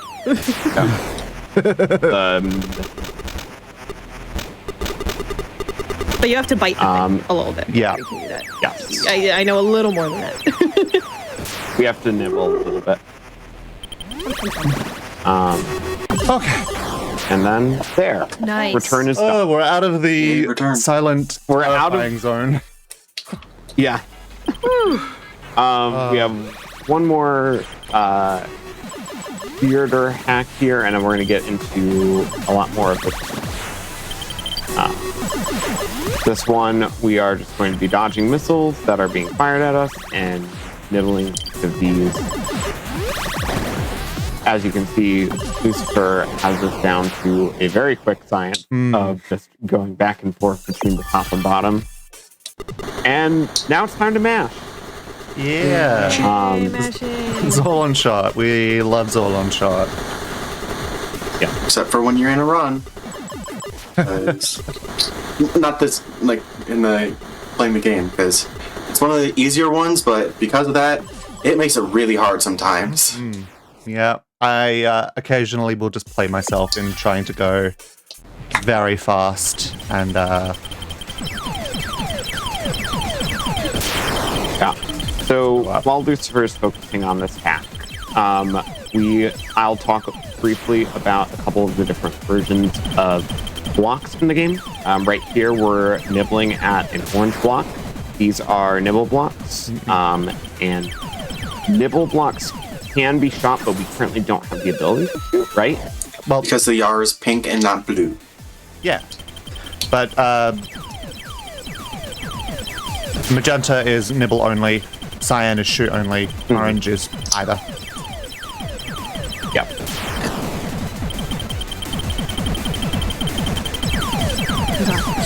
And then for the comms as well, so like if you've sort of seen Yars Rising before on this channel, you've probably seen something that looks very different from this. So how does this actually tie into the regular gameplay? Why are we here?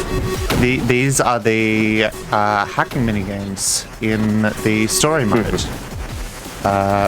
Well, apart Which from is very good. I do recommend it. Second through fourth ones, those were just special ones that we get to see as a bonus for this category. Yeah. But yeah, these are the augments that we unlock during the course of the story. Major upgrades for our character Emmy. We'll also be seeing the biohacks, which are the minor upgrades. And those comprise the lion's share of the speedrun. We've only got those other 4 hacks with Pong, the 2 classic Atari style ones, and that one missile command like one from the start. Yeah. Sometimes it really pays to just slow down, take a breath, and make sure you line it up, because sometimes you will just choke like that. I feel very silly for that. It's okay. Like these ones aren't hard per se. Like I know what I'm supposed to be doing. It's just that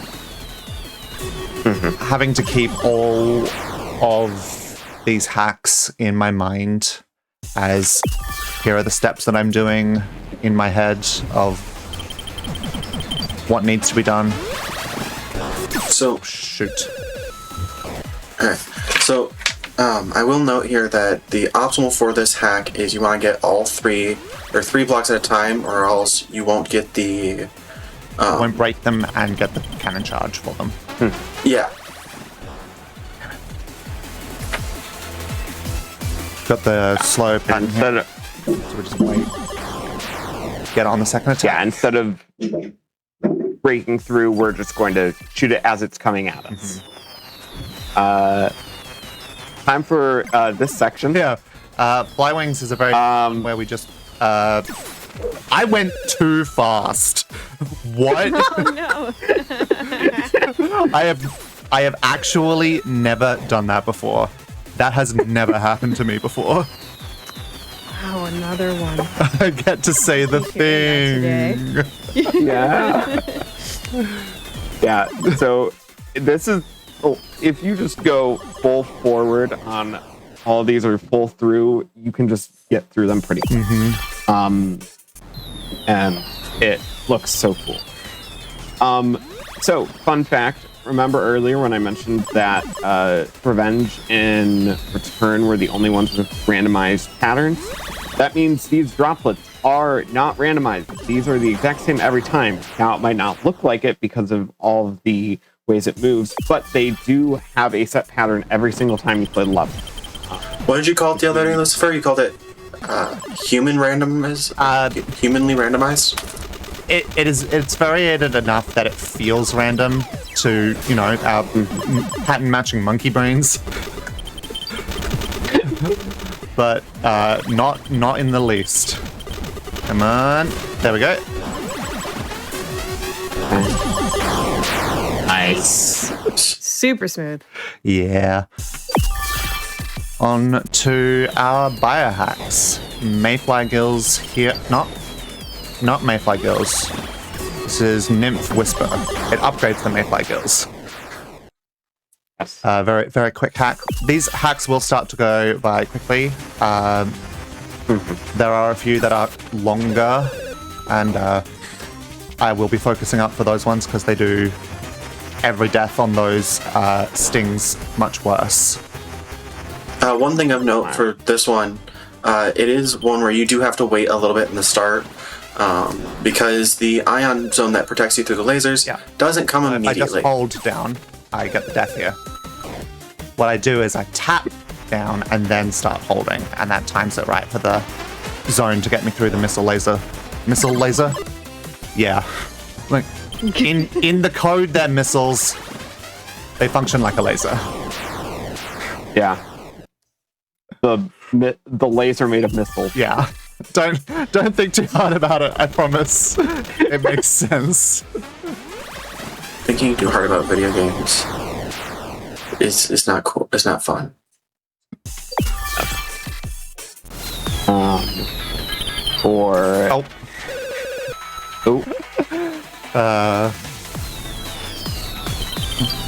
For this one, we see a couple different types of missiles here. Huh? All Wow, was my movement just that good? It's like, hang on. I did exactly what I'm supposed to do. Why didn't it kill it? Why didn't it die? Was I too quick? There we go. I think genuinely, yeah. Yeah, like wow.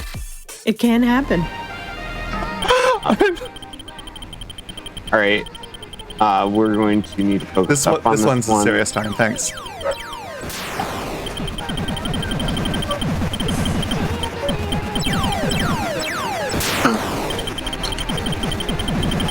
Oh. And the follow-up missiles, they're not very fun. And something I haven't seen yet, but you can clip in and out of the blocks in this game if you are. I don't remember the proper term for it, but I don't want to. You just sort of zip. You get lodged into a block. It just pushes you out, and sometimes it pushes you into the missile because it's very nice. Yeah, very, very kind of the game to do that to me. I'm going to knock on some wood.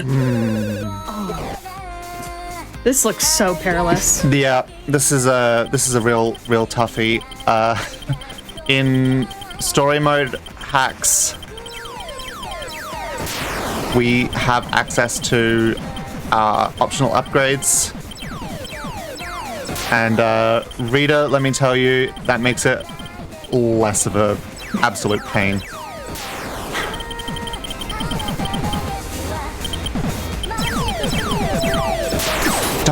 That was not going to work. There was nowhere for me to dodge to. I would have preferred to dodge right there, but there was barrier in the way.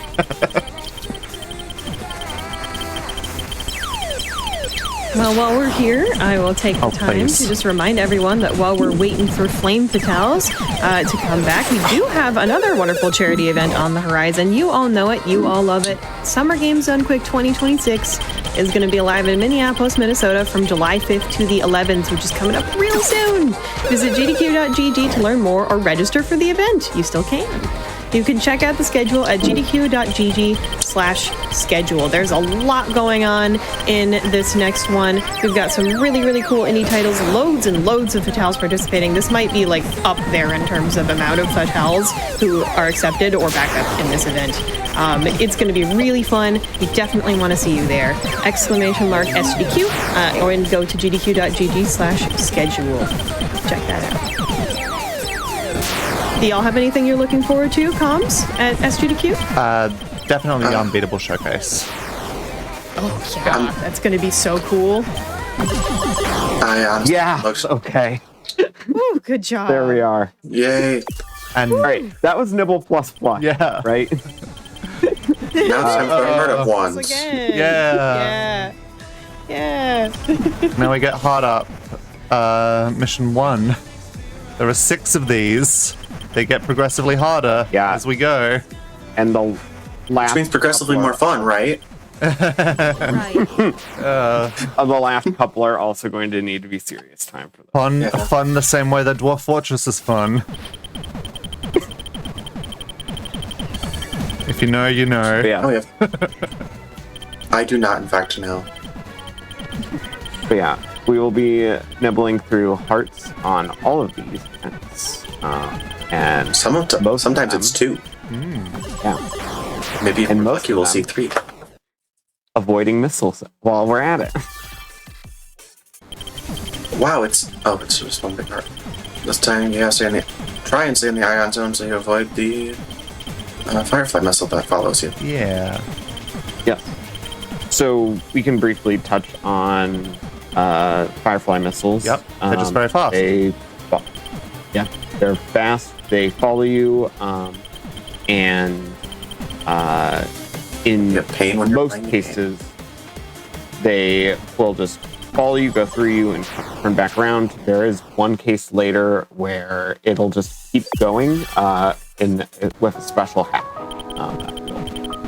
And we got one of the best songs in the game here. My absolute favorite of the soundtrack. If I start singing, please do not be alarmed. It helps me keep my nerves. The soundtrack of Yars Rising is great. In just period. Even if you do not intend on playing the game, at least go and listen. Please, I second that. It is so good. That was nice and quick. Most of my playlists. That was a nice.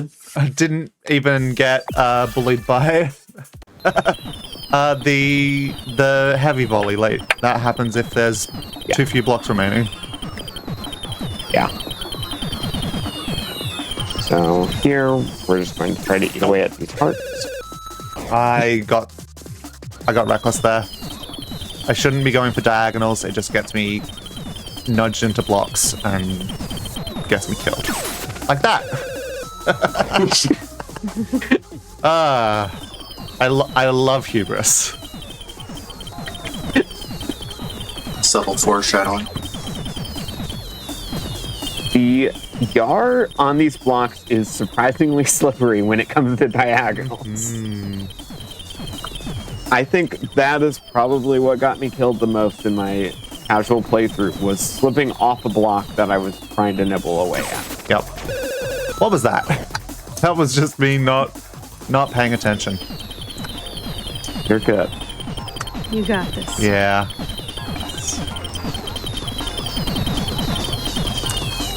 Satan, have you played Yars? I have not, and I really should, because I was invited on to participate as comms for the first time Yars Rising was ever shown at GDQ, which was a race between our lovely runner Lucifer here and her girlfriend, actually, Jupi, aka Cute Fangies. Who I have seen in the chat. Incredibly fun. Yes. Oh, yes. Has been in the chat the whole time. Love you, sweetie. Yay. So cute. And that was so much fun. I learned a lot about this game during that. They did a very different category called Escape Kotek, which is a really cool and accessible category to learn, by the way, which, of course, we can talk about with Game of the Month, too. Oh, yes. But I've been waiting for a time where Lucifer doesn't have to focus too hard. We'll questions about that. After I really should. It's a really cool game. Yeah. I've had it on my wish list for forever. Once I can actually get it, I will. I will hop on it. It's quite addicting. Oh, yeah. I will warn you. After this one, I think we've got I believe it. plenty of time to just yap about all the different things that I adore about this game. For sure. I also wanted to know how all of you got into this. Obviously, comms for now while Lucifer focuses up. Yes. So I first played this game because Lucifer said I should play this game, and then I do occasional Escape Kotek runs just for fun. It's a lot of fun. So. And I'm very similar. I'm very similar with my story of playing this game, and Droopy got me into playing the game as well because it's just so fun and so silly. Yeah. And has some interesting glitches. Oh yeah. If you watched the showcase of this game I did on Crosshair this week with Very Dane. different category. Oh, very different category, but we got to see a bunch of the glitches in this game. Okay. Yeah, this was game it a is 5 full run? of glitches. You wouldn't know it from here, but there's some really amazing glitches in this game. Now we're on to this is Destroyer Power. Upgrades our Destroyer missiles by making them more powerful. Who could have possibly imagined? What? And I would like to mention, if this part of the game looks hard to you, as it does so often to me, there is also a subcategory for with the assist mode for these sections. Only in the story mode, however. Only in the story mode version. But yes. So if you want to just focus on the normal Metroidvania part of the game and not have to worry about this, there is also a version of the speedrun for that. Not entirely dead glitch. Exactly. Yeah. They're not really dead yet. Yeah, there's a glitch in this game that kind of turns you into a ghost. It's really cool. Definitely do check out that run that you were mentioning. The fight glitch. For sure, when it comes out on YouTube, another shout outs towards our YouTube. You can go to Games Done Quick on YouTube to find all of our hotfix runs. They all get posted about a week after they actually happen. And they're a really great place to go back through old stuff. If you have a game or a game series you want to see, you can definitely find runs of it there. If you have a hotfix show you like, you can find the whole playlists of it there. Exclamation mark YouTube. Go and check it out.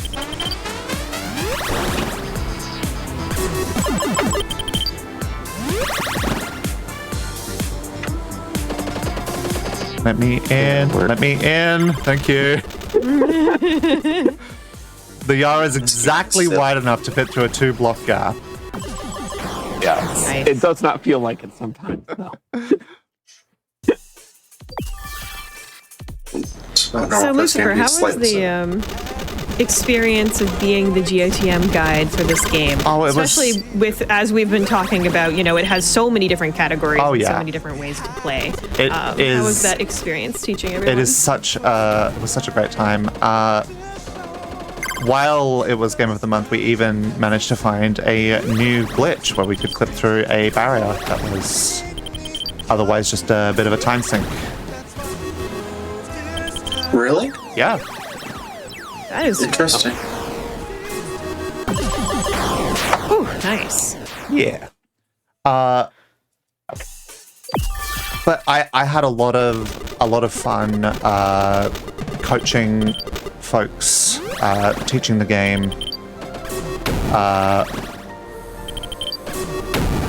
I would have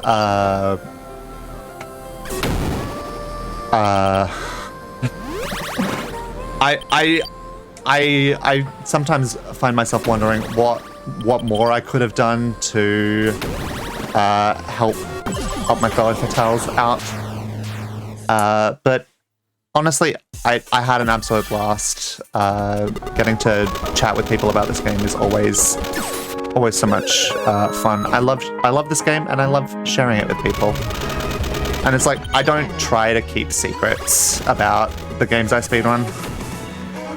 If there's something I'm doing, and you want to know how I do it or why I do it, please do not be afraid to ask. Like on my personal streams, I run input displays for basically everything I do because I don't like keeping that information away from people.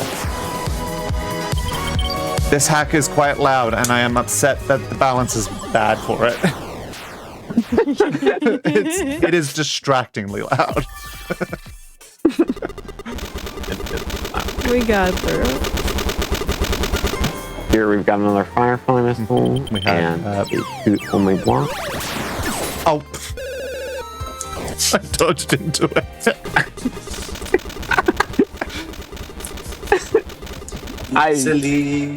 I disagree with that. Yeah, I don't know what I was doing there. Not on your part, on the game's part. Destroyer power, destroyer speed, upgrade our destroyer missiles. Not destroyer, missiles. Yes, but those were Firefly power and Firefly speed, and they upgrade our Firefly drones. Now we've got Gravitar Pulse, which, as you can see by the vibes of this hack, it's the pickup collectibles radius increase power up. Nice. Very nice for casual, not particularly useful on a full game speedrun, however.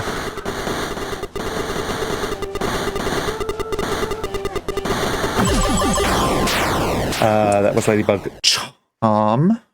Increases health drops from enemies. Ladybug Rocket, the same but more.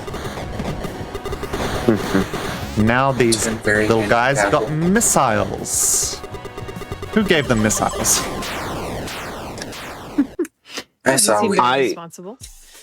While we're speaking about the Locket and all of these hacks, I love the hack system of this game and the way that you apply it to Emmy. Like the way that it's limited based on the tile space of the hack. Hey, so that was just an ILPB on Centipede Crawl. Oh, nice. Oh, it did Congrats. look really, really fast. Well done. Nice. I'm going to have to get the YouTube upload submitted to the leaderboard for that. You've got a new task after the show. Something I will note and was going to earlier and forgot. Anytime the ion barrier has the pink wall, it cannot be gone through by the player. Which makes some things a lot more tricky and a lot more fun. Missiles, cannons, shots can all go through. But the Yar itself, no can do. I'm sorry, Jupy. I'm putting more on your plate. I remember when I first played this level, because I wasn't thinking, I ran backwards through it to kill all of the enemies. I think I did too. You can do through the pink blocks.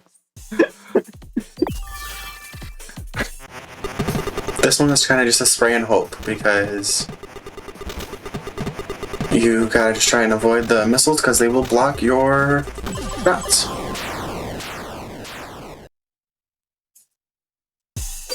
That is the wrong direction. That'll happen. The order I do these hacks in is silly sometimes. I get to do some funny manuing. which we'll see at the end of this pack of 6.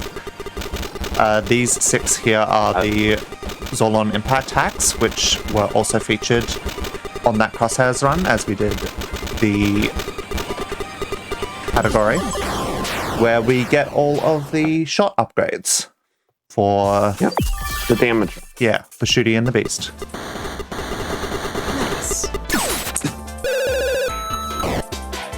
Haven't heard that one before. Sorry. That was the title for the episode, right? Oh, okay. I thought it was something in the game. I was like, what? No.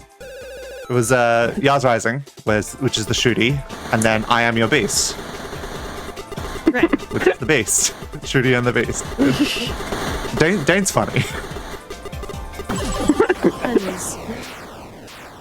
That's what you come to GDQ for, right? Exactly.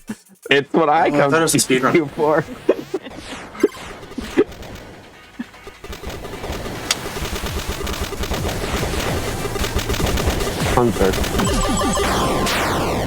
Nice. Yeah. I think a lot of these hacks are just so satisfying to watch you mow down. Just Yeah, like there's stuff on the board and suddenly there's not. Yeah. The ones that go by very quickly, it often feels like sometimes magic watching back on what I've done. It's like, how did I do that? Again, why I run that input display for my own education as well.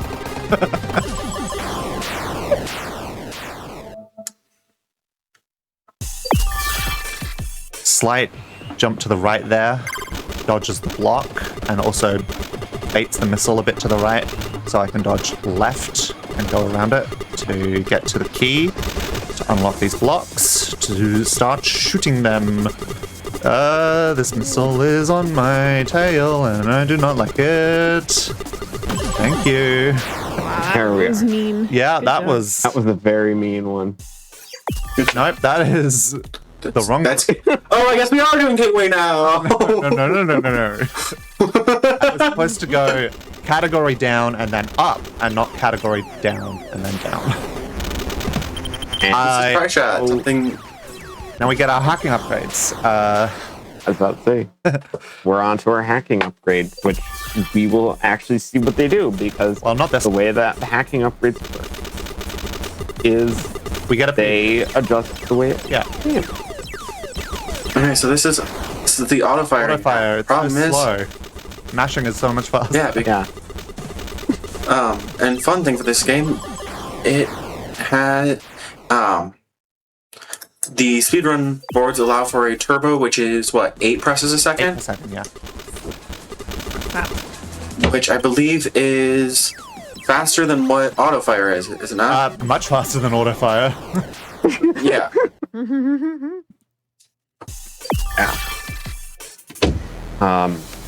Here we are getting a D-Cannon Turbo,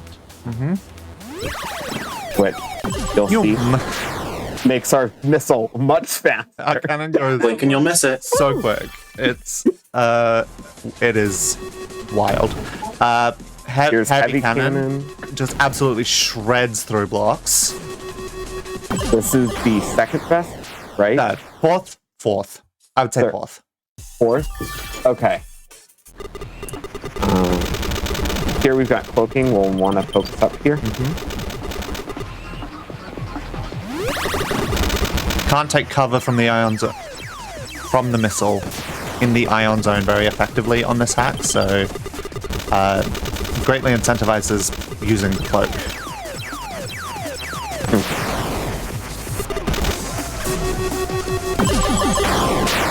Nice cloaking.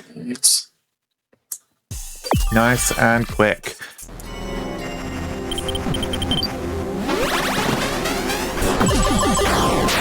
Ion barrier there gives us a little shield in the ion barrier, which makes us immune to the Kurtile's attack as well as missiles. And now Hyper Neum. Yeah. Okay. That was rude. I beg to differ with the game. That was very mean.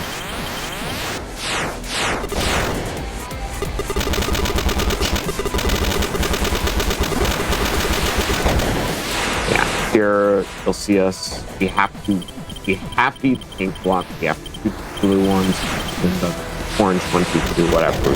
I will probably be shooting them because I am much faster to shoot than I am to nibble through blocks. And then we're going to have to fire a missile at each of those concrete metal. I don't remember what they're called. They're called metal. What? They're called the metal block. Yeah. That's metal.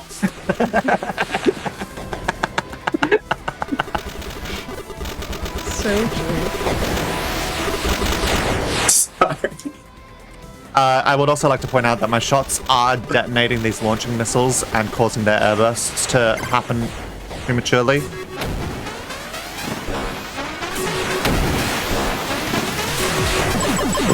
Try to take down the code tile as quickly as possible to make it much easier so we don't have that firing at us every time. This one is quite stressful to stressful. Yeah. This one is especially when trying to do it quickly. Where's this rank on the length? God damn it. So close. Chat, definitely pay attention. This is a big show of skill right here. Wow.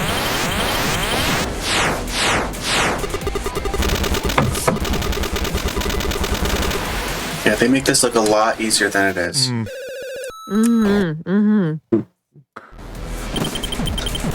I have spent so much time in the lab. I will fully admit to that. Honestly, Hacklist is great for just labbing these hacks. And Hacklist is great in general, but yes. I do agree with this. Hacklist is fun.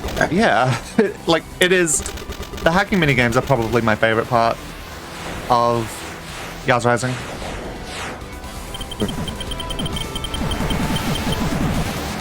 Not the story? Gameplay-wise, I meant. Oh, okay. I was gonna say, the story's pretty good too. Story's good, music's good. Music's great, actually. Story's good, music's great. Gameplay, I love the hacking more than I love the Metroidvania platforming, thanks.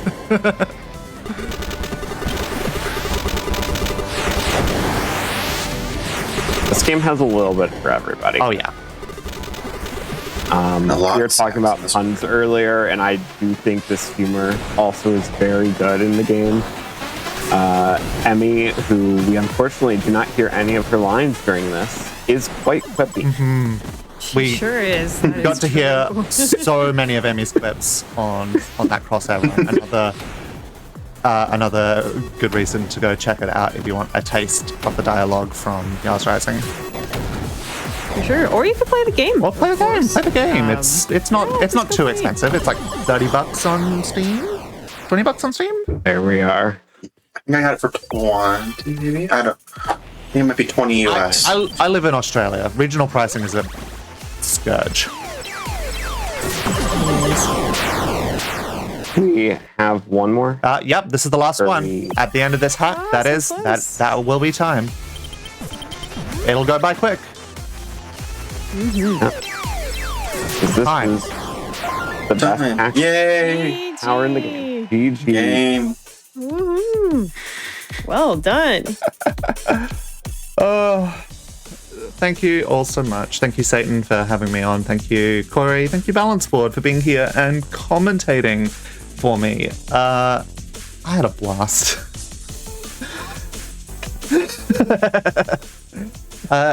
If folks want to see some more of what I do, I stream 3 times a week, including later today. I will be doing a stream on my own channel at Lucifer9783 on Twitch. Also, go follow Jupy, Cute Fangies, in the chat. She is lovely and wonderful and also very good at this game. And if it weren't for her, I would not be here speedrunning it for you.